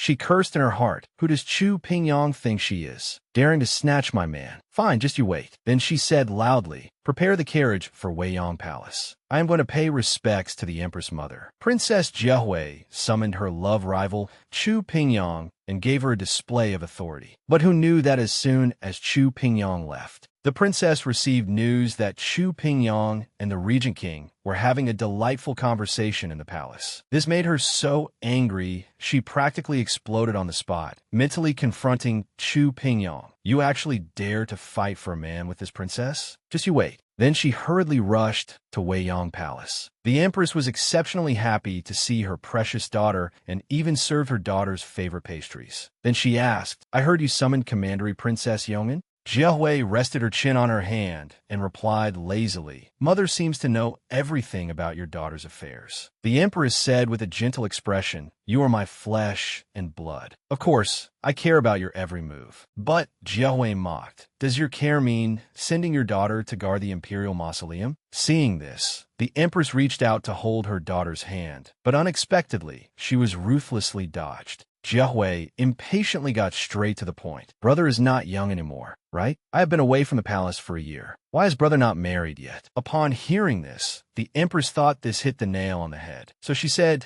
speaking of marriage, I watched that child Qingwu grow up. Since you're back this time, you could interact with him more. Jiehui frowned, very dissatisfied. My brothers haven't married yet. How can I jump ahead of them? Although the third brother's birth mother is of low status, he is a prince after all. Once married, there will be someone to take care of him. Then she suddenly became very obedient and continued, Why not choose an auspicious day to invite the daughters of noble families into the palace? If there is a suitable one, just ask Father Emperor to grant a marriage directly. Although the empress didn't know what scheme Jiehui was cooking up, she still agreed. In the blink of an eye, half a month passed. Chu Pingyang was admiring flowers in a flower shop on the streets of the capital. Lu Ji was relaying the news sent by a shopkeeper Hao from the side. The day before yesterday, the second miss of the Minister of Revenue's manor, Shun Qinghe, went to Xiangbo Zai looking for the commandery princess. Shopkeeper Hao saw that she was covered in injuries, so he asked if she needed help. Shun Qinghe said she was beaten in the manor and her monthly allowance was deducted. She really had no other way, so she came to find the commandery princess, wanting to do some work in exchange for some silver. Chu Pingyang was indignant for Shun Qinghe. How does this Minister of Revenue act as a father? Even if she is a concubine-born daughter, she shouldn't be treated so harshly. Lu Ji hurriedly asked, Then what does the commandery princess intend? Chu Pingyang thought for a moment and said, She is, after all, a daughter of the minister's manor. It wouldn't look right for her to work for me. It's better to secretly send someone to give her some silver. Just as the master and servant were talking, the voice of the flower shop owner came from behind. My lord, these are the orchids you ordered. Lu Ji looked back and whispered,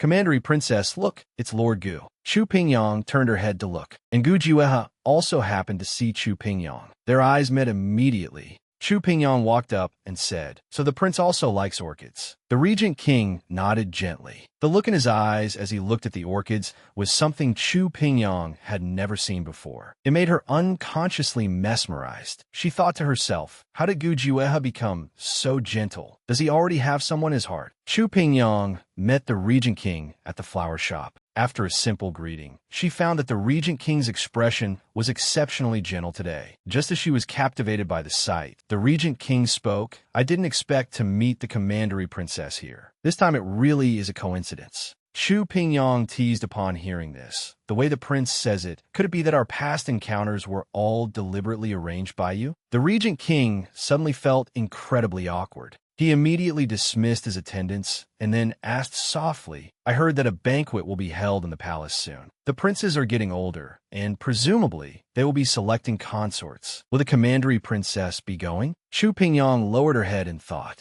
The empress is cautious by nature, as she plans every step carefully regarding Prince Duan's marriage. My family is powerful, and His Majesty is suspicious. No matter how you think about it, this marriage won't fall to me. As for Lu Lingxian, if I hadn't been deceived by him in my past life, just based on him being a prince who is neither favored nor supported by any power, wanting to marry me would be a complete fantasy. Then she looked up at the regent king and said, "The prince must be joking. Whether I go or not depends on the decree from the palace. It's not up to me to choose." Gu Juehe didn't express an opinion, but continued, "If you don't want to go, I have my own ways to help you." Chu Pingyang asked in confusion, "Why does the prince care so much about this matter?" The regent king was silent for a moment, then said faintly, "Gu owes the commandery princess quite a few favors. I want to repay them as soon as possible." At this moment, the corners of Chu Pingyang's mouth rose slightly. The prince calculates quite well. If favors are used on such trivial matters, wouldn't I be losing out big time?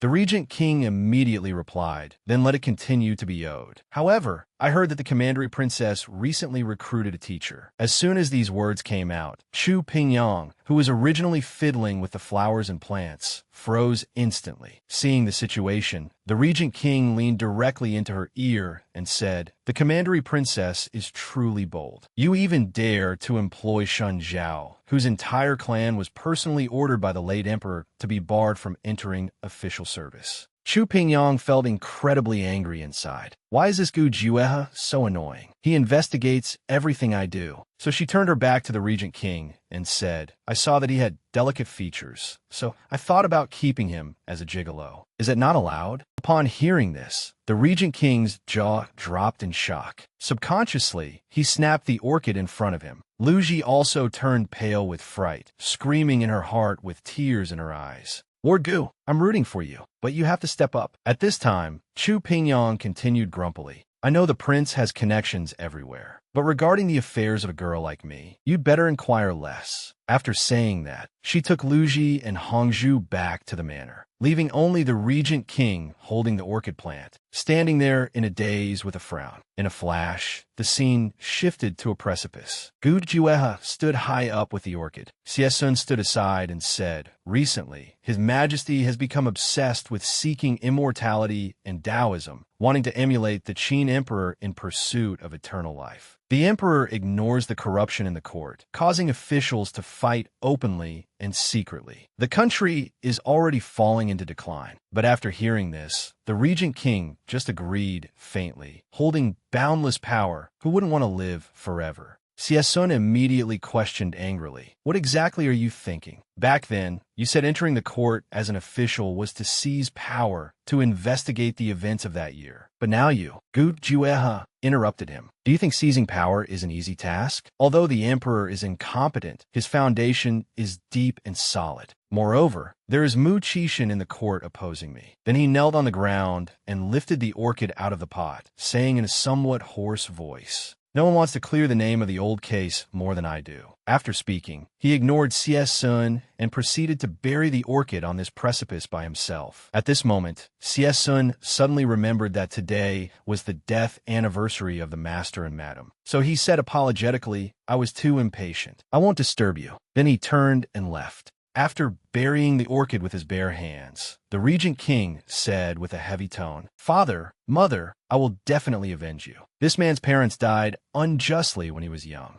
To clear their names and take revenge, he entered the court when he grew up, acting decisively and ruthlessly. Now that the emperor was fatuous and seeking immortality, it was the perfect opportunity to control the court. So he decided to arrange for a Taoist priest loyal to him to enter the palace for an audience. A few days later, in the palace hall, an old eunuch stepped forward to report to the emperor, "Your Majesty, Lord Gu requests an audience." From behind the curtains came a weary and murky voice. "What Lord Gu? I won't see him." The old eunuch replied respectfully, "It is Lord Gu Juehe. He heard that your Majesty has been discussing Taoism with Taoist priests recently, so he came specifically to introduce a Taoist priest to your Majesty." The emperor was pleasantly surprised. He moved his finger, and a little eunuch beside him immediately pulled open the curtains. A man with a rather majestic presence sat in the center and said, "Then announce him." Moments later, Gu Juehe brought a Taoist priest before His Majesty. Your Majesty, this is Taoist Master Xuanzhen from Mount Zhongnan. He has cultivated on Mount Zhongnan since childhood. His Taoist magic is profound, and he is skilled in making elixirs. He has quite a reputation among the people. This subject begged many times before the Taoist master was willing to come to the palace. Hearing this, the emperor dropped his majestic air and said in a softened tone, "Since beloved subject Gu says so, then please, Taoist master, stay in the palace and discuss Taoism with we." Taoist master Xuanzhen lowered his eyes and said, "This poor Taoist obeys the decree." Subsequently, the emperor complained to Gu Juehe about the admonitions from those old officials, calling him irresponsible at every turn, making his ears callous from the noise. At this time, Gu Juehe, who had been listening respectfully for a long time, spoke, "Your Majesty is the true dragon son of heaven. The whole world belongs to you. Is there anything you cannot do?" At this moment, curling green smoke rose from the incense burner in the hall.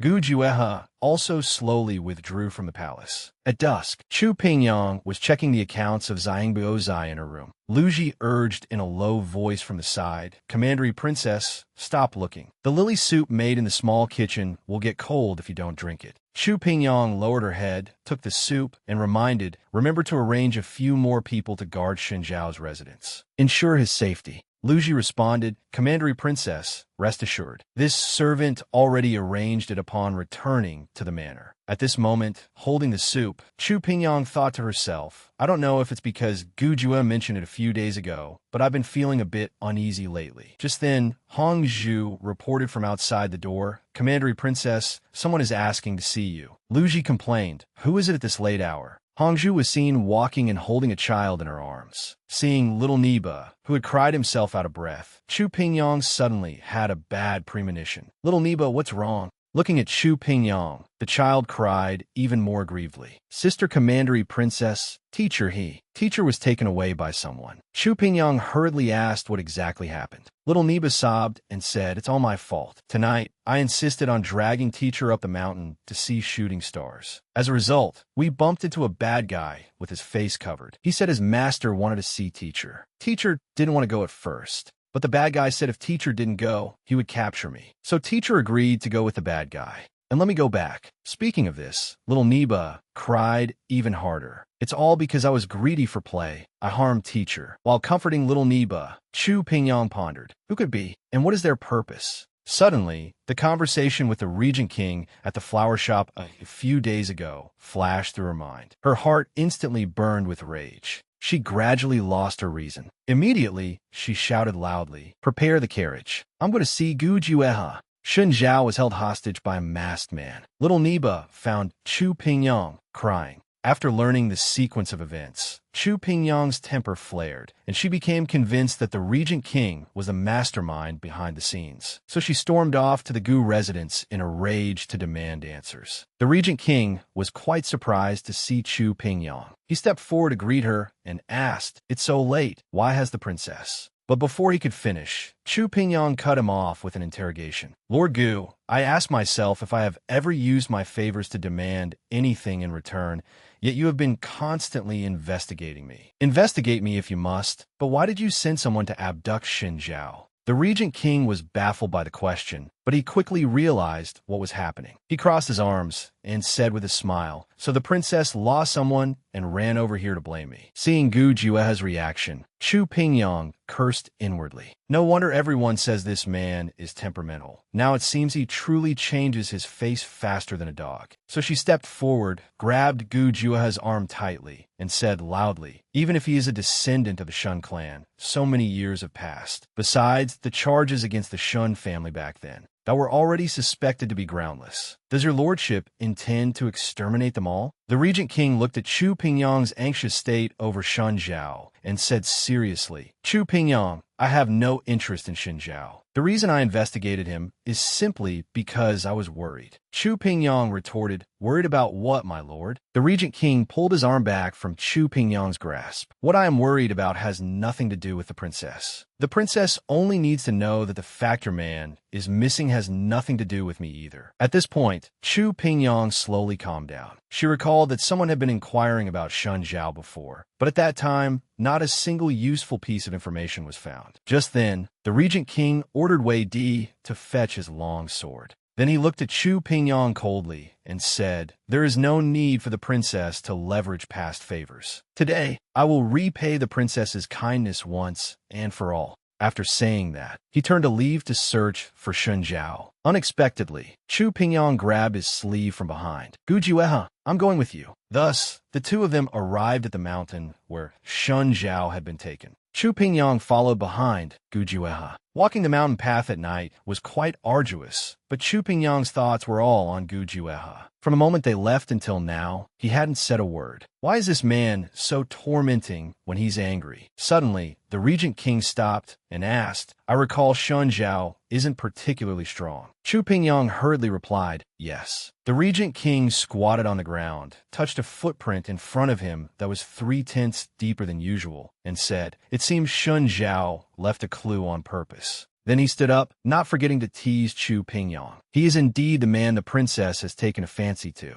remain so calm while being held hostage. It's a pity for him to just be a male concubine. Chu Pingyang looked speechless. This man is so petty, seeking revenge for the smallest grievance, just like the rumors say. She was just about to explain when she stepped on her own dress while getting up and pitched forward. In the nick of time, the Regent King caught her from behind, saving Chu Pingyang from falling. But by the time they realized what had happened, both were blushing, hearts pounding like little deer. The atmosphere instantly heated up. Then, the awkward pair turned away from each other at the same time. The Regent King tried to use a calm tone as he said, "The mountain road is difficult. The princess should watch her step." Chu Pingyang replied in a small voice, "I know. Let's hurry and find Shun Zhao." The Regent King extended one end of his long sword toward her and said simply, "Hold this." Chu Pingyang blushed and thanked him. The two continued to follow the clues deeper into the mountains. Chu Pingyang reflected on her actions as she walked behind. "I really did misunderstand him today. It's understandable that he's angry." So, her hand slowly slid along the long sword to the other end. She gently poked Gujueha and said, "I'm sorry. I spoke without thinking earlier and misunderstood you. Your Highness is a great man with a great heart. A prime minister's belly can hold a boat. Please forgive me this once." Upon hearing this, the Regent King's expression finally softened. Just then, countless meteors streaked across the sky, illuminating the night and reflecting in the Regent King's eyes. He smiled and said, "If the princess can gift me this sky full of shooting stars, then I will forgive you." The straightforward girl exclaimed, "Your Highness is planning to never forgive me for the rest of my life." Gujueha affectionately stroked Chu Pingyang's forehead, then said gently, "Let's go. Let's keep looking." But Chu Pingyang was still hung up on it. "What about the stars?" The corners of the Regent King's mouth turned up slightly. He looked up at the glittering night sky and said meaningfully, "I've already caught them." Chu Pingyang learned that Shun Zhao had been taken hostage.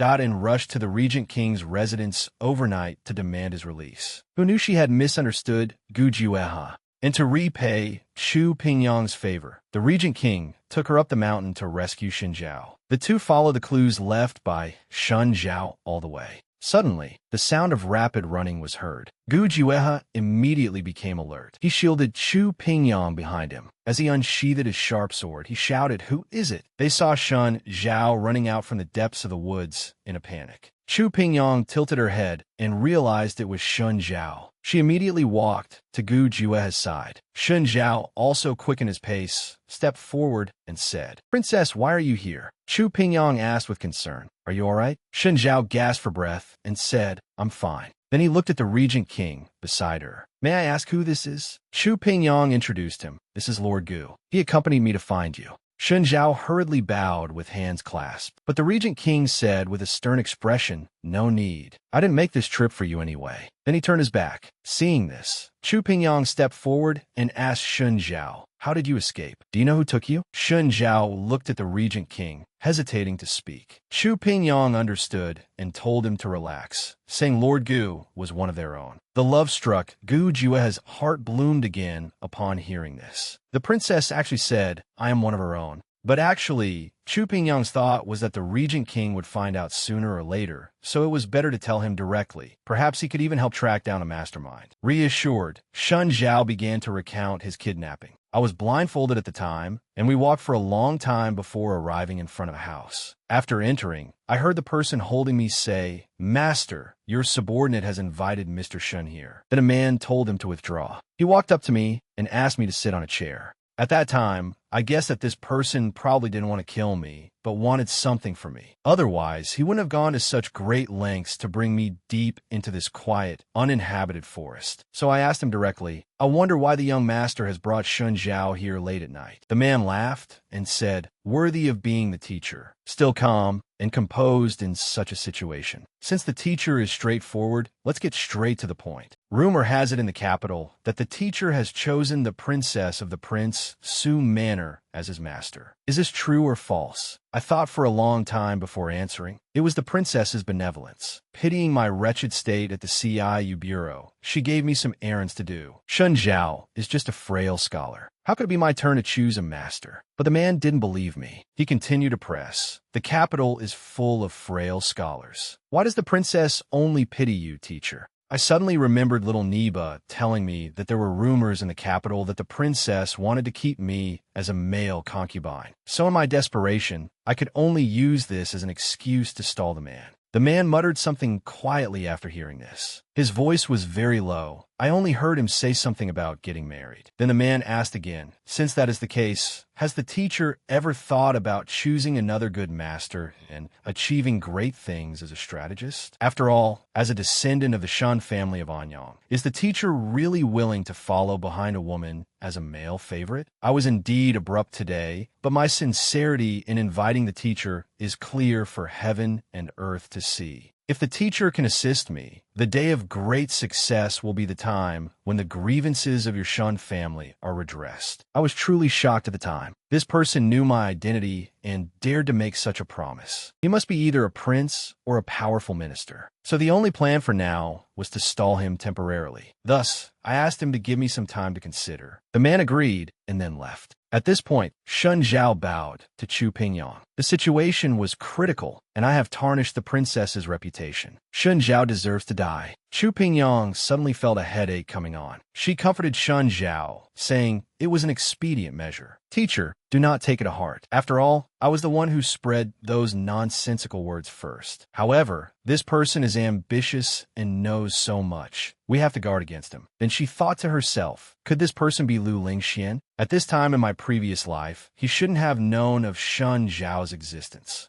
Just then, the Regent King turned around and suggested, "Since he is safe, why don't we go back and take a look? Maybe we can find some clues." Chu Pingyang agreed. Then the Regent King tore a strip of cloth from his sleeve, tied his hand to Chu Pingyang's hand, and said, "The mountain road is difficult. The princess should follow me." Chu Pingyang turned back and asked, "What about Shun Zhao?" The Regent King replied jealously, "A grown man won't die from a fall." Chu Pingyang and the Regent King went up the mountain to find Shun Zhao, but unexpectedly met him running back halfway. After listening to Shun Zhao recount the entire kidnapping process, the three decided to return to the small hut to look for clues. Late at night, in front of the Prince Su Manor, the three walked listlessly. Not a single trace had been left in that small hut. At this moment, Chu Pingyang was calculating in her mind. That person went to great lengths to find Shun Zhao and made such a guarantee. It really makes one suspect that the mastermind is Lu Lingxian. But at this time in her previous life, he didn't know it all. Suddenly, the Regent King stopped. "It is late, and the prince's manor is right in front of us. As an unrelated male, it is inconvenient for Gu to escort the princess back to the manor, so I will take my leave first." Shun Zhao, also an unrelated male beside them, immediately explained, "Lord Gu is absolutely right. It's just that little Neba is still at the princess's manor. I will leave as soon as I pick him up." Chu Pingyang took over the conversation at this point. "He is probably asleep by now. I will send someone to take him back to the CIU Bureau tomorrow. Besides, today's matter is my fault for being too ostentatious, putting you in danger." Shun Zhao hurriedly took the blame. It was my rash behavior that led to this disaster. Seeing the two of them going back and forth, the Regent King was so angry he spoke up directly. If the princess is worried about Mr. Shun's safety, I can send someone to protect him closely. Chu Pingyang was overjoyed upon hearing this. Really? Would that be too much trouble for your lordship? The Regent King deliberately leaned close to her and said intimately, I owe the princess a lot. I can't repay it all in a short time. Besides, there is no need for such talk between you and me. Chu Pingyang had no idea why Gu Juehe was suddenly acting weird. But Shun Zhao, standing aside, saw it clearly. The Regent King was declaring his sovereignty. So he bowed to thank the two of them and excused himself. Seeing this, the Regent King said with satisfaction, then Gu will also take his leave. After returning to the Prince Su Manor, Chu Pingyang pondered that she needed to arrange a new place for Shun Zhao to live. Also, she had been too anxious this time and misunderstood Gu Juehe. Fortunately, he didn't hold it against her. Just then, someone knocked on the door. Chu Pingyang opened it and saw Gu Juehe standing there. She said helplessly, an unrelated male cannot escort me back to the manor, but he can visit my boudoir at night. Your Highness's way of doing things is indeed extraordinary.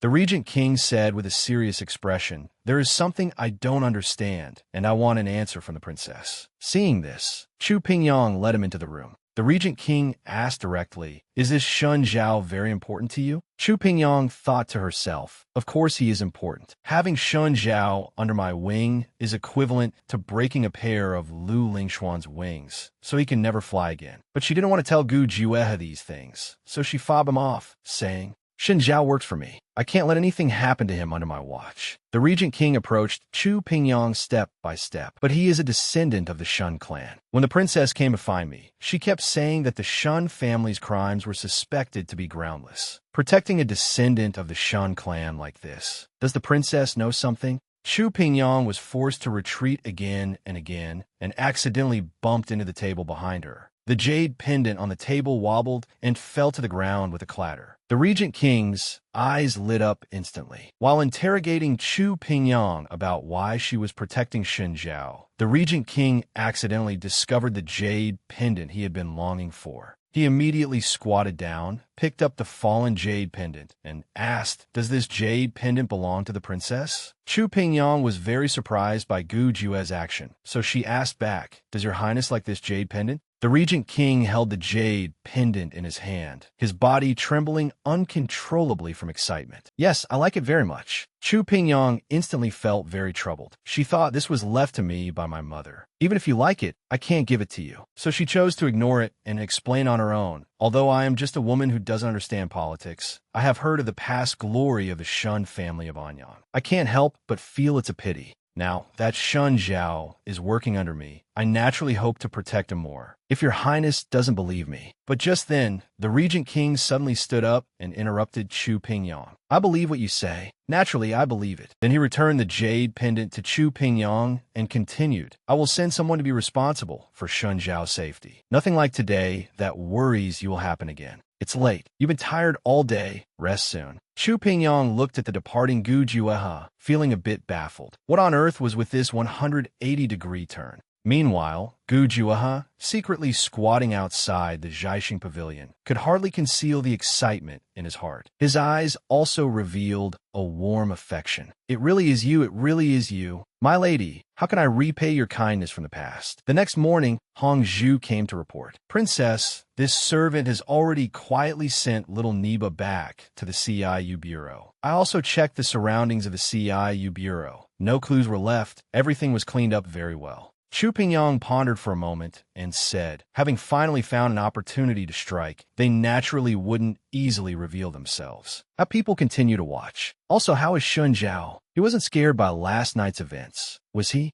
Hong Zhu replied, probably not. I happened to run into the teacher coming to visit when I returned to the manor. Chu Pingyang was stunned. You mean now? Hong Zhu responded, yes, he's probably still outside the main gate waiting for the princess to summon him. Chu Pingyang looked at Hong Zhu speechlessly. This made his good martial arts skills and is loyal, but she's a bit dense. But speaking of which, what is Shun Zhao planning by coming here in broad daylight? Then she ordered Hong Zhu to bring him to the garden. In the time it takes to drink a cup of tea, Hong Zhu brought Shun Zhao over. Chu Pingyang was sitting at the stone table sipping tea. Looking from afar, her face truly mirrored the beauty of peach blossoms. Shin Zhao couldn't help but stare blankly, rooted to the spot. Chu Pingyang asked, "Teacher suffered a fright yesterday. Why didn't you rest properly?" Shin Zhao came back to his senses and quickly bowed with hands clasped. It was just a small accident, hardly a fright. Chu Pingyang invited Shun Zhao to sit at the stone table. "Why has the teacher come today?" Shun Zhao sat opposite and said, "Princess, I plan to pretend to surrender until I figure out that person's identity." Chu Pingyang immediately rejected his idea. "No, it's too dangerous.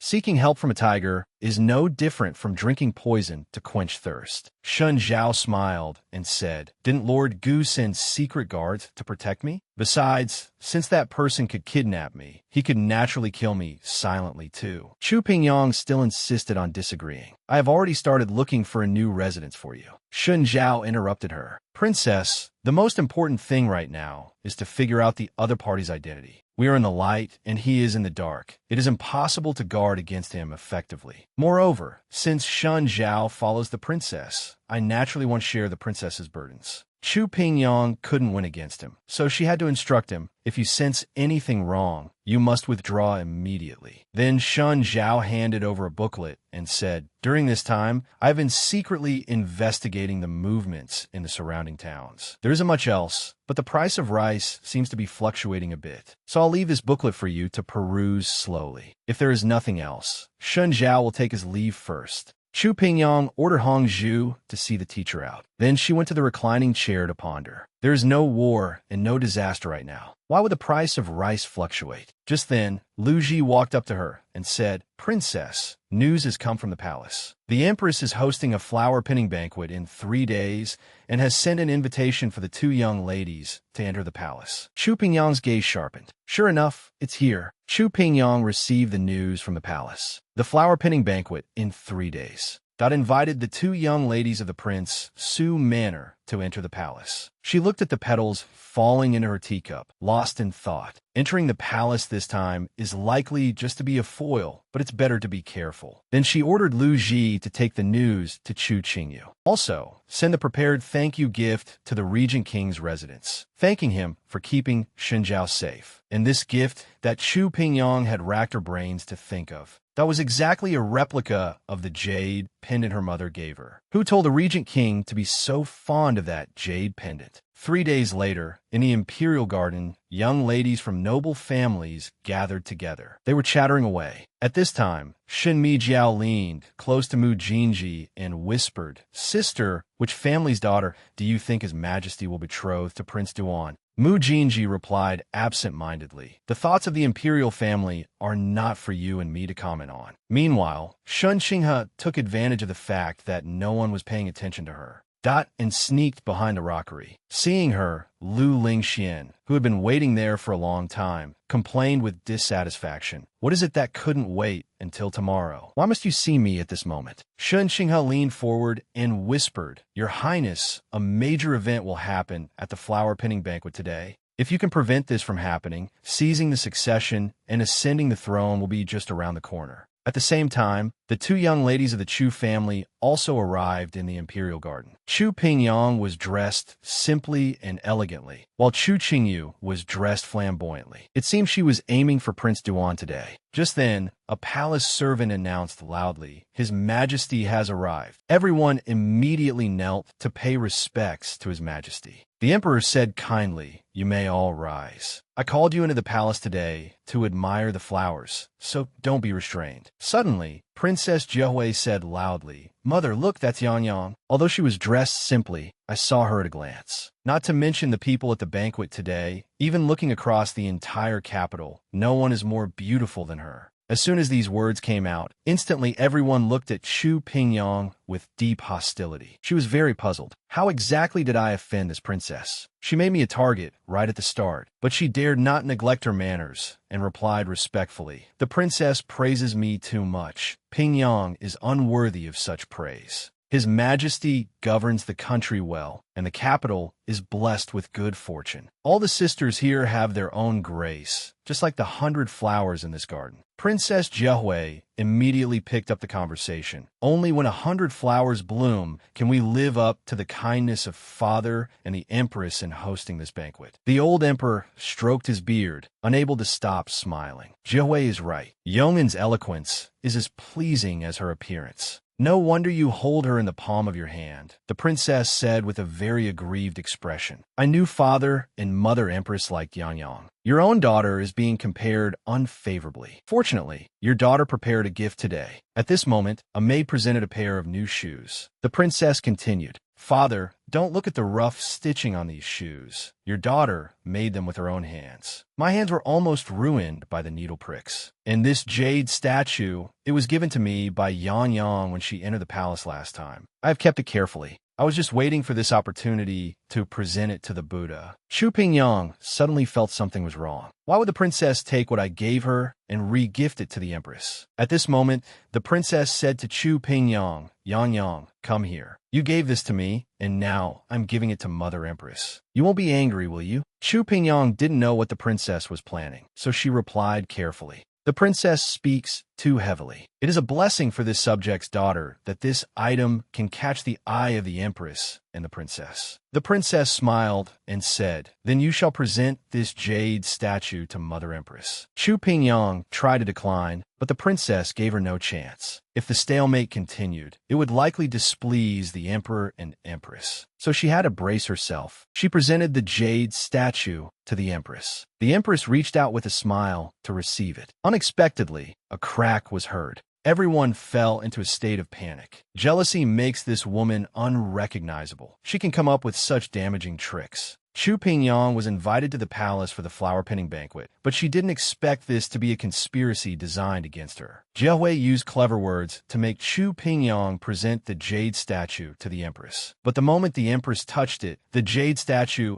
actually made a cracking sound. At this moment, time around them seemed to stand still. Someone was heard whispering, Did you see the empress's face? It looks like something big has happened. Chu Pingyang furrowed her brows. How could a perfectly good jade statue crack? And so coincidentally, seeing this, Princess Jiahui immediately added fuel to the fire. It was fine when I was holding it just now. Why did it crack as soon as Yang took it? The empress spoke in a heavy tone. This is extremely ominous. At this moment, Chu Pingyang realized that Jiahui was determined to put her to death. If she was branded with an ominous and unlucky reputation, not only herself, but the entire Prince Su manor would be implicated. No, I cannot let Jiahui run wild. But just as Chu Pingyang was about to speak, the Regent King spoke first. Your Majesty, since the princess has this concern, why not invite Taoist Xuanjin to take a look? The emperor agreed without a second thought. So Taoist Xuanjin stepped forward. This poor Taoist observed the celestial phenomena at night and found that the Earth Badger star, the third star of the Azure Dragon of the East, has suddenly shown an anomaly. The Regent King was startled, thinking, how can there actually be a problem?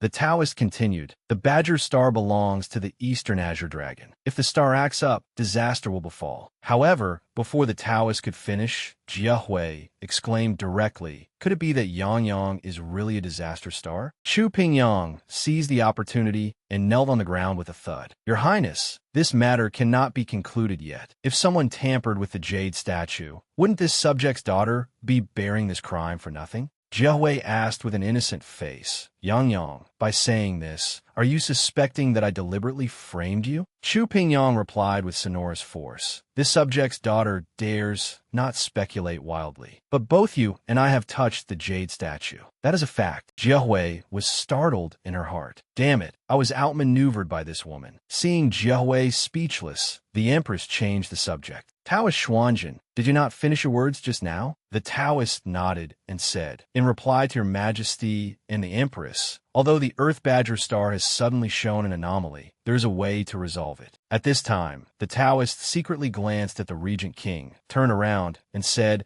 May the Commandery Princess tell this poor Taoist her birth date and 8 characters. Chu Pingyang slowly recited, Year of Ding Mao, month of Renin, day of Gamao, hour of Rinzi. After listening, the Taoist pinched his fingers to calculate and smiled slightly. The commandery princess's horoscope belongs to water, and the 5 elements lack metal. Although the character Chu belongs to metal and supplements it slightly, it is barely enough. At this moment, Wei Qingwu on the side asked anxiously, "What exactly do you mean?" The Taoist bowed and replied, "In this poor Taoist's humble opinion, if the commandery princess can marry a person whose 5 elements belong to metal, the evil aura can be dissolved." The emperor repeated, 5 elements belong to metal. I remember that beloved minister Gu seems to have a metal destiny. As soon as these words came out, Jiehui immediately couldn't sit still and shouted loudly, "Father!" Chu Pingyang looked at her loss of composure and couldn't help muttering in her heart, "Jiehui is making things difficult for me like this. Could it actually be for Gu Jueha?" Jiehui herself also realized it was inappropriate, so she calmed down and said slowly, "Did father forget that third imperial brother's 5 elements also belong to metal? Third imperial brother saved Yangyang before, and now their destinies match. It seems third imperial brother and Yangyang are truly a good match." At the flower pinning banquet, Jiehui set a trap causing Chu Pingyang to be labeled as ominous and unlucky, and used Taoist Xuanzhen's method of dissolving the evil aura to vigorously bring together Chu Pingyang and Lu Lingxian. The abacus in her heart was ringing loudly. As long as Chu Pingyang's marriage is settled today, then Lord Gu will be mine. Meanwhile, Lu Lingxian, who had been silent on the side, rolled his gray eyes. He came before the emperor and bowed respectfully. "Father, the talk of celestial phenomena cannot be fully believed. Moreover, at this moment, someone shouted, 'Your Majesty,' interrupting his following words. Wei Qingwu came before the emperor and empress. 'Your Majesty, Empress, this subject does not care about celestial phenomena and cannot control the metal destiny Taoist Xuanzhen speaks of. But this subject has admired Commandery Princess Yong'an for a long time. I, Wei Qingwu, wish to ask for her hand in marriage.' Just when everyone's attention was on this marriage proposal, a maid in the crowd pulled out a dagger from her sleeve and rushed towards the emperor, shouting, 'Dog Emperor, go to hell.' The imperial garden was instantly in chaos. The emperor shouted, 'Someone come quickly, save me. There is an assassin.' However, the regent king calmly pulled Chu Pingyang up first and protected her behind him. The old emperor couldn't care less about his majestic image and hid directly behind a chair. The maid continued to rush forward with the dagger. 2 princes plus Wei Qingwu blocked the front, seeing that she was getting closer and closer to the emperor. At the critical moment, the regent king threw a dart, directly breaking the dagger. At this time, seeing that the broken blade was not flying towards the emperor, Lu Lingxian still ran over. He used his own body to forcibly catch the broken blade that had already deviated from its direction, shouting, 'No one can think of hurting my father.' The regent king took the opportunity to take down the assassinating maid. 'Speak, who sent you?' The maid glared at him fiercely without saying a word. When the regent king looked up at Lu Lingxian again, he was already lying in the emperor's arms, dying. "Fa, father, it's great that you are fine." Gu Jueha was suddenly startled. Did the third prince take the blade intentionally just now? At this moment, the maid spoke,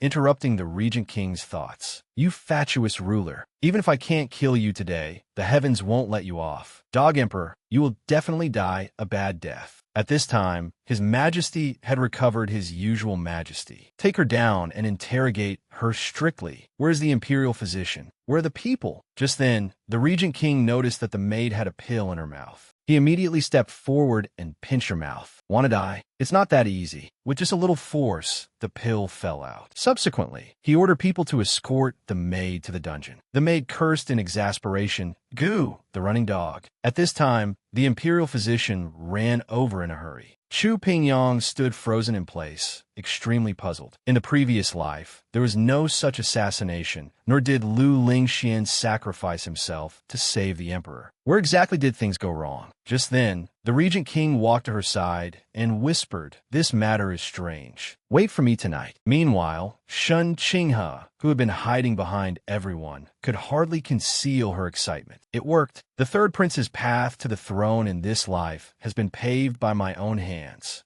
At the flower pinning banquet, an assassin suddenly appeared to assassinate the old emperor. But Lu Lingxian had already made ample preparations and immediately staged a large-scale scam scene. The injured and unconscious third prince was sent to the side hall. At this time, the imperial physician was reporting to the emperor and empress. Fortunately, the assassin's dagger broke, and the third prince's vital organs were not injured. This humble official will prescribe some golden trauma medicine, and he will be fine after resting for a few days. Prince Duan comforted the emperor after hearing this. Father, your dragon body is important. Your son believes the imperial physician will do his best to treat third brother. However, the emperor stood up with a displeased look. You were also present when I was assassinated. Compared to your third brother, I usually favor you greatly, but at the moment of life and death, it was your third brother who blocked in front of me. Prince Duan's face instantly turned pale, and he knelt on both knees. Please see clearly, father. Your son also rushed over at that time. It's just that third brother was closer to father. Standing not far away, the empress sighed in her heart, blocking a blade for his majesty in exchange for care not seen in many years. Truly a good scheme. At this moment, Jiehui stepped forward and coquettishly held the emperor's arm. Father, could it be that only third imperial brother has filial piety? Saying that breaks your daughter's heart. The emperor paused after hearing this, then looked back at Prince Duan, who was still kneeling, and said, "Get up. You are also frightened. Go see the imperial physician later." Then Jiehui wiped her tears and continued, "It's good that father is fine. It really scared your daughter to death just now.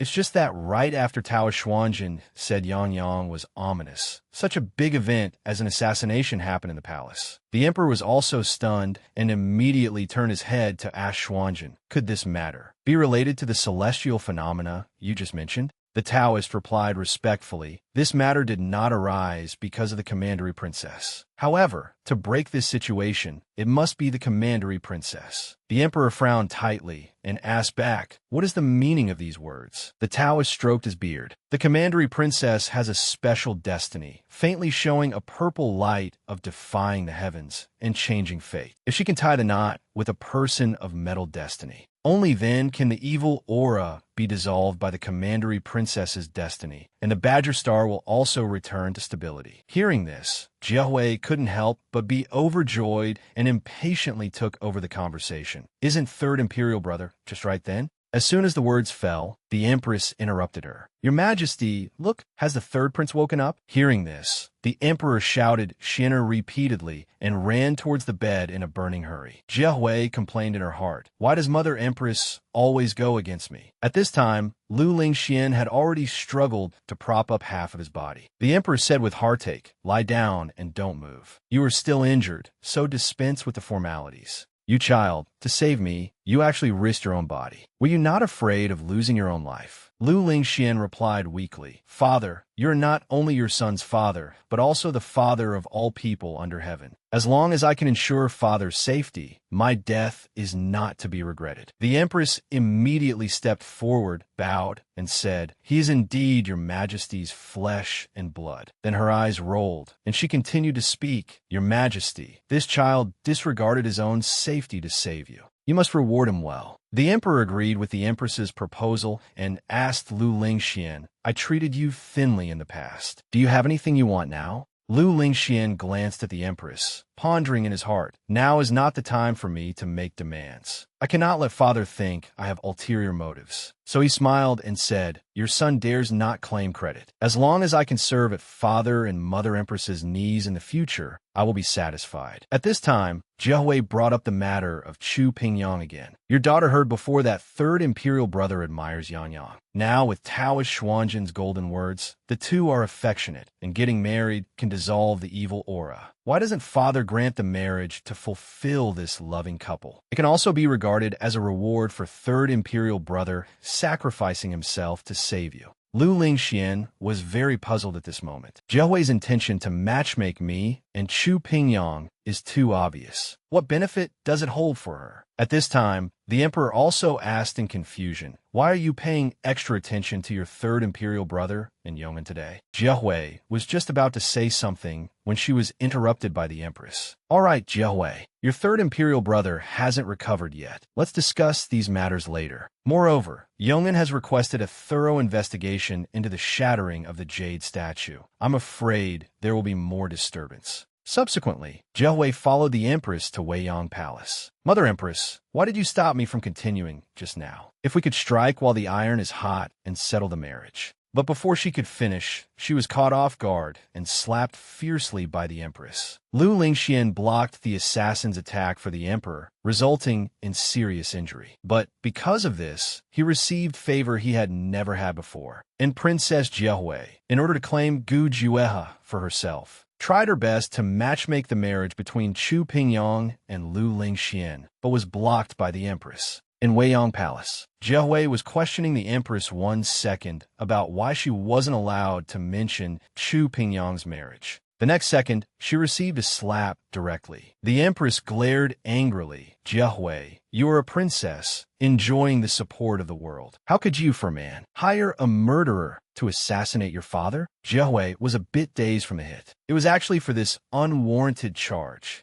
She covered her face and squeezed a few words through her teeth. How exactly did you become this Empress? No matter how much I detest Chu Pingyang, I wouldn't be so frenzied as to commit such disloyal and unfilial acts. Nor would I give benefits to Lu Lingxian for no reason. After listening, the Empress suddenly felt she had been impulsive and explained, Mother was anxious for a moment, afraid you would do something foolish. Let Mother see if your face hurts. Jiahui dodged the hand the Empress reached out in disappointment. I won't trouble the Empress to worry. Rest assured, I won't implicate you or the family position you value most. Instead of worrying about me, a princess who cannot extend your power, you'd better go see your precious Prince Duan. Then she flicked her sleeves and left. Watching Jiahui's retreating figure, the Empress secretly made a decision. I can't let her continue to make trouble like this. Even more so, I cannot let Lu Lingxian latch onto the big tree that is Prinsu Manor. Meanwhile, in the dungeon, Gu Juehe was personally interrogating the female assassin. If you confess the mastermind behind the scenes earlier, you can suffer a little less.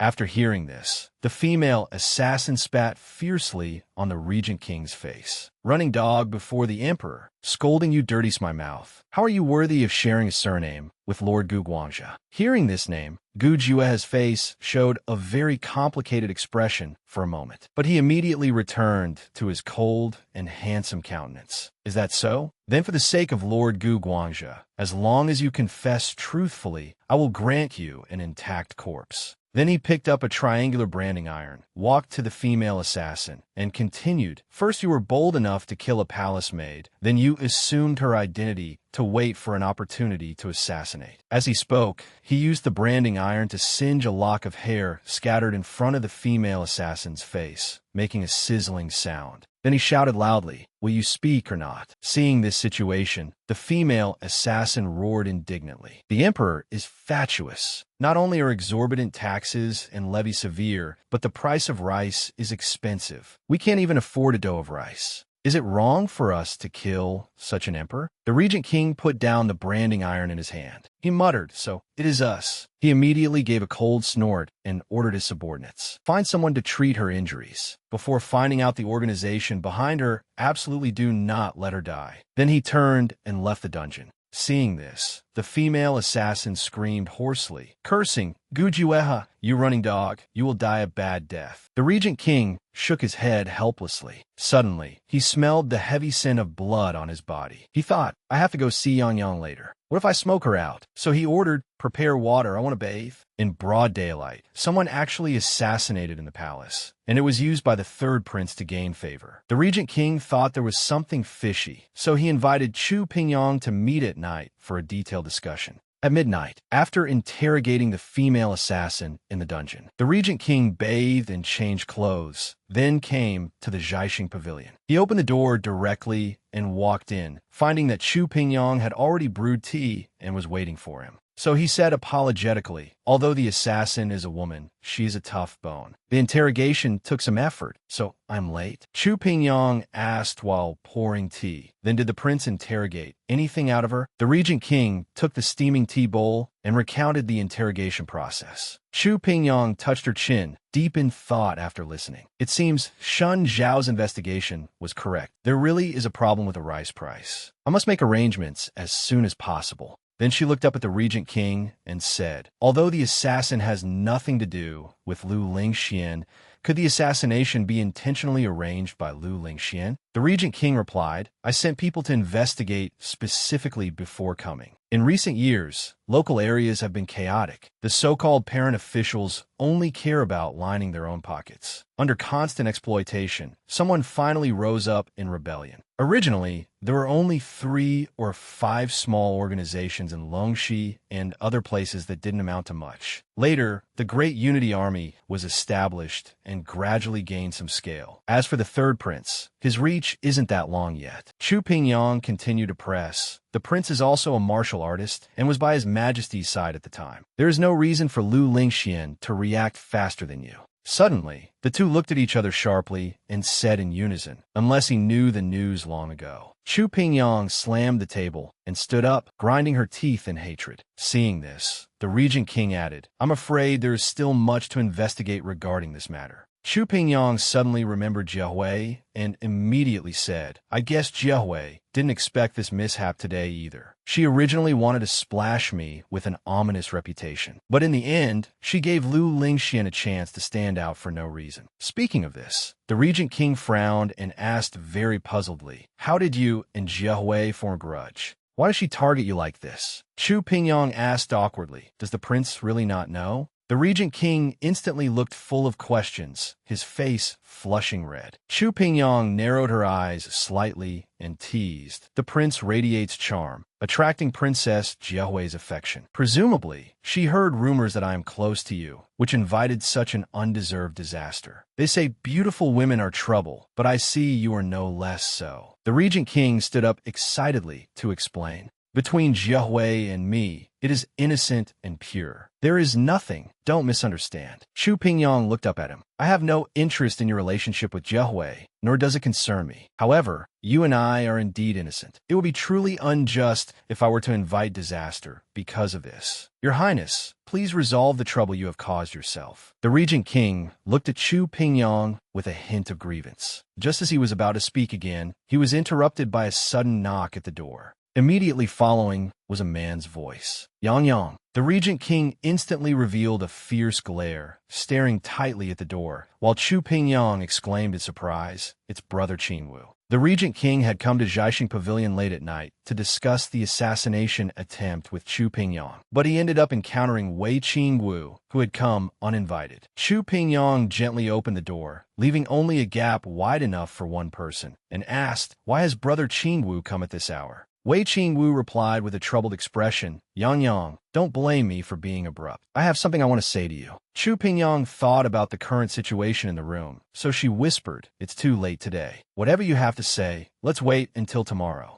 Unexpectedly, Qingwu refused decisively. No, I gathered all my courage to come here tonight. I don't know if you heard clearly what I said in front of His Majesty during the day. So please, you must listen to me finish. He then swallowed his nervousness and finally poured out the feelings he had suppressed for years. Yang Yang, I have admired you for many years. From the first time I saw you at my aunt's place when we were children, I fell for you uncontrollably. Even though my aunt forcibly obstructed it, she couldn't control this heart of mine. If you are willing, I will go to the palace tomorrow and beg His Majesty again to grant us a marriage. After venting everything in one go, Wei Qingwu stood there quietly, waiting for the answer from the woman he loved. The Regent King was also waiting. A moment later, Chu Pingyang slowly gave her answer. I am not willing. Brother Qingwu, I know you are good to me, but I have never had any romantic feelings for you. At this moment, Wei Qingwu's heart was in turmoil. Although he had somewhat anticipated this result, he wouldn't give up until he heard Chu Pingyang say it with her own mouth. So he took 2 steps back in a daze and said, So the taste of rejection is this painful. Yang Yang, just pretend I never came tonight. As for the matters in the palace, I will find a way to investigate clearly. Chu Pingyang refused directly, no need. I act openly and honestly. I am not afraid of being framed. You should go. Qingwu said no more, but turned away dejectedly and gradually disappeared into the night. Chu Pingyang stood dazed in place for quite a while before closing the door. The Regent King walked out from the corner and said softly, The princess is truly cruel. Chu Pingyang retorted, Stringing him along would be cruel. Since I have no intention, why drag him down? The Regent King slowly walked up to Chu Pingyang.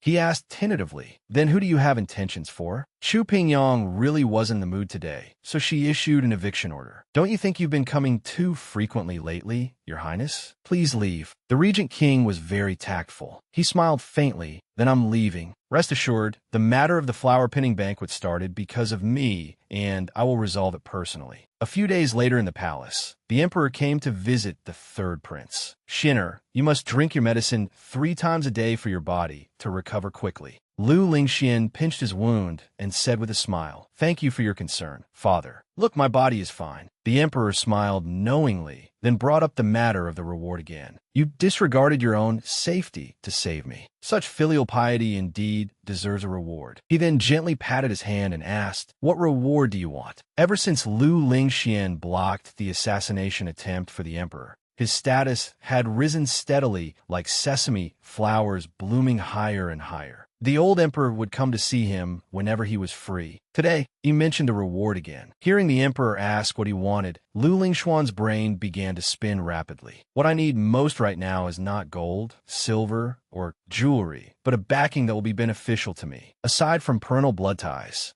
marriage is the most reliable binding of interests. As long as I can marry Chu Pingyang, Prince Su's manor will obediently help me rise to power. Since Jiehui set up this trap, I will accept her favor. Just as he was about to speak, Taoist Xuanjin brought pills to the emperor. Your Majesty, it is time to take your elixir. The emperor took the pill and responded softly, "Thank you for your trouble, Taoist." At this moment, a palace servant from the front hall came to report, "Your Majesty, Lord Gu has arrived." Regent King Gu Juehe walked up quickly and bowed. Subject Gu Juehe greets Your Majesty. After several days of interrogation, we have obtained some confessions from the assassin. Please take a look, Your Majesty. The emperor opened the presented confession and reviewed it carefully. It turned out the assassin was the daughter of a student of the former Grand Secretary of the Grand Secretariat, Li Quan. Li Quan had been convicted for advising against the construction of the Ascension Terrace, implicating his students. When the assassin returned to the capital and found her entire clan exterminated, she planned this assassination. After reading it, the emperor was furious. He threw the confession directly onto the ground and roared in anger. That Li Quan's 9 generations were exterminated, yet a fish slipped through the net at this time and dared to assassinate me. Pass down the order. Execute immediately at noon tomorrow. Hang the corpse at the vegetable market entrance for 10 years. Without my order, is not to be taken down. Gu Juehe accepted the order. Then, unhurriedly, he took out another memorial from his sleeve. I feared the matter of the jade statue was related to the assassination, so I specifically investigated it as well. Confirmed by the craftsmen of the Department of Palace Needlework, the cracks on the jade statue show traces of human tampering. But whether to continue the investigation is up to Your Majesty to decide. The emperor turned and asked, "Where has the investigation reached now?"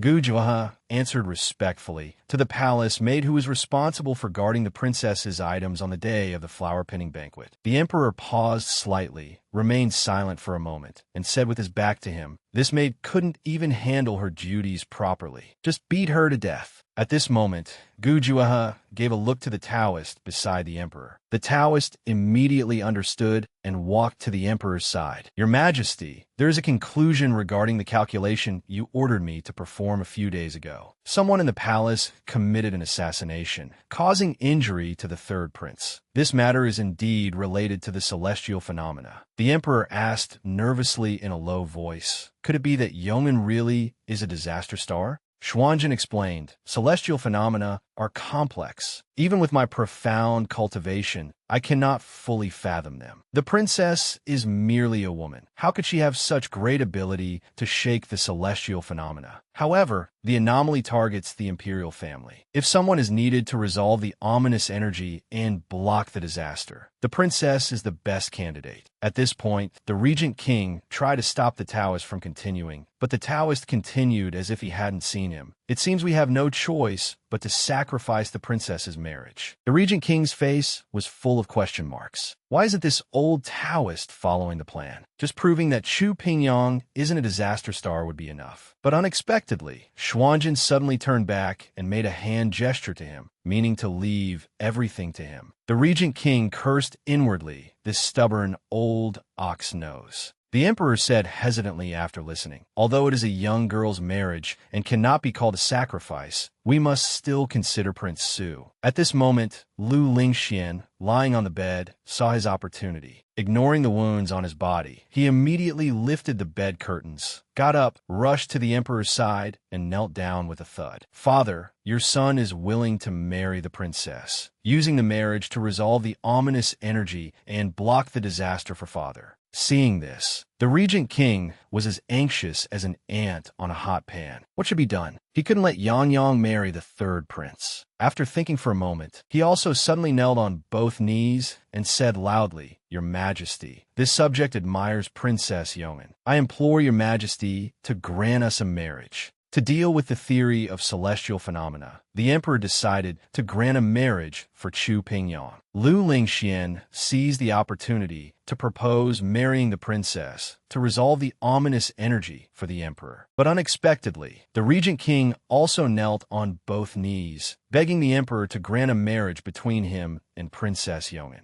At this moment, the surroundings were filled with various complex emotions. The emperor's shock, Lu Lingxuan's disgust, and Taoist Xuanzhen's smugness. The regent king couldn't care about anything else at this point, only revealing his true feelings. "I do not believe in celestial phenomena, nor do I care if the princess is a disaster star or a lucky star. What I admire is the princess herself." Then he kowtowed heavily. "Please fulfill my wish, your Majesty." The emperor did not rush to make a decision, but after dismissing everyone, he took Xuanzhen back to his sleeping quarters. Incense filled every corner of the hall, and smoke curled wantonly. The emperor leaned lazily on the bed and spoke slowly. "First it was the empress's nephew, then it was my third prince. I didn't expect even Gu Juehe to have his heart set on the princess. I really underestimated that child Yong'an. The Wei family has been generals for generations, guarding the borders for me. Gu Juehe has been by my side all these years and can be considered devoted. But I still owe the third prince a reward. Taoist, tell me, who should I grant the marriage to?" Xuanzhen smiled awkwardly. "Your Majesty, I am a cultivator of the Tao and do not understand matters between men and women." The emperor laughed loudly upon hearing this. Yes, I forgot. "Then, Taoist, deduce the fate and see whose marriage to the princess would bring the greatest benefit to me." The Taoist hesitated for a moment and said, "Young General Wei belongs to the wood element and cannot resolve the ominous energy for your Majesty. The third prince and Lord Gu are both of metal fate, so theoretically, both are suitable. But the third prince is also of royal blood. A slight carelessness might cause a clash with the celestial phenomena. I fear that instead of blocking the ominous energy, it might give rise to trouble." The emperor sat up and asked seriously, "So, it only benefits Gu Juehe?"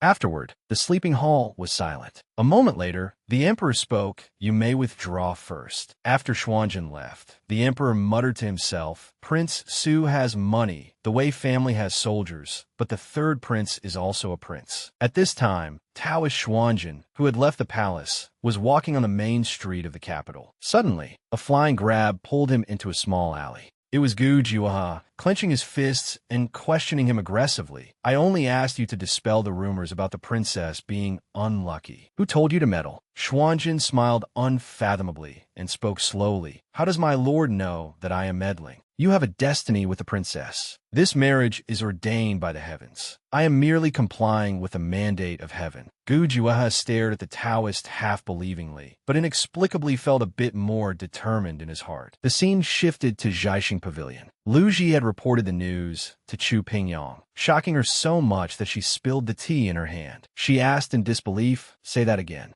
Gu Juehe wants to marry me?" Lu Ji nodded seriously. "Yes. Originally, it was the third prince who proposed it first, but for some reason, Lord Gu also suddenly asked to marry you, princess. What should we do?" Chu Pingyang stood up abruptly. "Prepare the carriage, I'm going to." But before she could finish, Hong Zhu walked in. "Princess, Lord Gu is here asking to see you." Gu Juehe asked the emperor for Chu Pingyang's hand in marriage, and the news reached Prince Su's manor immediately. Chu Pingyang was so shocked her jaw almost dropped. She immediately ordered a carriage to get to the bottom of it. Unexpectedly, Gu Juehe came directly to the door to request a meeting. Chu Pingyang paced back and forth in the garden, thinking, I have changed many things since my rebirth, but too many things have gone beyond my control. In my past life, there was no assassination and no rescue. Where exactly did the problem arise? Could it be that besides me, someone else has also been reborn? Chu Pingyang was startled by her own thought. At this moment, Gu Juehe walked over. Chu Pingyang turned back and called out, Lord Gu, what exactly happened in the palace? Gu Juehe replied, the third prince used his merit of protecting the emperor to ask his majesty for a marriage decree. And the one he wants is you, princess. Chu Pingyang was stunned at first upon hearing this. Then she giggled. What he wants is the wealth and power of Prince Su's manor, and I am nothing more than a ladder for him to climb up. Lu Lingxian, you really calculate well. Seeing Chu Pingyang's reaction, Gu Juehe was very puzzled. Yang Yang had very little interaction with the third prince, and was even saved by him when she was young. But why did she look as if she wanted to kill him with her own hands whenever the third prince was mentioned? At this time, Chu Pingyang bowed slightly. So Lord Gu came up with this plan to help me out of a predicament. I appreciate your kindness, but I have decided not to marry in this life. As for the marriage decree, the Regent King couldn't help but interrupt her. How do you know I'm only doing this to help you out, and not because I genuinely want to marry you? You are the key to resolving the ominous energy. Whether you're willing or not, this marriage is no longer up to you. The emperor will definitely make you marry. If not me, then the third prince. Chu Pingyang pursed her lips and said unconvinced, why? Gu Juehe reached out and pinched her chin, relaxing her lips, and then said with a smile, although I don't know why you detest marriage so much, my desire to marry you is real. Chu Pingyang recalled those painful memories and muttered in her heart, I don't detest marriage. I'm afraid of taking the wrong path again. The Regent King let out a deep breath. I know the princess has grand ambitions and high aspirations. After we marry, I will not question whatever you want to do. He immediately took out a contract from his sleeve. It is written here that our marriage is only in name. Without the other's permission, we cannot engage in intimate acts, nor can we interfere with the other's affairs. Chu Pingyang didn't expect Gu Juehe to have thought of even this. She hesitantly reached out to take the contract, but the next second she withdrew her hand and raised a question. Why? You are now a favorite of the emperor with a boundless future. Why get involved in this mess? Moreover, the position of crown prince is undecided. Aren't you afraid that the third prince might ascend the throne in the future? Gu Juehe answered seriously. The princess wouldn't just watch him climb to a high position, would she? Since you don't want it, then I won't let him get his wish. At this moment, Chu Pingyang's eyes widened, unable to believe everything she was hearing. The future Gu Juehe would have monstrous power. Approaching him deliberately back then was also to gain his trust. But now it seemed he really wanted to marry her. Meanwhile, Gu Juehe handed over the contract again. Perhaps I am clumsy with words and failed to make the princess understand my feelings. But Gu Juehe's sincerity can be seen. I hope the princess will seriously consider our marriage. Back at Jiaxing Pavilion, Chu Pingyang sat under the corridor pondering. The emperor firmly believed in the celestial phenomena. Gu Juehe was right. If I don't marry him, it can only be Lu Lingxian. But if I shave my head and go up the mountain to become a nun, I am unwilling to watch my enemy rise rapidly. Thinking of this, she sighed and called Lu Ji and Hong Zhu to her side. Lu Ji, ask father to make a trip to the palace for me. Say that Lord Gu and I are in love and beg his majesty to grant the marriage. Hong Zhu, go to the Gu residence yourself and retrieve a letter for me. Gu Juehe expressed his feelings to Chu Pingyang and established a contract of non-interference after marriage. Chu Pingyang calmly analyzed the situation and finally accepted Gu Juehe's proposal. The matter soon reached the ears of the common people, and the streets and alleys were all buzzing with discussion. Did you know the princess is getting married? To whom? Could it really be that ugly Lord Gu? Oh my, what a pity for the princess's beautiful appearance. After picking and choosing, she ended up choosing a complete sycophant. At this time, Shun Zhao, who was buying rice, was distracted by everyone's discussion. The shop assistant at the rice shop called him several times before he came back to his senses. He quickly took the rice and expressed his thanks, then asked, I heard the price of rice will rise in a few days. Is this news true or false? The assistant said, Sir, You must have heard wrong. Our rice is all transported from Jiangnan. There are no natural disasters or man-made calamities. Raising prices for no reason would get us scolded. Shen Zhao didn't say anything more after hearing this and left with the rice. After returning to the Tso bureau, he had been in a trance. At this moment, Little Mud ran in hurriedly. Teacher, Sister Princess is going to be a bride. The rice in Shen Zhao's hand spilled out with a crash. He quickly squatted down, smiling to hide the awkwardness in his heart. Marriage is a joyous event. We should congratulate the princess. But Little Mud pouted and asked, then why doesn't she become teacher's bride? That way I could play with Sister Princess often.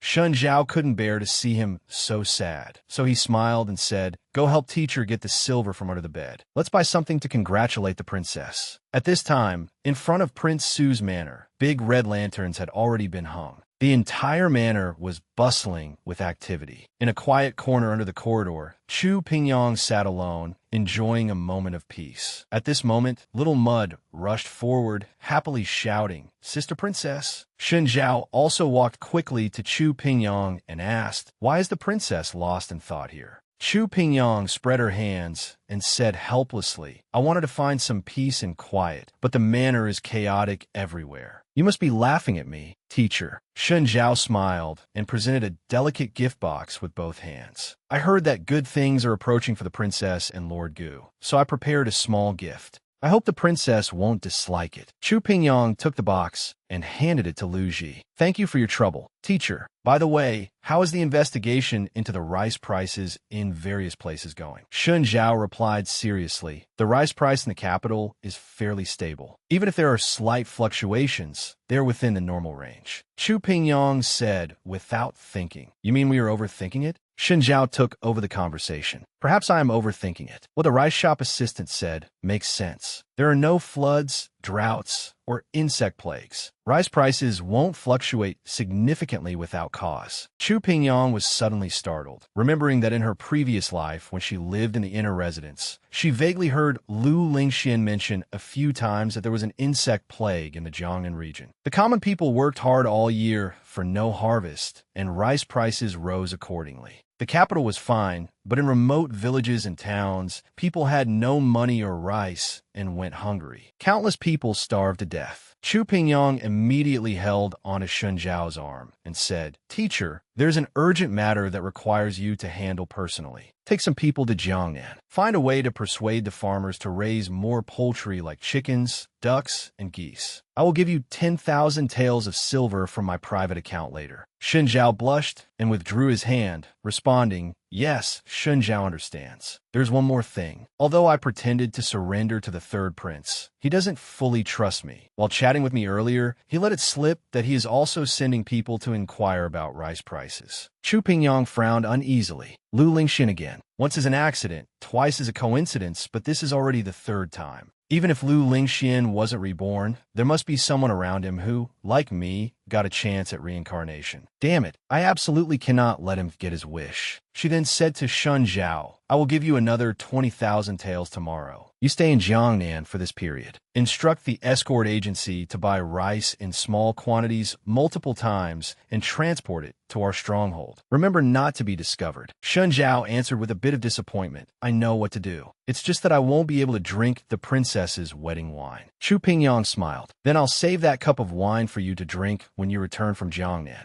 Shen Zhao took Little Mud to congratulate Chu Pingyong, and while discussing rice prices with him, Chu Pingyong discovered something fishy. She then announced she would give Shen Zhao 30,000 taels of silver to deploy in Jiangnan according to the plan. Then she turned around and invited the Regent King to Zhaixing Pavilion. Late at night, Gu Juhe stood outside the door of Zhaixing Pavilion at a loss. One moment he wanted to knock, the next he spun around in place. Just as he gathered enough courage, the door creaked open by itself. Chu Pingyong said with a smile, Lord Gu used to come through the window. Today you rarely use the front door. Are you not used to it? The Regent King explained, the wedding date is approaching. According to custom, you and I shouldn't meet before the wedding. Chu Pingyong looked indifferent. Our marriage is unconventional to begin with, so there's even less need to follow those rules. I invited your highness here today because I have a favor to ask. Gu Juhe spoke with interest. Tell me. Chu Pingyong whispered embarrassedly, I want to borrow some silver from your highness. Gu Jueha stood there dazed for a long time without speaking. He didn't expect it was to borrow silver. Then he pursed his lips in a smile, slowly took a seal from his sleeve, and said, I had originally planned to give these to you after the wedding, but it seems I must do so early. This is my personal seal. You can use it to withdraw money from all the major banks. Take as much as you need. I will send the keys to the manor's storehouse to you tomorrow. Chu Pingyang was instantly startled. This deeply scheming power holder had absolutely no guard up against her. She hurriedly refused. You should keep these yourself. There is no need to give me the storehouse keys either. I only wanted to ask your highness for help with an urgent need. I had no other intentions. Furthermore, I have sent Shun Zhao away on a very important matter. The journey is long, and I'm worried something might go wrong on the way. Unexpectedly, the Regent King said directly, rest assured. I sent men to ensure Shun Zhao's safety early on. Since he is useful to you, I naturally cannot let others take his life casually. Chu Pingyang had not expected Gu Jueha to be so attentive to her affairs. She hurriedly curtsied. Many thanks, Lord Gu. But when she looked up, she found Gu Jueha staring at her with a look of grievance. Just as Chu Pingyang was feeling puzzled, Gu Jueha suddenly stood up, walked behind her, placed his hands on her shoulders, and said, You and I are about to be married, yet you keep calling me Lord Gu with every breath. How does that match the mutual affection Prince Su claimed when he entered the palace to ask the emperor for our marriage decree? My courtesy name is Yulong. You may call me by my courtesy name from now on. Chu Pingyang shyly repeated Gu. Yulong. The Regent King was instantly conquered. He hurriedly turned around to hide his inner excitement, then asked, Then may I call you Yang? Chu Pingyang silently lowered her head and stammered in reply that is also fine. The Regent King coughed lightly twice. Then I will have someone send the silver directly to Shunjiao tomorrow. Also, things I, Gu Jueha, give away are never taken back. If Yang Yang does not want this seal, just throw it away. Chu Pingyang looked at him helplessly. How can you be such a rogue? Gu Jueha's eyes were full of doting affection. How is this being a rogue?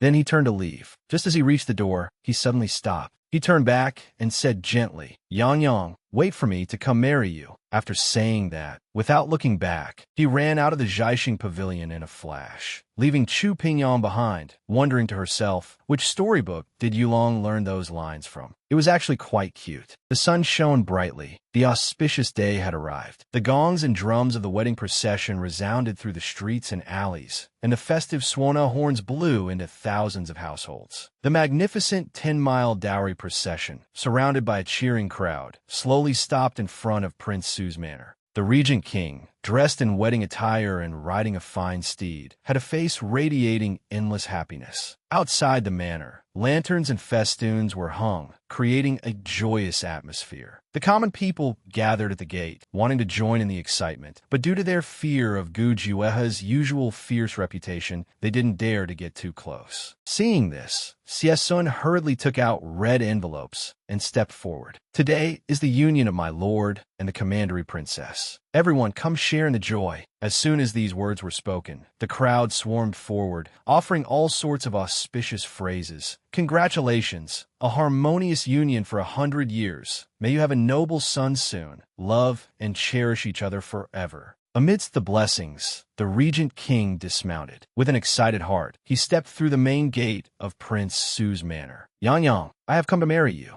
Meanwhile, inside the Zhaixing pavilion, preparations were proceeding in a tense but orderly manner. Lu Ji and Hong Zhu were attending to Chu Pingyang on both sides. Before the dressing table, the round bronze mirror reflected a silhouette, a phoenix crown and ceremonial robes, pink and white makeup with dark eyebrows, red lips, and white teeth. She was as beautiful as a fairy descended to earth. Chu Pingyang gently pressed her lips together to set the rouge, sighing inwardly, I originally thought I would live out this life alone, but unexpectedly, I ended up marrying after all, and to become husband and wife with Gu Jueha, of all people. At this moment, Lu Ji helped Chu Pingyang up with a beaming smile, her heart bursting with excitement, frantically waving flags and shouting in her mind, the couple I ship is finally together. It's so sweet. Hong Zhu asked her in confusion. What are you smiling at? Lu Ji said with a face full of excitement. The commandery princess is getting married. And to Lord Gu, no less. Chu Pingyong asked suspiciously, You trust Gu Juehe that much? Lu Ji smiled and replied, This servant doesn't trust Lord Gu. I trust the commandery princess. You are the best woman in the world. You will definitely have a wonderful life. After saying this, she handed the round fan to the commandery princess. Chu Pingyong took the fan and replied gently, Silly girl, I accept your auspicious words. Then, the bride and groom arrived at the main hall. Prince Su, whose name had been heard but whose person had not been seen for over 50 episodes, was sitting solemnly in the seat of honor. Gu Juehe respectfully offered the tea for changing the form of address. I respectfully invite father-in-law to drink this new tea from your son-in-law. Prince Su took the tea, suddenly bursting into tears with an impulse to go back on his word. Yang, my heart's flesh. Seeing this, Chu Pingyong quickly comforted him. Father, your daughter is only getting married. I will come back. Standing to the side, Chu Qingyu suddenly felt lonely and muttered softly, She is your heart's flesh. Then what am I? At this moment, Chu Pingyong walked to her side. Second sister, take good care of father and mother. Chu Qingyu said disdainfully, I don't need you to remind me. Once you're married off, I will be the only young lady of Prince Su's manor. Naturally, I will be filial to father and mother. Chu Pingyong sighed helplessly. Eat more and grow some brains. Use fewer of those scheming tricks. Just as Chu Qingyu was about to explode,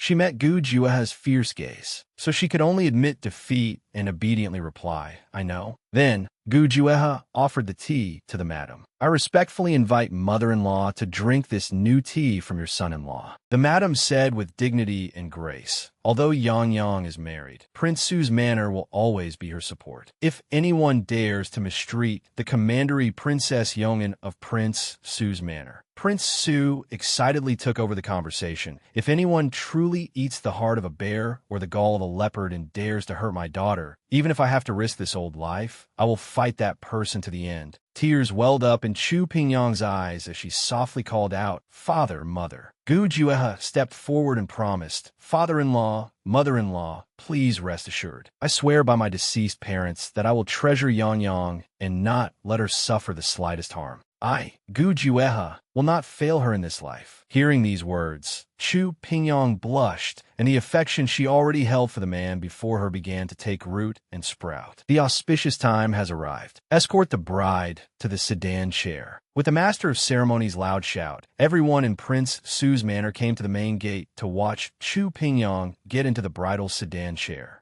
Instantly, firecrackers popped and gongs and drums sounded. The massive wedding procession began to move toward the Regent King's manor. Suddenly, someone in the crowd shouted, Look, who is that? Wei Qingwu was seen riding a small white horse, slowly approaching from the opposite direction. Gu Juehe signaled for the wedding procession to stop. Because the sedan bearers stopped a bit hastily, Chu Pingyong stumbled. She hurriedly asked what happened. Lu Ji whispered in explanation, Commandery Princess, it's young General Wei. At this moment, sparks were flying between Gu Juehe and Wei Qingwu. Young General Wei, what is the meaning of this? Wei Qingwu stared unblinkingly at Gu Juehe. I came to warn you. Since you have the good fortune to marry Yang, treat her well. If you dare to make her sad, I will kill you first and then take your place. Gu Juehe's eyes revealed a cold light, and his tone was icy. Considering you're doing this for Yang, I will not haggle with you today. If there's a next time, I won't mind staining these hands with your blood. Wei Qingwu said in a threatening tone, You had better remember these words today. After speaking, he rode his horse straight toward the bridal sedan chair. Xiesun stepped forward worriedly and asked, Should we stop him? Gu Juehe was silent for a moment before saying, Let him go. By this time, Wei Qingwu had arrived in front of the sedan chair. Yang, I don't know if marrying him counts as good for you, but compared to the third prince, Gu Juehe treats you with some sincerity. The young general's voice became a bit choked. He paused, then continued, Yang, if you suffer any grievances in the future, be sure to send word to the northern frontier. Even if I must defy an imperial decree, I will come back to support you. Chu Pingyong blurted out in surprise. The northern frontier? Wei Qingwu hurriedly explained, The surrounding small states have been restless lately, so I requested to guard the border. Chu Pingyong felt extremely sad. In this life, Brother Qingwu still went to the northern frontier. Seeing that Chu Pingyong did not speak, the young general revealed a bitter smile and said, "No matter what, I will always be your Brother Qingwu. Yang goodbye." With that, he spurred his horse and left. Only after he had gone far did Chu Pingyong whisper in reply, "Thank you, Brother Qingwu." At this moment, with a shout of procession rise, the firecrackers, gongs, and drums sounded again. The wedding procession continued toward the Regent King's manor. As they passed a tea house, General Mu, standing on the second floor, muttered to himself with a solemn expression. He actually hooked up with Prince Su. "Gu Jueha, I truly underestimated you." Meanwhile, standing in the crowd, Shunxing has stared at the bridal sedan chair and silently said to Chu Pingyong in her heart, "Sorry, Commandery Princess. Since you married someone else in this life, I will unceremoniously accept the destiny of becoming the Empress." Finally, before dusk, the wedding procession arrived at the Regent King's manor. Chu Pingyong sat upright on the bed. Even now, she still couldn't quite believe it. Just like that, she had become Gu Jue's wife. Suddenly, a burst of messy footsteps came from outside the door. Xie was seen supporting the Regent King, who had drunk 3 cups as they walked in. "Commandery Princess." "Oh no, madam. My lord drank a few too many cups at the banquet just now. I'm afraid I must trouble madam." Chu Pingyong recalled the scene last time when Gu Jue had drank 2 cups. She instantly felt a bit flustered. She hurriedly summoned Lu Ji and Hong Zhu. Hong Zhu stared blankly and waved her hand, only to be dragged away by a grinning Lu Ji. "Commandery Princess, we servants will take our leave first." Then the door slammed shut. The room instantly fell silent. Gu Jueha sat at the round table with glazed eyes. Chu Pingyong cautiously called his name. Seeing no reaction, she walked up to him. She held up 2 fingers in a V shape and asked, "How many is this?" Gu Jueha looked completely confused. Chu Pingyong muttered to herself, "He really is drunk." Just then, Gu Jueha grabbed Chu Pingyong's hand and pulled her into his embrace. He kept nuzzling her face. Yang, I haven't been this happy in many years. I am so joyful to be able to marry you." Chu Pingyong said perfunctorily, Okay, you're married, you're happy. But can you go rest on the bed first? You're too heavy." Gu Jueha, hearing his name, the Regent King immediately raised an objection. "No, not Gu Jueha. If you don't call me by the right name, I won't sleep tonight." Chu Pingyong instantly felt like she was coaxing a child from the orphanage. "Fine. Yulong, Gu Yulong, is that okay?" Before she could finish, Gu Jueha's deep kiss covered her red lips. Have you ever seen a groom who feigns helplessness on his wedding night? Gu Jueha returned to the room after 3 cups of wine, expressing his inner joy with a deep kiss. Chu Pingyong was stunned into immobility by this sudden move. Moments later, Gu Jueha's lips slid across her cheek, and his whole body collapsed onto her, unconscious. Chu Pingyong looked at him speechlessly. Strange. Why didn't I push him away just now? We agreed the marriage was an expedient measure, and we would treat each other with respect like guests. With no other choice, she sighed helplessly. Then, gathering all her strength, she dragged Gu Jueha onto the bed. Before long, the sound of the man's even breathing could be heard.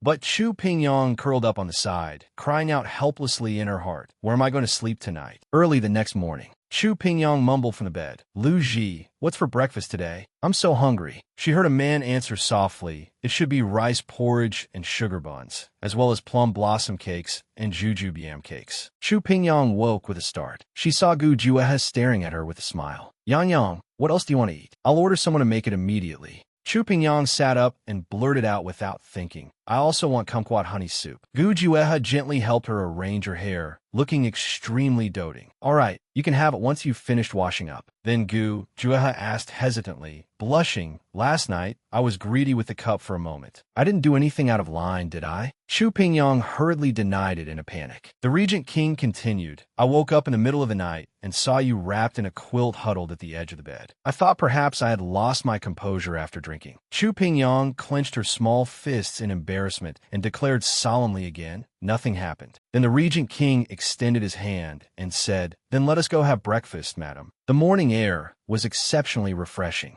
Gu Jueha introduced the manor to Chu Pingyong. "This is the study. Although I have ordered that no one is allowed to approach, you are an exception. You can go anywhere you want in the entire Gu Manor. Over there is the storehouse. I've already given you the key. Take whatever you want to use at any time. Chu Pingyang asked in confusion, why didn't I think you were this talkative before? We just finished breakfast, and you've taken me around your manor for so long. My legs are sore. Upon hearing this, Gu Jueha immediately scooped her up in a princess carry. If I had known your legs were sore, I would have carried you around. Also, this isn't my manor, it's our manor. Chu Pingyang blushed, pounding his chest and urging, put me down quickly. People will see. Unexpectedly, the Regent King confessed his deep affection once again. Yang Yang, I am very happy to be able to meet you openly and speak with you. The scene shifted to the Imperial Palace. Subject Gu Jueha brings his new bride to the palace to bow in thanks to your majesty. The emperor revealed a benevolent smile. Rise. I was previously worried this marriage would wrong Yongin, but I didn't expect you two to have long-held affection for each other. It seems I have done a truly good job as a matchmaker. At this moment, Lu Lingxian knelt before the emperor and unleashed a wave of flattery. Father is a heavenly being. Naturally, everything you do is done well. The emperor laughed and said,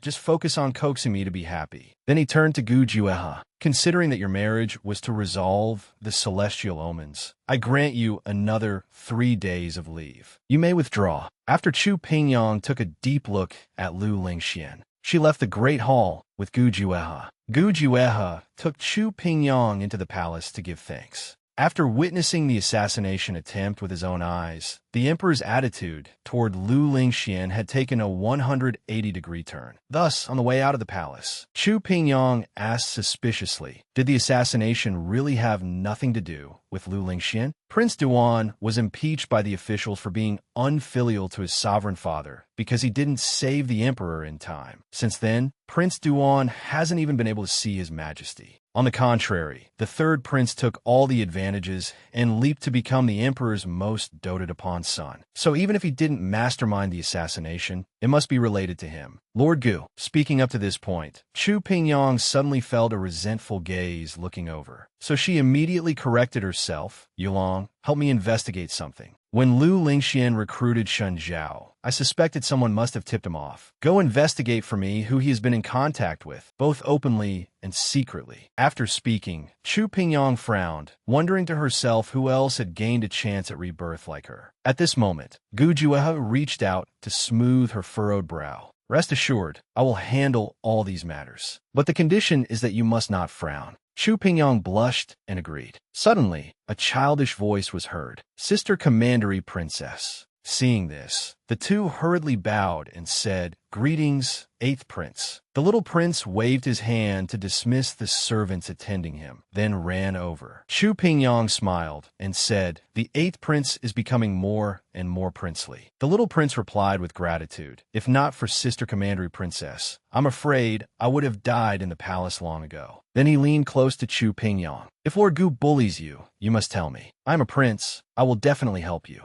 Chu Pingyang gently pinched his tender cheek. Don't worry, Lord Gu wouldn't dare. Then she bowed again. I came to the palace today to give thanks and cannot stay long. I will take my leave first. Meanwhile, when Princess Jiahui learned that Gu Jueha had entered the palace, she went crazy trying to go see him. But the maids all knelt on the ground to block her. Princess, forgive us. The Empress specifically ordered that you're not allowed to take half a step out of Fengyang Pavilion. Jiahui shouted angrily, I am a noble princess. I can't get the person I want, and I can't do the things I want to do. Why on earth is that? A maid answered tremblingly. This servant heard that Commandery Princess Yongin seems to look after the 8th prince quite a bit. Hearing this, Jiahui instantly quieted down. The 8th prince? That bastard father detests? Then she revealed a sinister smile. Fine. Since Chu Pingyang shows off her kindness everywhere, this princess will make sure she doesn't get her wish. At night, Chu Pingyang was washing up. Gu Jueha walked in and whispered a few sentences to her. Chu Pingyang asked in shock, Shen Qinghe, the person secretly communicating with Lu Lingxian is actually her. Gu Jueha picked up a handkerchief and replied while wiping Chu Pingyang's hands.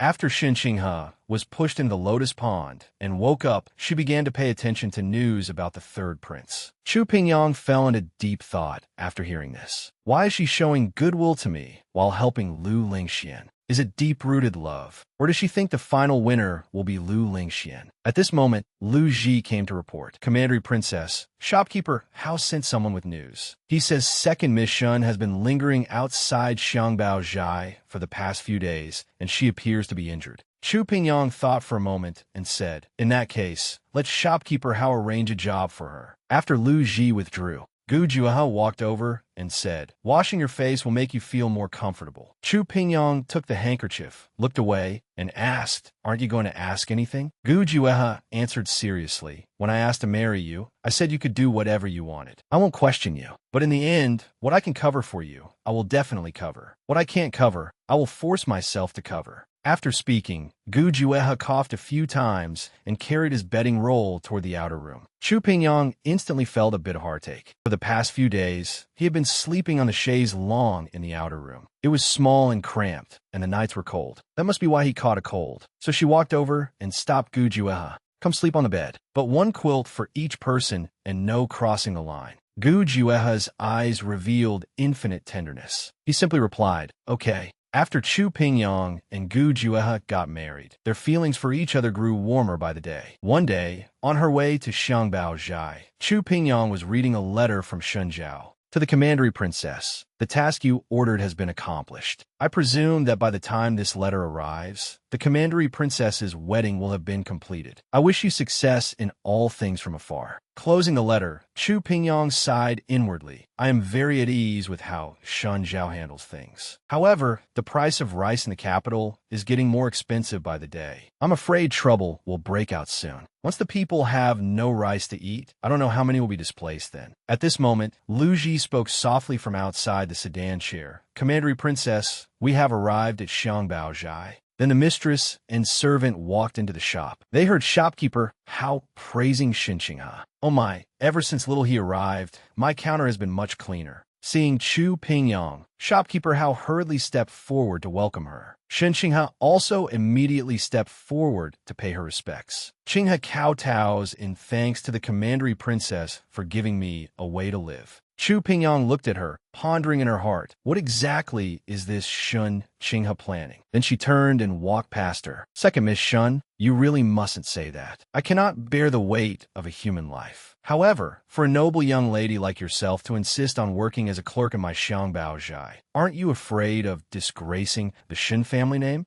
As she spoke, she sat down in a chair. If the censorate were to find out, they might impeach Lord Shun for the crime of mistreating a concubine-born daughter. Is that perhaps exactly what you were planning, second miss? Hearing this, shopkeeper Hao hurriedly vouched for Xinqinghe. Princess, Xiao he wouldn't do that. To prove her innocence, Xinqinghe spoke up loudly. Qinghe admires you, princess. I wish to become a woman like you. As a daughter born of a concubine, my father is unkind and my mother is unvirtuous. My legitimate sister is domineering and intolerant. So I wish to learn your skills. Princess, as long as one has silver, one can always find a place to stand in this world. Chu Pingyang listened and replied coldly, so that is how it is. Rise, then. If others see you like this, they might think I've done something to you. Xinqinghe immediately stood up and withdrew. Watching her retreating figure, Chu Pingyang secretly made a resolve. Show me whatever skills you have. Let us see who is truly the superior one. Just then, Mu Qixin walked in. Chu Pingyang was quite surprised. She stood up and exchanged pleasantries. How does General Mu have the leisure to visit Xiangbao Zhai? Are you buying something for your sister? She then instructed shopkeeper Hao, bring out the shop's finest rouge. However, Mu Qixin said, no need, this general will look around himself. However, the princess is already married. Why do you still come out to show your face in public? Does Lord Gu not mind? Eager to protect her mistress, Lu Ji shouted loudly. Insolent. Chu Pingyang stopped her, then turned to face Mu Qixin and said, so, General Mu has come today specifically to cause trouble. It is a pity that my temperament is unruly and my status is noble. I am not someone General Mu can easily manipulate. Furthermore, the affairs between myself and Yulong are not for an outsider like you to gossip about. She then gently waved her hand, issuing an order for him to leave. My Xiangbao Zhai does not welcome those who look for trouble where there is none. Please leave. Mu Qixin said with a faint, ambiguous smile, I wouldn't dare. Since the princess is so formidable, how would I, Mu, dare to cause you trouble? It is simply that Prince Su has always been one to play it safe. But since you have married Gu Jiwaha, princess, then you and I will inevitably cross swords in the future. Having said this, he strode away. And with that, the first season of Peach Blossoms Illuminate the Jade Table comes to a close. I really like the art style of this comic. The female lead remains intelligent throughout the entire story. The author of the comic also planted many foreshadowing details at the end. For example, Jia Hui and the Eighth Prince, Mu Qixin targeting Prince Su's manor, Shun Zhao's feigned surrender, Lu Lingxian gaining favor, Shun Qinghe's rebirth, and of course, Gu Jue's true background. So, I am very much looking forward to the creation of a second season. Thank you, friends, for your love and support. I will continue to look for great comics to share with everyone in the future.